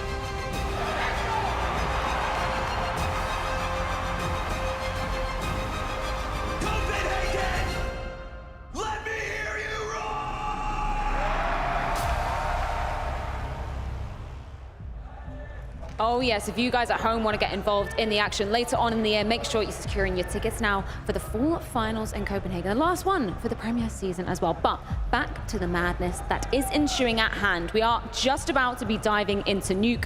This is where Na'Vi, they're going to be starting on the T side of things. It's kind of a replica of what we saw going down in Dallas, but that was Spirit securing things 13-8. What is crucial today, Maniac, for Na'Vi to have a hot start? First of all, I think the context is completely different. The Na'Vi that we had in Dallas was far from what's happening here in London. That's the first step. I would also say that as we prolong this best of 5, which is obviously a huge exercise mentally, I think other players coming in with ideas and initiatives are going to be needed in order for LXCB to not drown. Like, you have to, the brain power you need to use throughout a best of 5 like that is huge. And now men like Emir, for example, we know is going to be outside making plays. The more you come up with these initiatives, the easier you make life for your leader. I think that's going to make a difference here. Yeah, and the initiatives can also become too much, right? I thought we saw it a couple of times at this tournament. We saw it where Astralis, right, Device blaming his players for taking too much responsibility in the times where he would actually like to take the lead, right? So it's a very much a balance. I think Alexi has actually given a good amount of freedom to his players. I think is a one specific case where he's just told him, you need to find your form, and only by giving you an allowance, I can do that. So I think it's going to be interesting to look how he will handle this situation. Now for Spirit Bubsky, you get to start on that slightly favored CT side. Yeah. What should we be expecting from the defense? I mean, you're going to see some smokes outside, and you're going to see Dunk with silencer spamming through those things. And the thing that's so unique with him, right, we see Rain playing outside for FaZe, he tries to use the nades a lot and tries to like literally play it smart by the util. But when we see Dunk, he's just strafing those duels. Like, if you're standing behind first box and he's in warehouse, he'll take that duel every day of the week. I agree with you. I think the output of Dong outside on a rifle is such a luxury that Shiro doesn't actually need to be here. Shiro doesn't need to hold Dong's hand to make sure the outside is under control. He's got the pleasure of maybe starting Secret, maybe he's going to be into HUD, making sure he gets the first kill, pushing into ramp. Because you have such a rifle that can have a much greater return than the amount of resource we're investing in him, the defensive Spirit is very hard to see coming, and that in itself, the outside portion, if you're Na'Vi, you have to apply a little bit of pressure, otherwise you're going to be read by Chopper. Yeah, and the issue with potentially not doing smokes outside is that you're going to be forced into the duel, right? The way Dunk wants it, and it forces you to play a specific way, right? If we often see lurkers get behind that T-red and hide for a little bit, right? Because they're comfortable taking the duel after when the guys have contact on either ramp or A, right? But against Dunk, I'm not sure you're feeling that confident because he wants those duels and he's not rotating that much. Well, give me a temp check on Donk right now. Is this the same Donk that we saw, you know, back at IM Katowice, or absolutely styling on FaZe? I mean, obviously not. We're not looking at the same kind of Katowice performance. I think it's also nonsensical to think that this is going to become a standard. Yeah. I don't believe he's far off, but he has had a little bit less impact. On Mirage, I think he was probably the only one that was putting the best foot forward. Shiro slowed down a little, so I'm not worried. I think we're going to keep on going between a good 70 to 80% very minimum, and he's going to be a force to be reckoned with outside. Well, we are ready to be diving into the grounds of Nuke. An opportunity for Spirit to cement this 3-1, or Na'Vi to pull off the reverse sweep. Connor, Mo, it's over to you. London, we are officially in best of 5 territory. You guys have been amazing. Give yourselves a round of applause. Not bad. Not bad. You're right, Mo. They've been pretty damn solid. All right. But I do think, London, I do think you can take it up a notch. All right. This is the first Blast Premier in London. So let's set that bar. I want you loud. I want you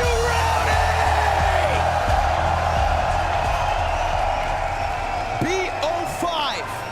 4 maps deep.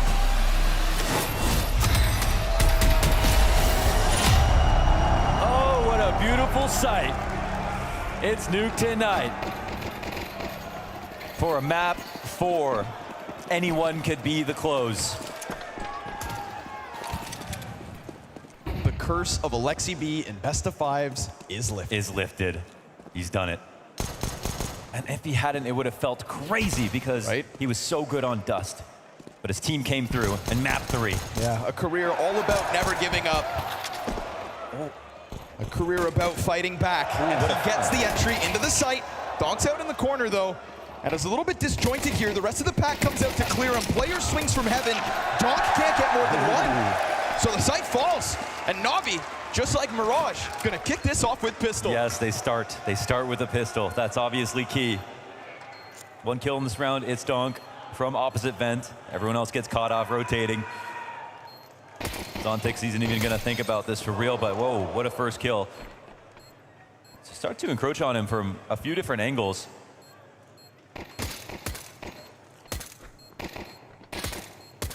And he can just bide his time. NAVI will win this one. And there is no save. No place to run here for Zontix. Freya just asked the analysts prior to this one going live for a temperature check on Donk. You have any thoughts on that, Mo? Yeah, just he's sort of in there. He had one good round on Mirage, right? He was having, you know, 4 or 5 of those rifle rounds most of the tournaments this year. So, yeah, this is one where it's been a little lukewarm here for Team Spirit. Now, they didn't really need him to win the first 2 maps, and they're still on par to potentially win the series, obviously. Reverse sweeps rarely happen. In fact, we've casted the only one that ever did, and it was Spirit to actually pull it off. To do one in front of a crowd like this, that would be a new precedent. Let's see if NAVI got the juice. We saw them refueling in between maps, trying to reset as well. And a reset after those first 2 map losses. I mean, tough job for Blade to get them back in, but the way they pranced through Mirage like it was nothing. I mean, we heard that TeamSpeak listen in. Oh, hang on now. Seeing as Ema's so low, you'd think that AK is destined for the hands of Spirit. He's also got a little bit of support here. In the background is Bit, trying to keep Chopper from wide swinging out of main. No rain! Ema's still alive here. Great cover from the teammate. They've been protecting each other like brothers. All they want is one, and that's too much to ask. Yeah, couldn't hunt him down. And that's exactly what we need in the face of, remember, rounds like that being a loss by NAVI. That's why they lost Ancient. Yeah. Awesome comeback thrown forward, but it was a hiccup like that.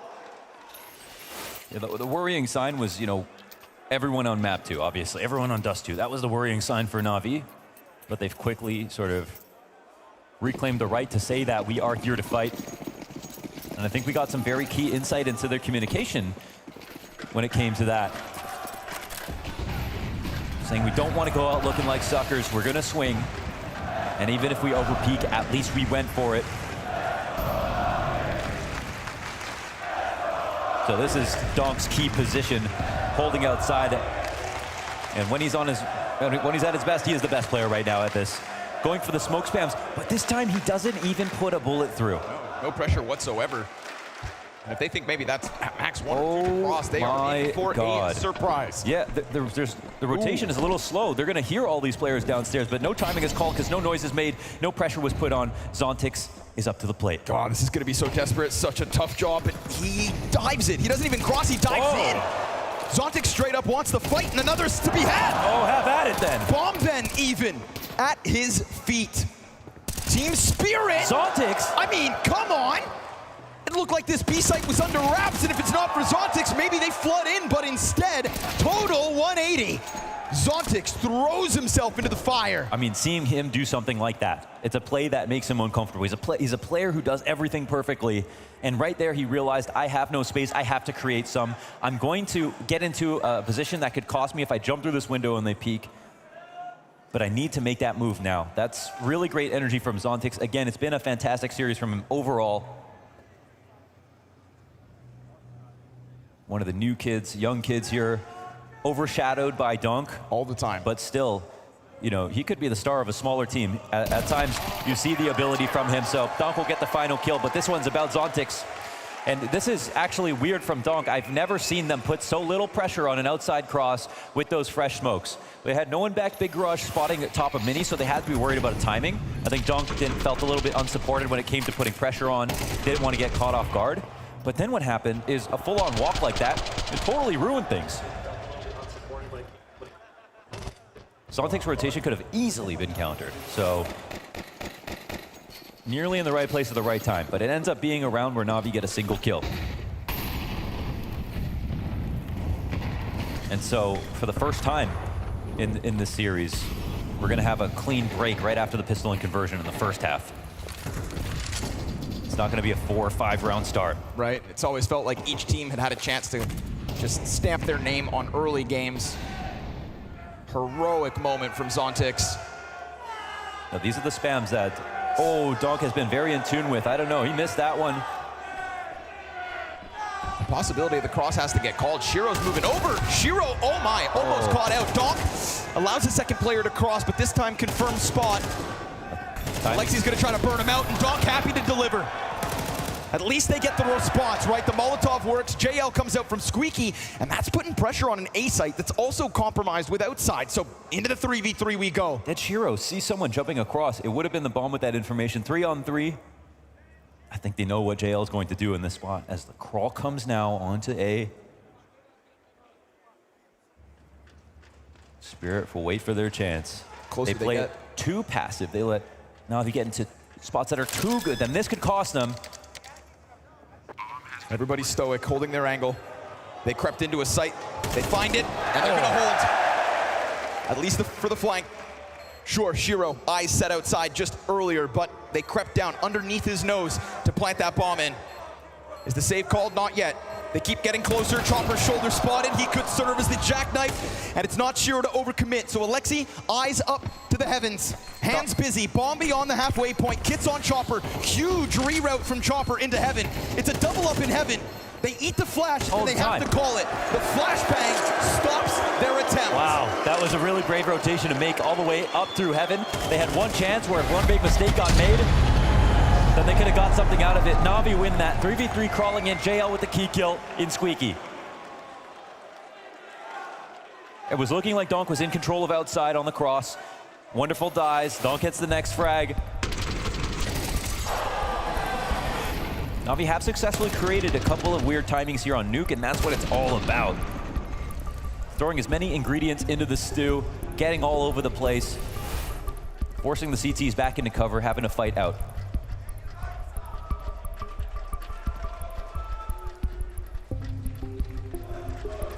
For a second there, I thought everything was going to get held on to. Donk doing his thing inside of main, but props to JL for sleeping out Squeaky. Had a very crucial duel to find on the player along the wall who, by the looks of it, was going for the vent, right? Looked like they wanted that hard, dedicated A anchor to not just be stuck back sight. Early woes for Spirit.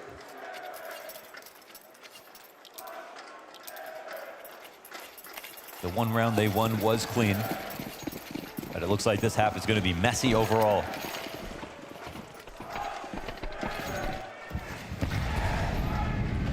Again, I want to see Spirit starting off with lots of activity outside. I think that's the #1 thing. If Donk doesn't get used to his full potential, that's when they're going to have the most regrets. So here he is a bit more supported to do so, but once again, a timing. A cross with 100 HP on everybody. I mean, there's so little pressure coming out of Spirit. They're reorganizing outside. They don't seem to be aware even that this could be a threat. I mean, vent control is taken. Oh no. Now this is weird. Now in this situation, this could end up being a double fake. It could be a spot where they draw rotation down. I mean, look how blind Spirit are at the moment. This is so uncomfortable, but the Saint hit could still come to them. Can Shiro hold it? This shot first, keeps his head down. They're coming at him as his teammates rotate into no avail. Donk inside the fire! Commitment is key. He's sitting on the bomb. Shiro's sitting on the bomb. Look at this lurk up from lower. Eman arrives and Chopper able to best him. Shiro, awkward spot. Oh, that's a quick scope into Alexi. Wonderful not working with the cannon and not working with much time and no teammates to support him, so it's gonna have to be massive. He turns over to Shiro, and that is where the line is drawn. It's a second one from Spirit. Yeah, and that's a heroic moment for Donk, right? Shiro misses a shot. In the belly of the beast. Has to run into the molly, and he gets his 2 kills while he's burning down. This is not a great situation, though, for Spirit, if you ask me. So much to unpack about this round in the way of information, the amount of secret timings that have taken place. Like, they immediately need to exercise some prophylaxis, get into secret early on to make sure their cross is covered, because at the moment, they can send Donk roaming around, but if he's not calling that, they could have walked across, or they don't know that, or they're not willing to spam the cross while they're holding the top of garage for him, then you have to wonder what they're doing.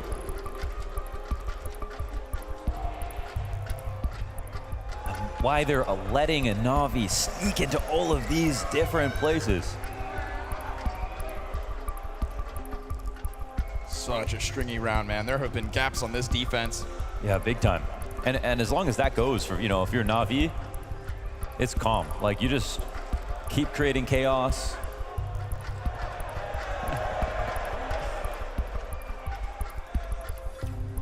Listen, London, we got a second here.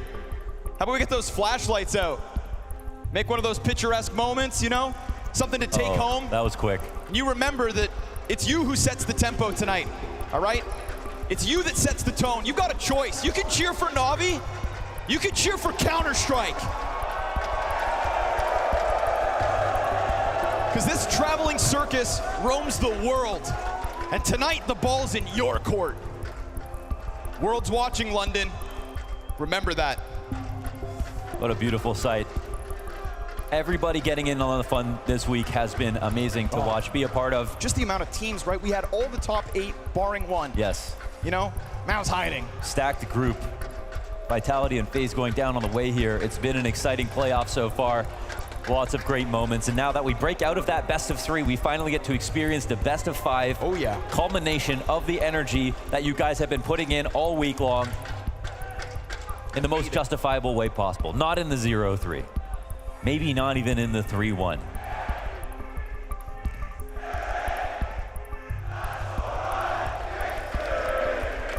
That's what I like to hear.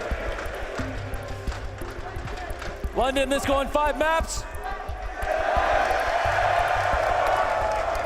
Oh, we got NAVI in the lead. We have them up on a T side.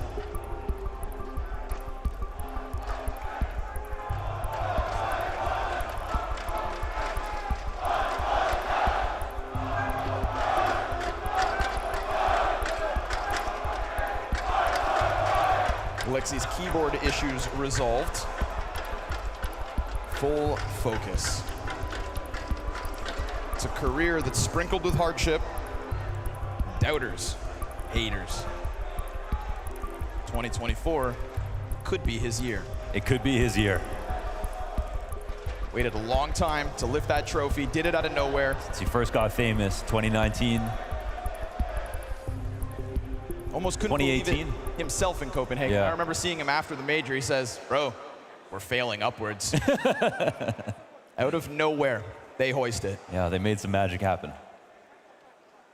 Oh, I mean, a best of 5, potentially a best of 5 win over Spirit. Not just that, winning the maps in the grand final, also that, but also the potential for a reverse sweep. These are the things that they are potentially going to do tonight. If they can dig deep enough, they'd have to go deeper than most players will ever have to do in their entire lives.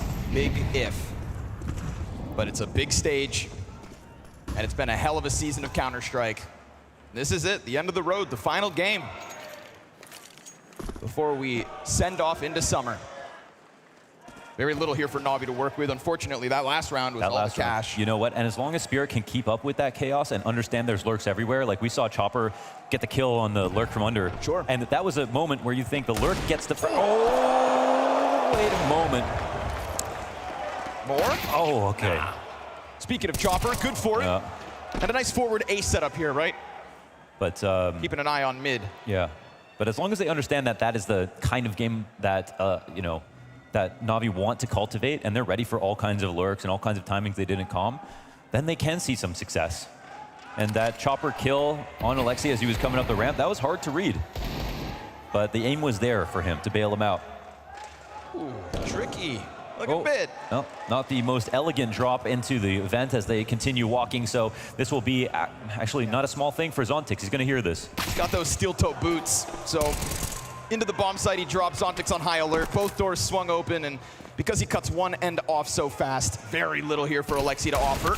No bomb plant, no follow-up kill, just a beautiful shot to deal with Donk. And listen, if you can keep Donk muted, if Wonderful's going to topple him with just the Deeg, and it's going to be up to the rest of the Spirit to try and pull him out of the depth. Ooh. That is nasty. Yeah, that won't happen all the time, but yeah, Wonderful. Not surprised to see that, at least once.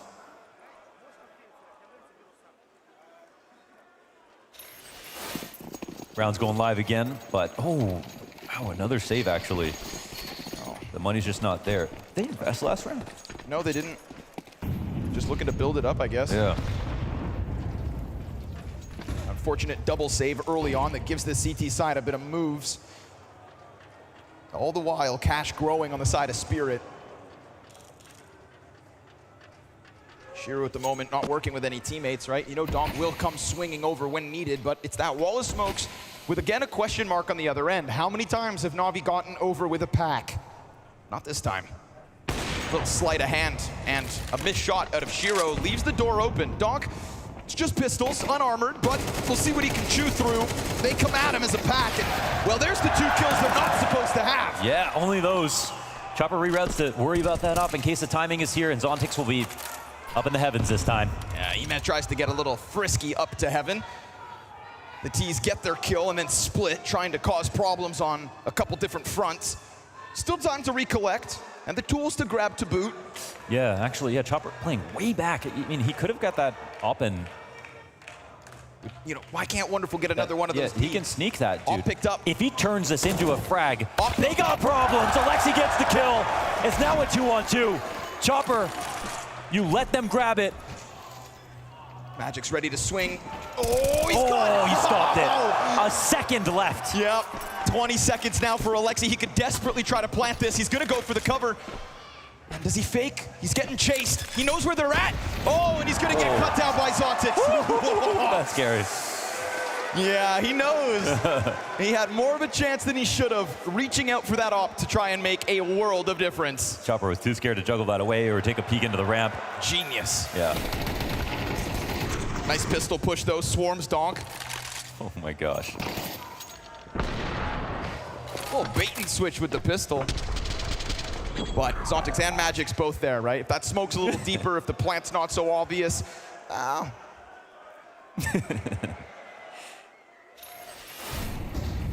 Maybe, just maybe. But they waited for this. 2 rounds in a row, Navi trickle in with barely anything to play. The guns they hope to turn the tide before Spirit can wash them away. Again, this T-side dark and full of secrets, very lurky, very outside-centric. And Donk, again, uncharacteristically, very little pressure on the cross. Does that matter, though, for Wonderful? Ooh, I wonder if he was going to take a shot as well. Hones him in. Shiro loses an opportunity, but at least gets confirmation on one person, and there is a shot from Shiro. Wonderful exposed. Was trying to gear up for the fight, was attempting to get a piece of Shiro. Well, he got it.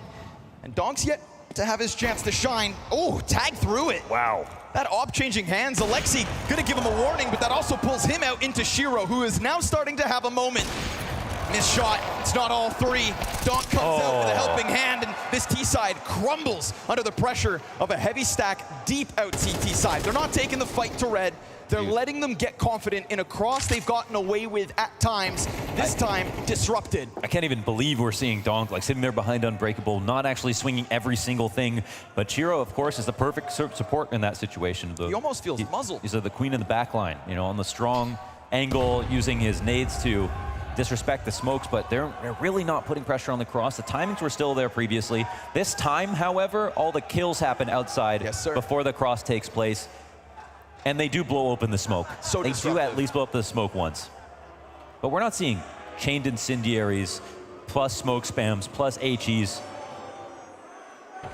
But even still, that's Spirit now, touching 5. It's not them sprinting in with Donk at the tip of the spear, just rather pulling back the curtain as Navi tried to cross. As Wonderful went hunting. He wanted Shiro, he got him. Just like that. Yeah. 3 peaks. And this is why we love Nuke when it comes to, you know, and we'll get a second half for Wonderful to try his CT side, but Shiro, this is a map that he's had to, you know, pick up to play with Team Spirit, and it's always been a true test of an Opera's strength.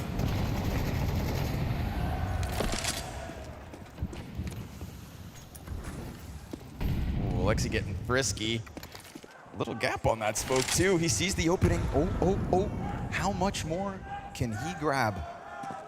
He knows he's already doing something naughty. A position to catch them off guard. I think Alexi's calling around himself right now. He's saying, okay, get ready. Go back. Get ready. We're going to have to pay attention to Magic's in a second. Group up.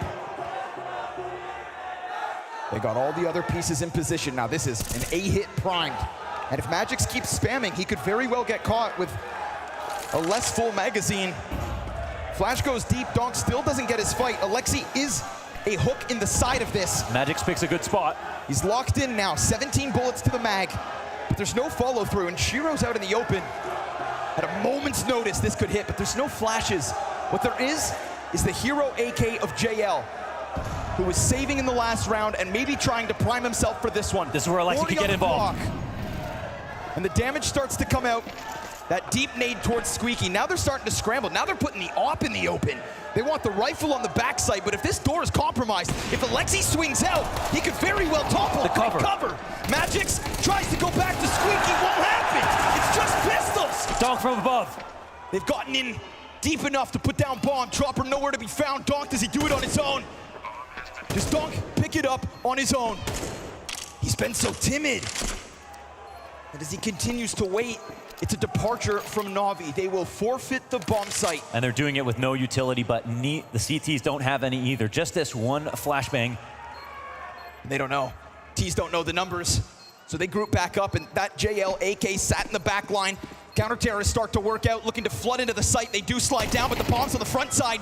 Bit's got it for him, and JL's primed. He swings out with the pistol. Oh, they get him. One hit. Neither one on the commit. Woo. And so Spirit's A-site tested. Alexi's grand plan almost comes to fruition. That level, that amount of patience nearly was the way to win that. Of course, it's a close call. They game planned in the right direction. They could have kept one inside of Hut, but obviously if someone fanned out the right side of Heaven, they might not have been able to get a chance to get out. So going towards Squeaky with that time seemed like a great idea. But of course, they don't have the good guns here. It does have to be a failure, mechanical failure from Chomp and Docker, from Donk and Chopper, but they don't fail. That was an opportunity. Alexi B in this Goldilocks zone. Yeah. Right in front of Mini. A complete blind spot to everybody who's cleared everything out with no one playing inside of Mini itself. Nearly made something from nothing. I mean, you see Shiro get surprised by Alexi swinging in. Yeah, Even Chopper and Donk, when they went for that bomb, right? That sudden wide swing out of Navi in the post plant, that almost catches them. There was moments of transposition where Magix and Shiro would have been caught looking in the wrong way while they were moving over. It looked like a more stable setup with Magix over at opposite vent, but it still worked out because he covered Mini perfectly. Yes, sir. Magix has been showing off great anchoring. He was great on Dust 2. His protocols were super solid. All of a sudden, though, we see the fire next to Spirit's name. A streak of round wins on the CT side. The majority of Navi is pistol and conversion. And we're starting to get flashbacks to the first two maps of this best of 5. Yeah, but it's a weird one because like Navi actually come up with a pistol. Oh, so of course. You know. No, it's 6 rounds straight, but there's openings. There's no denying that. And there was also that double save sprinkled in, so it's not like Spirit had been truly tested. That last round, on a knife's edge. Yeah. That's what it is, though, with Navi T rounds. They're going to create chaos. Sometimes it works, sometimes it doesn't. Spirit are looking like they're well prepared for all the lurks. Here's another one. Whoa, Chopper, that's a lot of damage. And he gets overwhelmed by JL, who doesn't get a second magic from the heavens. Donk slides out from main. Yeah, right. And he gets himself a double, so solid stuff from the defenders. Chopper slows them down. He throws himself to the middle of the pack. The fact Magix gets 2 is insane. Ima, what are you made of? What are you made of? You have the bomb, you have time, and they're going to respect you.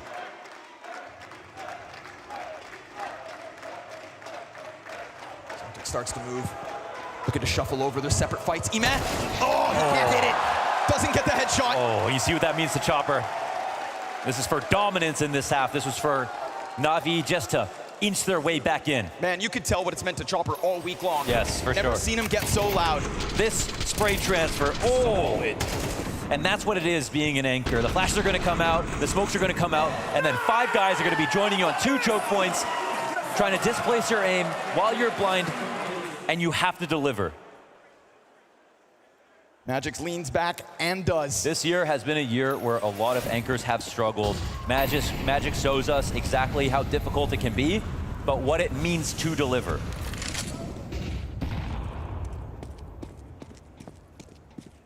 Now Donk's starting to feel a little more feisty, huh? A little wiggle room perhaps for Spirit, riding the high of the 7-3 lead.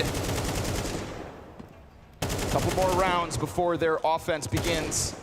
And see, now we're starting to get this pressure, right? Spamming through smoke. This wasn't a feature of the early defense for Spirit. Donk was looking a little passive, absolutely. But this round, maybe not about Donk. It's Shiro with another chance to shine. We saw Donk play from inside fire. Shiro drops the ball and offers over ramp, so it seems. You've got Zontix down beneath. Now, at times, he's on the backside, others towards control. Right now, he is gunning for a fight. Looking to just shave one player off of the approach, but NAVI gonna take their time. Yeah, this situation is tense. As they say in chess, maintain tension. It's there. And so are the CTs. Who fights first? Chopper, great distraction, but Zontix, he just doesn't get it. Alexi will overtake it, and they can just start to flood down into B. JL gonna buy time, listening for the rumblings of a rotate. Magic's already down from vent. We saw him critically stop bomb. He swings, he gets the kill, but 2 back in return for NAVI. And now it is only Donk. Nade in front of him on the approach, bomb planted.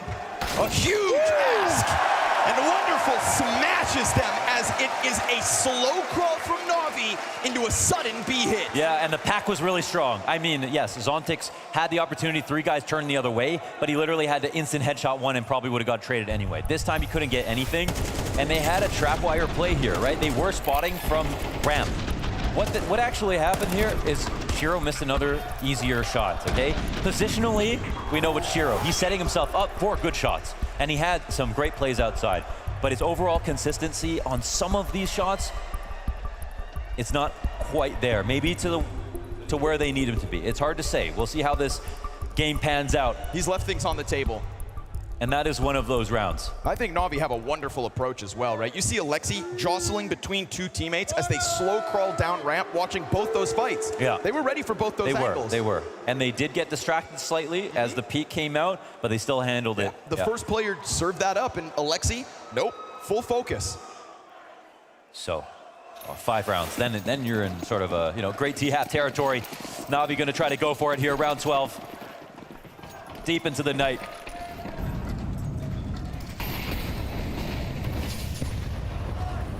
We're seeing Donk open up in terms of personality outside with the way that he's been peeking, putting pressure, spamming. This feels like more of what you expect when it comes to Spirit. But all the while, NAVI getting more comfortable, taking more control. Oh, but Shiro, man. Not missing that one. Not outside, he's being sharp. But there is a player deep in garage. And as Shiro locks into the spawn box, Eman's gonna be given a chance. He creeps out, he sees him. It's a tough duel. But he can also disengage. Whoa, he tries to get back undamaged. He catches him. Oh, the wallbang's not quite enough. Shiro thinking that Eman would dive into the cover, but he ultimately just leads himself to his own death. Donk looking for the response. He gets flushed out. Eman dueled. And he's done. Yeah, Molly's big, but couldn't trust it that much. This slip out from JL. Check it out, he's behind the vent. Yeah! Oh! 2-man spray down, it's a skewer. That's what you need. The Chopper from the depths. He's got backs turned to him. Wonderful, so low HP.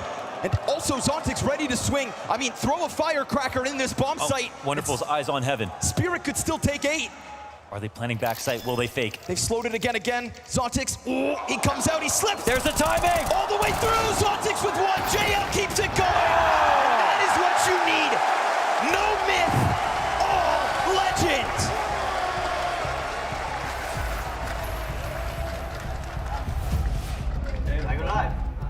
To the world, baby. Hey, no, I'll bring him back. Thank you. We're doing all 5. I told you I'm taking it home.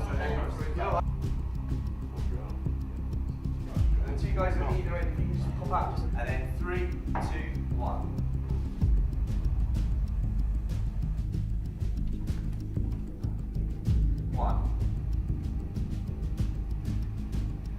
Off him was going to the floor. And then the back light's going to go on, and we're still looking back.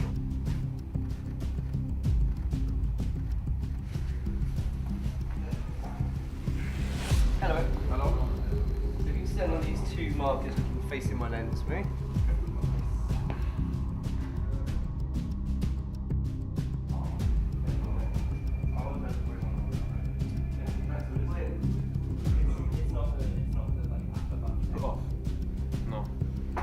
you need to say something to whatever when he's like, like you do it anyway, so.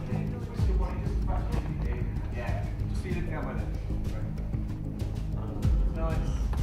And then put the light on him. Looking at the lens. Yeah. Off. Right. He's not looking at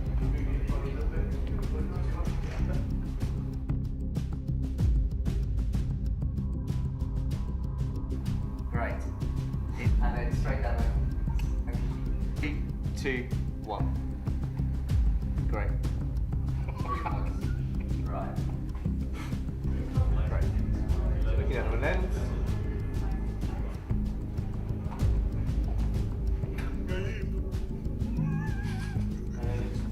Oh, really?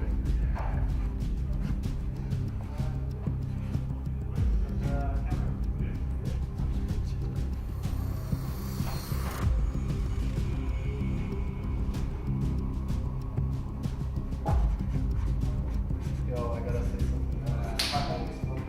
They're here. But it's, I mean, it's, I will do whatever I want. I do whatever. And how do you think? Yeah, all team. 5 IQ. Okay. 2, 1. I'm afraid of the PG, bro. So we do the most PG place of everyone. Yeah. And straight on the lens. Great. Boys, are we all signing on fucking straight line or?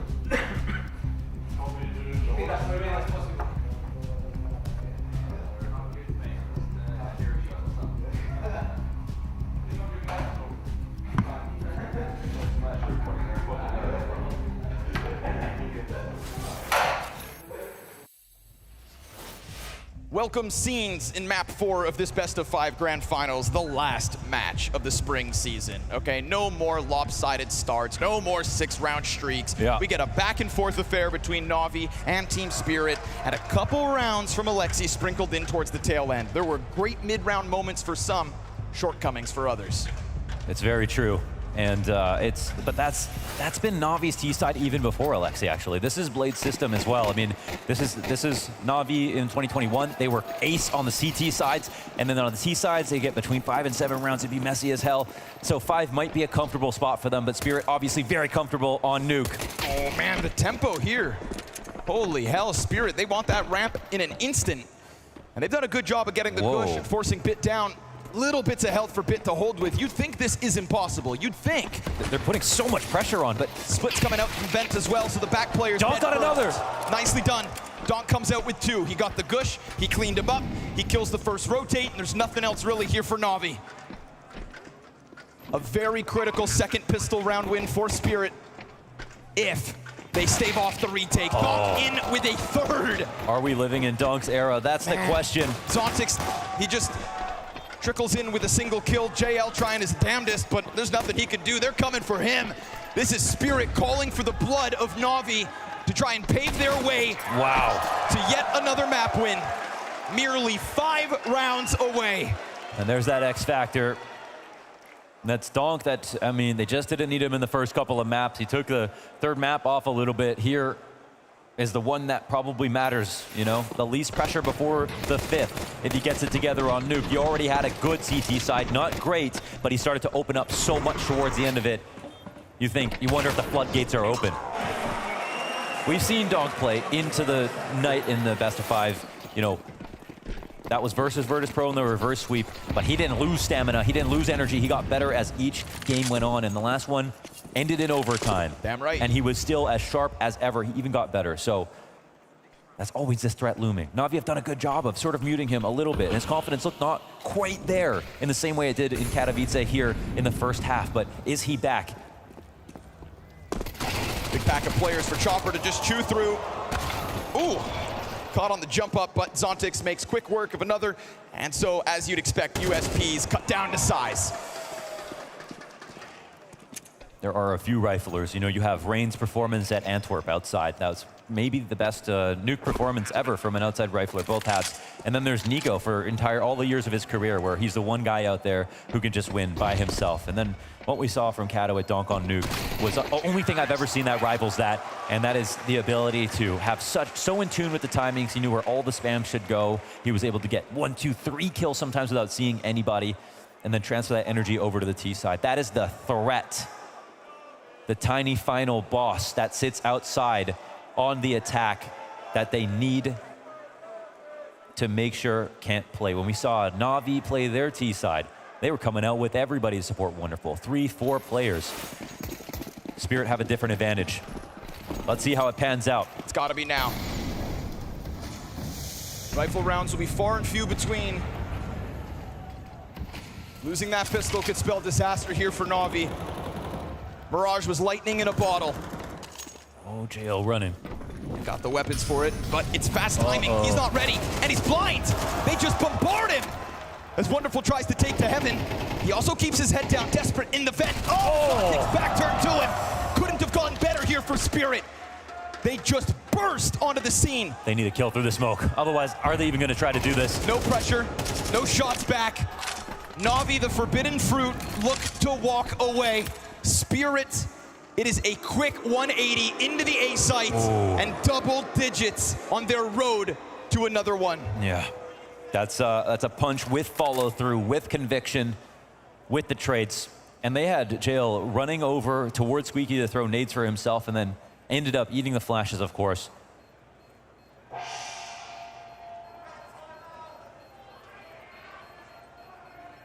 Spirit touch 10.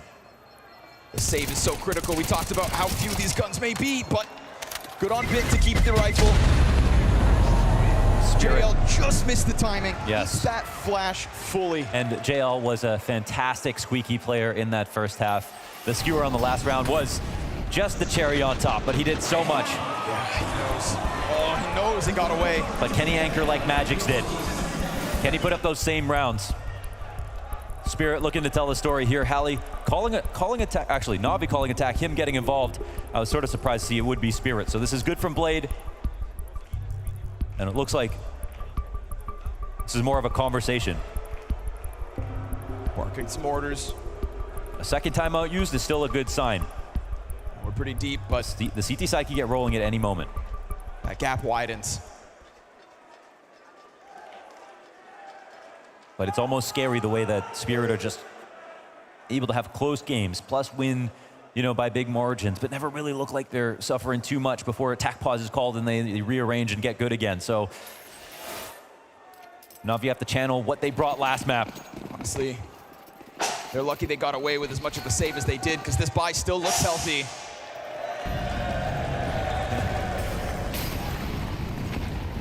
Tire, sight, molly. It's actually a missed CT, I think. Lexi B looking for an outer. You know, we are so early on in this T side too. It's not like Navi have much data to go off of. Maybe Blade is able to bring something in, right? Preparation key. We talk about the stability, the mental health of Navi. Yeah, but after this D, you're going to need preparation H, okay? Donk is ready outside. They have to stop him. I do like the secret setup. We didn't see a lot of that when it came to Spirit's defense, so Bit is primed.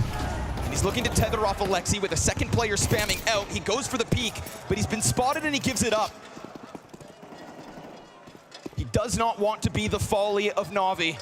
Magic slides out. Oh, just right there was Alexi. God. But he's able to get behind Little Box. They're sharing a wall. Donk's not afraid. Oh. Maybe he should be. Alexi sees all. He's still floating. And if he pushes out, he could try to take more by force, but it is this unbeknownst garage control to Navi. He doesn't really believe it. He actually makes noise outside. Alexi still doesn't know. These T's, they could find him pinned against the wall. Sure enough, they're gonna spray him down, but luckily for Navi, things have gone well elsewhere. Okay. It's got the double. And with that, Chopper left stranded. So Navi, keeping those guns last round feels key. Yes. Healthy buy, strong fights, individual fronts. Everybody starts to let loose here for Navi. And that's from Bit to Alexi to Wonderful on ramp. There are fights all across this map. And that's Alexi B, and the A is for Answers. He got the kill versus Donk, who was coming for him. That's what tips the scales in the fog of war outside, where it gets cramped inside. If now hell is threatened, if ramp is pushed, that changes it entirely.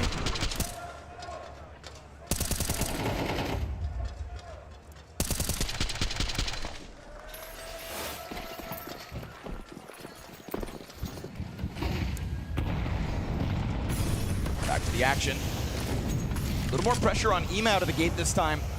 Gap in the smoke, man. He's going to keep eyes on that for certain. Fire spreads a little bit.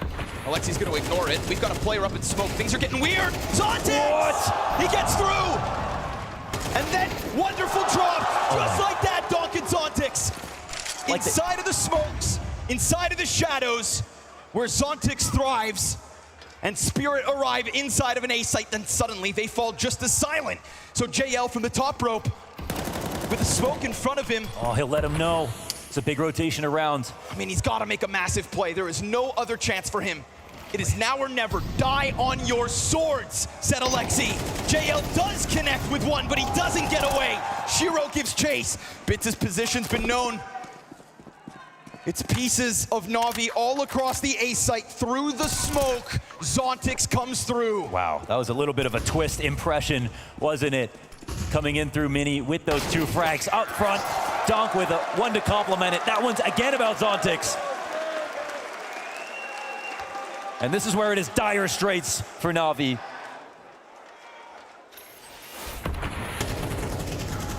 This routing through the door.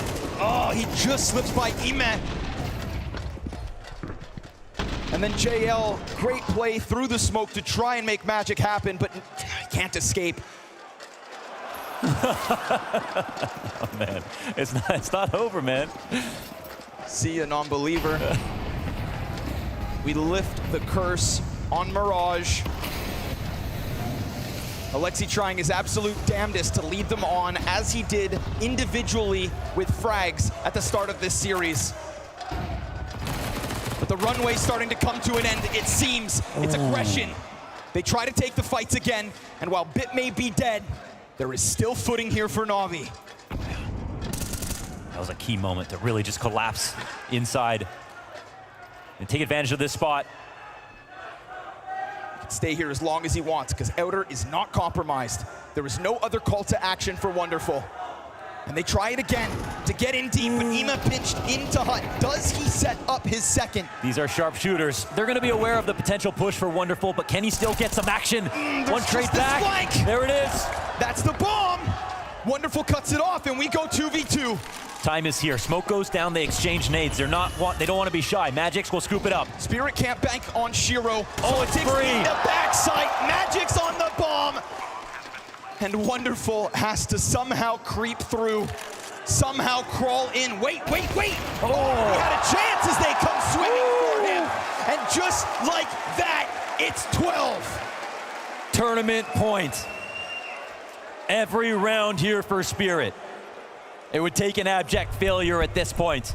And the story for Spirit has been one of nerves. It has been an unbelievable, miraculous Katowice just a few months ago, followed by a few important elimination games where they didn't bring their A game, they didn't have fast starts, they didn't have everybody at full strength, and so they suffered defeats. This is the second chance and last chance this season to win the event, and they are once again on tournament point. They've proved a lot up until this moment that nerves aren't everything. But until they win this game, they haven't proved anything.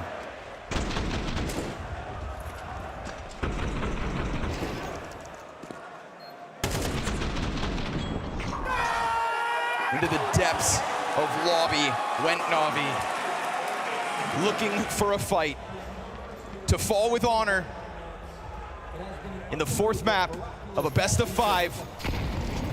The impossible reverse sweep seems so far gone. Chopper from shouts to calmness, and Zontix again! Over and over on the edge of this smoke, the Shade plays with his food.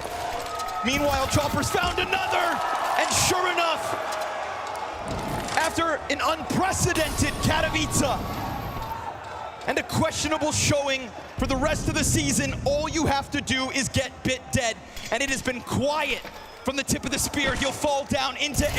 The depths of Team Spirit. Yes, Mirage the anomaly. They swung for the fences, but NAVI fall in a best of 5. They beat their demon. They celebrate after this amazing win in another best of 5 grand final. Some hurdles have been overcome by Alexi and NAVI, but not enough to be better than Spirit today. An incredibly competitive season. Trophy hoisters left and right. Capable but questionable was Team Spirit. They start this season like no other. This is a real duel of champions right here. And the major winners will go down. Heads high for Team Spirit as they make magic happen. What a feeling it really must be to prove the doubters wrong. In the chambers of London, they chase this dragon since the very start of this season. This time it's talents intertwined, not just a lights out donk. Shaped by Chopper, fine-tuned by Howie. The struggle of Team Spirit was so incredibly real. Their shortcomings stunned them. But ladies and gentlemen, May showers bring June flowers, a blossoming promise for the rest of the year. Your Blast London Grand Champions, Team Spirit!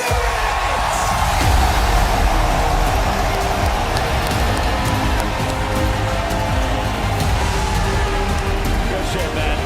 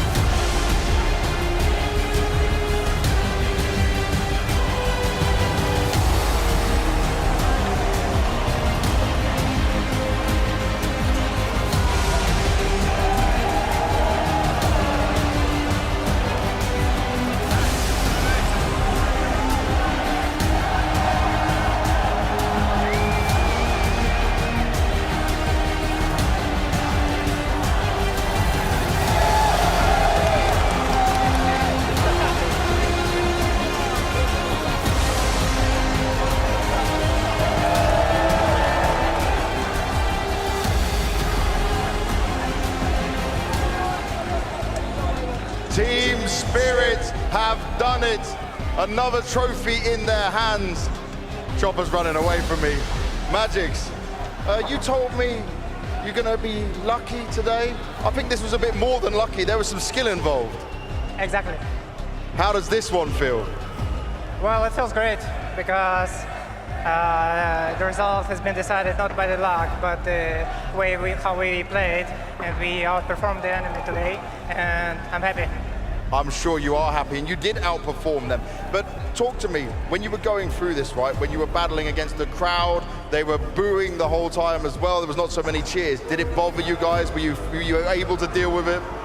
No, I mean, every crowd I faced was against me, so I'm kind of used to it. So it's not an issue to face a crowd which is against me, so we're used to it, and we can play well. Hopefully you've turned some of those boos into cheers, because you deserve it and you rocked it well for this trophy. Shiro, just say something for me, my dude. He's helping me. Guys, all who supporting me and my team, thank you guys. It's second trophy. It's second trophy in my land, and I coming to Team Spirit, and I win 2 big events in London. I love you guys. Thank you. Chopper, anything you want to say after this? You've led this team, this young team, to 2 big trophies this year. I guess today they lead me. They carry me as well. I am glad to play in with these guys. And also thank you fans for cheering us. Zontix, last time when we did this, there wasn't too many emotions from you. How does this one feel? It feels great, obviously. Yeah, I'm just glad that we came back after that loss on Mirage, because you know I thought my team is exhausted and we can even lose this. So I'm just glad we won. Tell me about that though. You said you felt like the team was exhausted. Did you notice a change? And what did you say between Mirage and then going into Nuke? Of course I noticed it. I noticed that on Mirage, and I said we talked about how we play, like we are not on the server after we lost the Mirage, and we came back on Nuke with a different with the different things in our minds, you know, and that changed our game a lot. That's what we have to do. We just have to be focused on the present moment, and it always works. And do you think that this team has become mentally stronger? Because you spoke to me that you were kind of losing to yourselves at previous events. Do you feel stronger mentally? I didn't hear what you say, but your mental performance, right? You said you were losing previous games, some tournaments due to the mentality of the team. Do you feel stronger now? Yeah, I think we are better with our mentality right now, because before when we lost on the major, we was a very young team. It was our second championship, so yeah, of course we played more and we are more. We understand more about how it works. So yeah, we are better now. You're learning and growing, and you've lifted another trophy. Donk, another monstrous performance. And this crowd loves you. What do you want to say? I love you guys. Thank you a lot. I really appreciate it. That's it. That's it. But you had a huge performance. You were so skilled once again. Do you feel like right now you're back into your really good shape? Not really. We will see in the next season. We will see in the next season, because there'll be more of Donk, that's for sure. But guys, your Blast Premier Spring Final London champions, it's Team Spirit!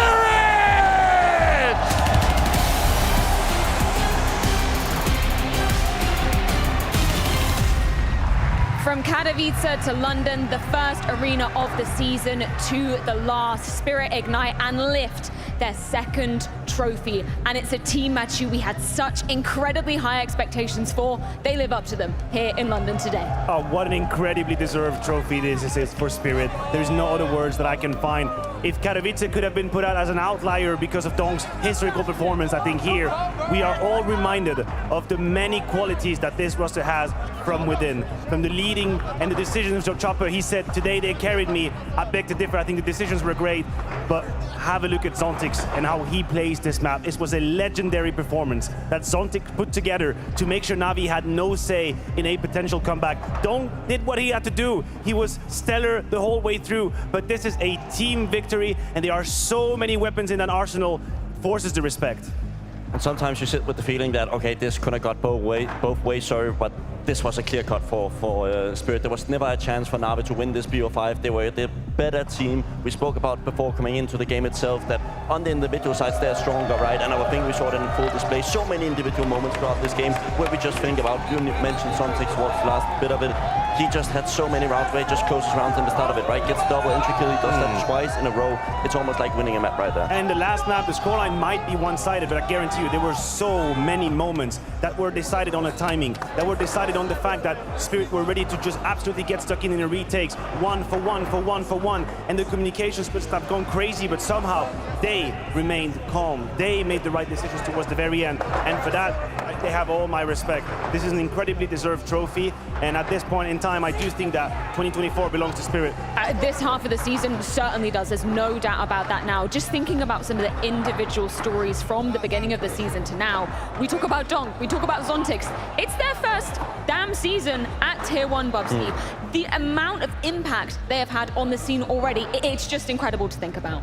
Yeah, it's only to dream, right? Every time you start a season, you sit down behind the table and you kind of discuss, okay, so what are we actually going to be going for this next split of a couple of tournaments, right? And they've gotten so far beyond expectations. I know everybody, when they put Dong from the academy up to the main roster, that everybody knew he was great, right? And we also have other players in the academy, but we never expected to be taken so far. We also knew Suntex was great, but Suntex right now is playing lights out in very crucial moments. He is one to watch. We talk about Dong a lot, we mentioned Chiro, but this guy is the real deal. I agree with you, and this is why this team is so terrifying, because yes, they do have this phenom. Dong came onto Planet Counter-Strike and revolutionized the way we thought a rifle could play, the way aggression could play out. And now, with 2 trophies, I dare say 2 MVPs, he's out there in the making. He's putting his name in the hat. Hey, listen, I think he's my MVP, but that's worth. The Matthew MVP, the Maniac if that MVP. Is even you know anything. what? I think that's worth its weight in gold. And I love the donk during that winner's interview with Banks. You know, he was pointing towards Ontic saying, yeah, put some respect on my man's name. Because we've heard, you know, the mumblings in the community. Oh, does he deserve a place on Team Spirit? Oh my God. Hell, put that narrative to bed for the love of God. If we just look at that last map in isolation, Bubsky, that will show exactly why. The reason why some maybe doubt Suntex at times, right? When you look at him, you don't have that feeling that he's an insanely great aimer, right? He's not instant in his tools. He's also one of the lowest headshot percentages of all riflers right there. But he is so good in his decision making. He's always good when he needs to take one, go back. He's almost like a prime Magisk at times, right? He plays those positions extremely well, and he also seems like a supportive teammate. I agree with you. What is very striking for me when Zontex is in the zone is that he always has in his mind the next step of what is going to be the next duel, which is he takes a duel, he wins his duel, and then you can see he's in flow state. That the last or the penultimate round is such a good example. In that 2 versus 2, he waits for Alex to be down under from the bone side, he finds him, and then he immediately knows it's a 1v2. What's most likely Wonderful to do? Save the AWP. He's already outside to catch him. This is not magic, it's not coincidence, it's because he'll die in the game and he has the will to make the difference. So if you ever wanted Zontex out of this roster, man, you have no idea about Counter-Strike. Yeah, you absolutely crazy. I'm loving these pictures as well. We just get to see Shiro, you know, spending some time with so many fans. And for him, we got to see him getting a little bit emotional prior to that trophy lift during that interview as well, Bubsky. What an amazing redemption arc for him from somebody who struggled with those emotions back in Cloud9. It sounds like he has certainly found his home here. Yeah, weird career, right? Started off in Gambit, developed through the ranks, came all the way from like top 50 up to the world's best team in that online period, came onto the LAN, got bought out by Cloud9 at some point, and then things really started to crumble, right? Not necessarily him and Exile still got all the prestige. Then you get that superstar move into the team. He gets Electronic, he gets all the good teammates, nothing works. He decides to take such a risky bet, but it works out. I agree with you, that was risky. I think the whole world was shocked when we heard, wait a minute, why you're joining Spirit? And then we started paying attention to this lineup, to this new guy, Dong, of course. We started believing once again in what Chopper can do as an IGL, and it turns out this was the winning move all along. Chiro, after stressing, suffering through finals and semi-finals lost, now he's finally lifting trophies for the 2nd time in his career in Spirit. And then to round out the conversation about, you know, the rest of the team, the veterans of the side of Team Spirit, Chopper and Magix. I mean, I can't think of anybody more deserving, just in terms of their longevity on this organization. The fact that they have to wait it out and then the stars align and they get the roster that they damn well deserve. And everybody but Chopper is still pretty young. I mean, in that regard, Magix is very similar to Frozen, as in we tout him as a veteran. We treat him as someone that's been here forever and ever, but he is still pretty young. This roster now, they have such an incredible runway, and the development that they can have as individuals and as player, of course, is absolutely mesmerizing. I don't really know where's the limit. Sky probably is that limit, and Chopper is doing a fantastic job. I always have the Ninja Turtle sort of meme in my head. This is exactly how I imagine them right now, and it's paying off. I mean, I also have to respect that he's been here from the get-go, right? He started in the low ranks when he started off in CS. He developed through some weird-ass teams. Big-ass squadron, let's go. Big-ass squadron, had the most unique playing style. Go guys, have a look at some of the old demos of Chopper, how they played T-sides. They would rush every single round. He's developed so much as a character as well, right? He's been able to take a mediocre organization up to the absolute elite. I mean, surely, Bubsky, this cements Spirit as the team at the end of this split 2024. I mean, there's no question that Spirit is the best team of 224. I mean, it depends on how much you value the major, right? I think NAVI can also be in the discussion. But regardless, I think Team Spirit themselves know that they are the best team. I agree. I think the competition, the run is so tight, and we talked about it today at the beginning of this broadcast. Now, this is enough. By how competitive, how close things are. Spirit, I do believe, edge out that sort of victory, that throne, after the 2 first quarters of 2024. But what is actually tantalizing is that you have Cologne. That's right around the corner. IM Cologne is not so far away. And this could be another moment. There haven't been that many teams who were able to do the Katowice into the Cologne. Only legendary names have done that. FaZe, G2. Who's to say Spirit cannot add their names to that list? Well, Spirit, you know, bask in the glory for now. This has been an incredible performance from them. On the other side, though, unfortunately, Navi, second place to the side of Team Spirit. Just once again, they seem to have their number at every single turn, particularly on that last map. Where does that leave Navi for your money now, Bubsky? I mean, I think they proved themselves, right? I think everybody had questions about, is this the 5 people that is going to be taking Navi into the next season, right? I think it is, looking at the results today. But also just the interview yesterday said a lot for me, right? Alexi going into the after game interview and saying the only way we might beat them, or like one of the ways we can beat them, is on the stage, right? If that is your way of like having an edge, then you already know that you're already behind on individual levels. Okay, that's a harsh statement, but I can see where you're going with this one. I agree. I do think this roster probably bought themselves a lifeline with what they were able to accomplish here in London, and it wipes out a little bit the catastrophe that were the 2 previous events. The scrutiny is still going to be on themselves, but I do think they proved to us and to themselves that they are capable. They are still an elite team that has a say for deep runs into playoffs, and that is already a pretty big remark. Yeah, sadly, no second trophy to end out the season for Navi, but we are going to get a few closing thoughts courtesy of Alexi B and Banks. Navi find themselves taking the silver medals this time around, and it was a tough final for you, as I can imagine, Alexi. I want to just start by looking at the opening 2 maps and what you felt went wrong. Even just the first one, right, where you go down so hard, and we didn't see the Navi that we've seen so far in this tournament where you could pick yourselves back up. So just talk to me through it. I mean, first of all, I'm going to start with the veto. I think was pretty unfortunate they're banning Inferno from us. We kind of needed to ban Vertigo, and it's not their strongest map right now. They have had our number on Ancient the previous time, and we also practiced them. We felt like we know what to do, but their strong side is the T side for sure. And once they get the ball rolling and get the economy, I just felt like it kind of felt like hopeless at times, you know? Like we're trying to force the issue where we shouldn't, and they were completely controlling the T side. Then we kind of went to the driving seat on the T side as well, but it was already too late. We gave them too many rounds on their own map. Going into map number 2, just felt like we still weren't there. Like we kind of like brought ourselves back on Mirage, which was already too late, but yeah, they played really well, so what can you do? And your Dust 2, is this more you guys giving out too much, right? Maybe you mentally weren't there, because I was very confident looking at this thinking, okay, Dust 2 has been so sharp for you. You've been picking it the whole time. So this was like, okay, we're going to be a 1-1. It felt like we didn't have the same confidence because of going 0-1, kind of felt like we got crushed. Going into Dust 2, starting slow, losing first gun round pistol. It's just like a tough battle. In the end, we still managed to claw our way back on the T side, getting 5 rounds, which seemed pretty good. We get the game to a tie, I think, like 9-9, or maybe we're trialing 1 round. And I don't know, I just think we got outplayed after. It just felt like we had some rounds, like I'm yet to review the rounds, but it just felt like we were just collapsing, and suddenly it's a 5-on-1 or something like this, and just didn't manage to play our own CS at the end of the CT side. But I'm happy with how we managed to fight on that map, but it still wasn't enough. And then we showed ourselves on Mirage, but going into Nuke, again, just a poor CT side, to be honest. And this is it, right? You need to have those CT sides, even though I know the T side of Navi is really good on this. What do you think it is about Spirit that makes it so hard for you guys?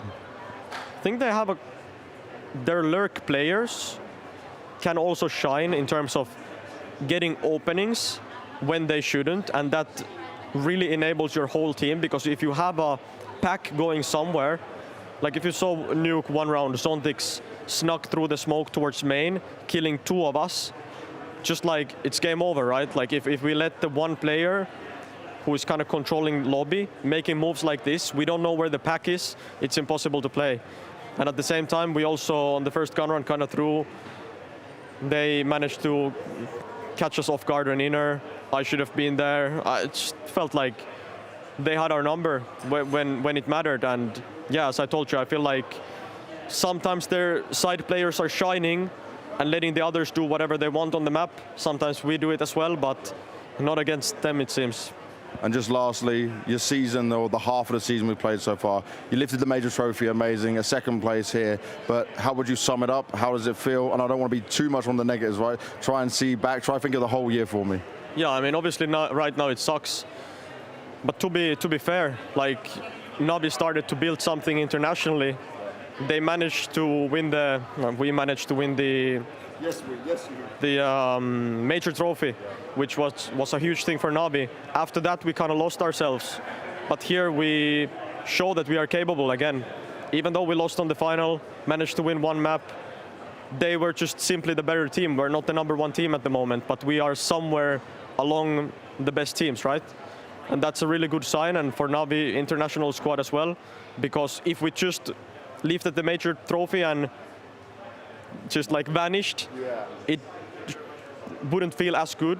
But now we kind of brought ourselves back, so we will have more confidence starting the next season.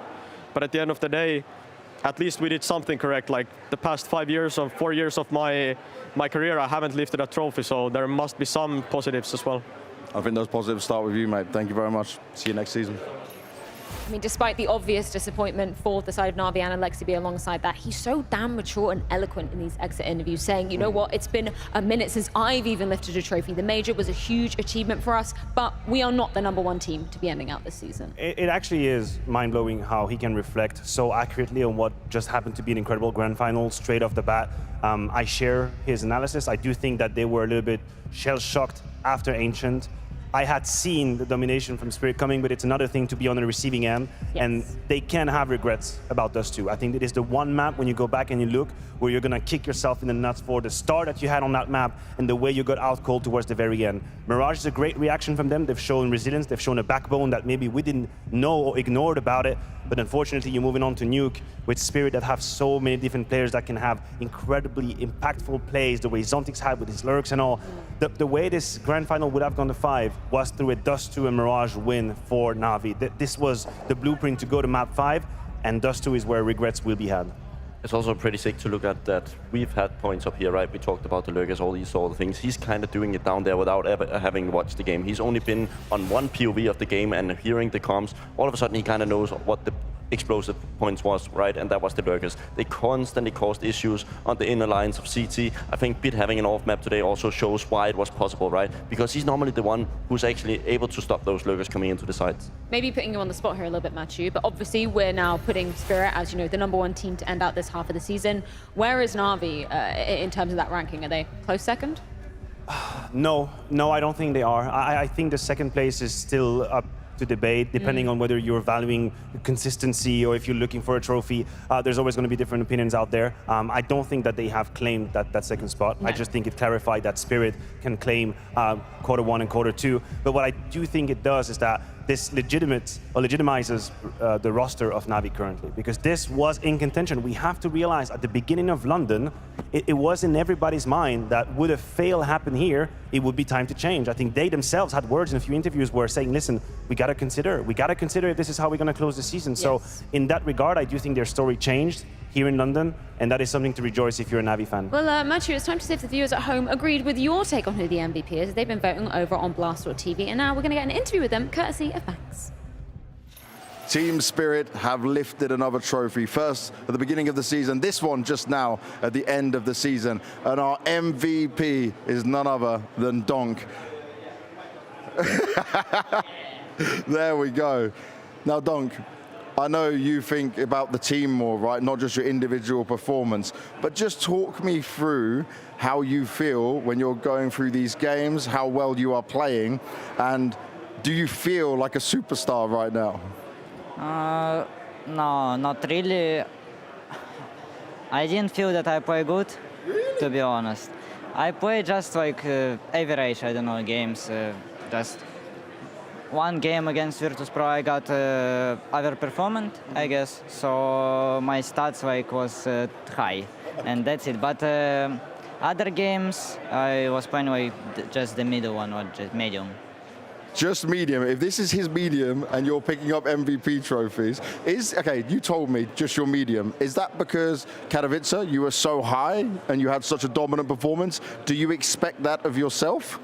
On Katowice, no. Because that was insane. Yeah, and I'm trying to reach this level again. Yeah. This like focus, this aim, and it's other stuff. And yeah, because of Katowice, I count that it's my medium. That I feel that I can be better. Yeah, okay. Much better. And I want to ask you this. You're now on Tier 1 Counter-Strike. You're playing some of the biggest and best tournaments. Has it changed how much you can play the game and practice? Are you finding it's harder that you play less, or do you still play the same amount? Because I know there's team practice, but I'm talking about individual practice you have. No, I'm playing the same amount as I played. And just sometimes I need to chill out a little bit, so I'm playing less. And but in general, I'm playing the same that I played. Well, that's good. That's positive that you can stay the same way. And also, I want to look at this. I've seen more recently on tournaments in stadiums when you get killed, it doesn't go your way. You do this, yeah, you get more frustrated. Talk me through that frustration, because I might see you get 2 kills and I'm like, okay, Donk's done good, and you still die and you go, no. So why? It's obvious, because I'm killing 2 people and I don't need to kill 3. It's not important. I kill 2. It's a lot of work I did in the round. Yeah. So if I just stay alive, we're gonna win for sure. Yeah. Right. Then, yeah, there is chance that I can kill 3rd guy, but it's we don't need it, because I killed already 2. So that's it. So sometimes you're going too far, you need to relax a bit. Well, even one of the best in the world has to relax every now and again, but that's it. Here is our MVP for the Blast Premier Spring Final in London, Donk. And so damn well deserved. He always reminds me of Zayu in these interview moments, because he's just so damn humble when he's getting his 2nd MVP in the span of 4 months, Machu. That is just insane for his first stint in Tier 1. Yeah, listen, he might remind you of Zayu because he might just claim the best player in the world spot in his first active year. This is the feeling that you're getting, because I think we have probably one of the fiercest, most competitive race to the #1 currently. I cannot even remember the last time Counter-Strike had 3 candidates that actually had a sort of a claim. But right now, with that 2nd trophy, with that 2nd MVP in Donk's hands, I do think he is the front runner. And it is so great. I'm just going to take a minute here. We saw him in Dallas. We saw him fail what was an incredibly important match against Vitality, individually just shadowing through the first map, having some signs of life on the 2nd, but that was it. By his standards, an absolute catastrophe. But he didn't liquefy. He didn't disappear. He didn't stop believing in the Counter-Strike that he wanted to play. He maintained that same philosophy, that will to aggression, that will to aggress. He even reflects with James Banks, says, you know what, sometimes when I get 2, maybe I shouldn't die for the 3rd, and that's fair enough, because who is asking for perfection from this guy? But the fact that he could immediately bounce back, that it's a tell. If you have a doubt that Donk is here to stay and establish himself as one of the greatest, you're wrong. You are wrong. I mean, the only reason why he isn't the solely #1 for me right now is that they skip tournaments, right? Imagine Donk in a freaking pro league. He would sit against Saw and just kill 40 every single game, right? Now he's standing in the best of the best, and he's doing it against those as well, right? I think if they're not going to be skipping any tournaments for the 2nd part of the year, he is my #1 candidate to actually continue on this. Yeah, and they've got 6 more months to be cementing that exact It's not over. We're just halfway through. It's not over. And it's so exciting when we think about the Cologne prospect, right? Because that will be, you know, one of the biggest stages they have ever been on. The Lanxess ain't no joke, so that's going to be exciting to see how they handle it then. You're right. I think it is unique. I think Lanxess is a beast that not every player in Counter-Strike has been able to tame, but the matter of fact is, when it comes to big stages, they have already made a mark. They already have made statements. They've done it in Spodek, for Katowice. They've made it here now in Wembley. Thousands of people in front of them. Why should we doubt that they're capable of doing that in Cologne? I think there's no reason one is allowed to dream. And with this state of Counter-Strike, the state of the scene currently, call me who is winning Cologne right now, and listen, I'll bow to you. I mean, I think it's the obvious one, right? Spirit, I think there's no objective argument of why they wouldn't be able to continue on this path, right? They're young, they're getting more and more experience, they have a great coaching staff behind them. I think highly proved them. I think the organization have showed that they're keeping these players regardless of interest of other ones, right? So I don't think there's too many arguments saying that Spirit won't be able to actually continue some sort of era into the next season. So many incredible moments going down from Spirit here in London in 2024, and I'm sure we're going to relive just some of them in our Trades It Play of the Day, but not before I believe we get Wonderful as our first option option for you guys to be voting on at home at the Blast Premier Instagram match. Look at this, a little bit of AWE play on Ancient. His team had back foot. Then we have Alexivi. That's a second solution. Of course, that's the Dust 2 round. That was absolutely incredible. He ace 0-5 down, a round that looked like it was misplayed, looked like they gave away the game, but he had to do it all on himself, on his lonesome, on Dust 2. And one guy who got a bit of help but still did a lot himself, right? Dunk, I think it shows what is his qualities. It's always first in and always last out, right? He's such a good guy when it comes to being a teammate as well. I think it's kind of unique when we have these star players who's just willing to go first, because Simple back in the days, he was more of a passive AWPer. I think people forget he was in so many clutch moments. This guy is not doing a lot of clutches. He's just running in first and already deciding the rounds and making the other team safe. Right, okay, so we've had the team lift the trophy, yada, yada, yada. Yeah, they're taking home a trophy for themselves. They got the crown. Who's got the real crown, though, in our GG bet predictions? Oh, my God. I think it's James Banks. Congratulations, Banks. Ooh, but Connor was really very, very close. Actually. Connor was very, very, very close. So he's not going to be able to steal a life, and who cares? I love how Anywho. you donated to Harry, and he's still. Yeah, Harry, please, man, come on, man. if you steal an arena, I gave you a life, brother. Like, just make an effort. I don't think he's here anymore. I'm looking around. I think he's probably headed home already. Yeah. Well, thank you, gentlemen, so much for joining me. I mean, is there anything you want to say, Matthew, to be ending out what has been an amazing first half of the 2024 season? I mean, listen, it's been a crazy, intense season of Counter-Strike as far as I'm concerned. I think I've taken part to every single tournament that were at the top level. Yes. So my brain is fried, my heart is full. I'm ready for the break, and I have enjoyed myself thoroughly being with you guys here in London, and the night is young.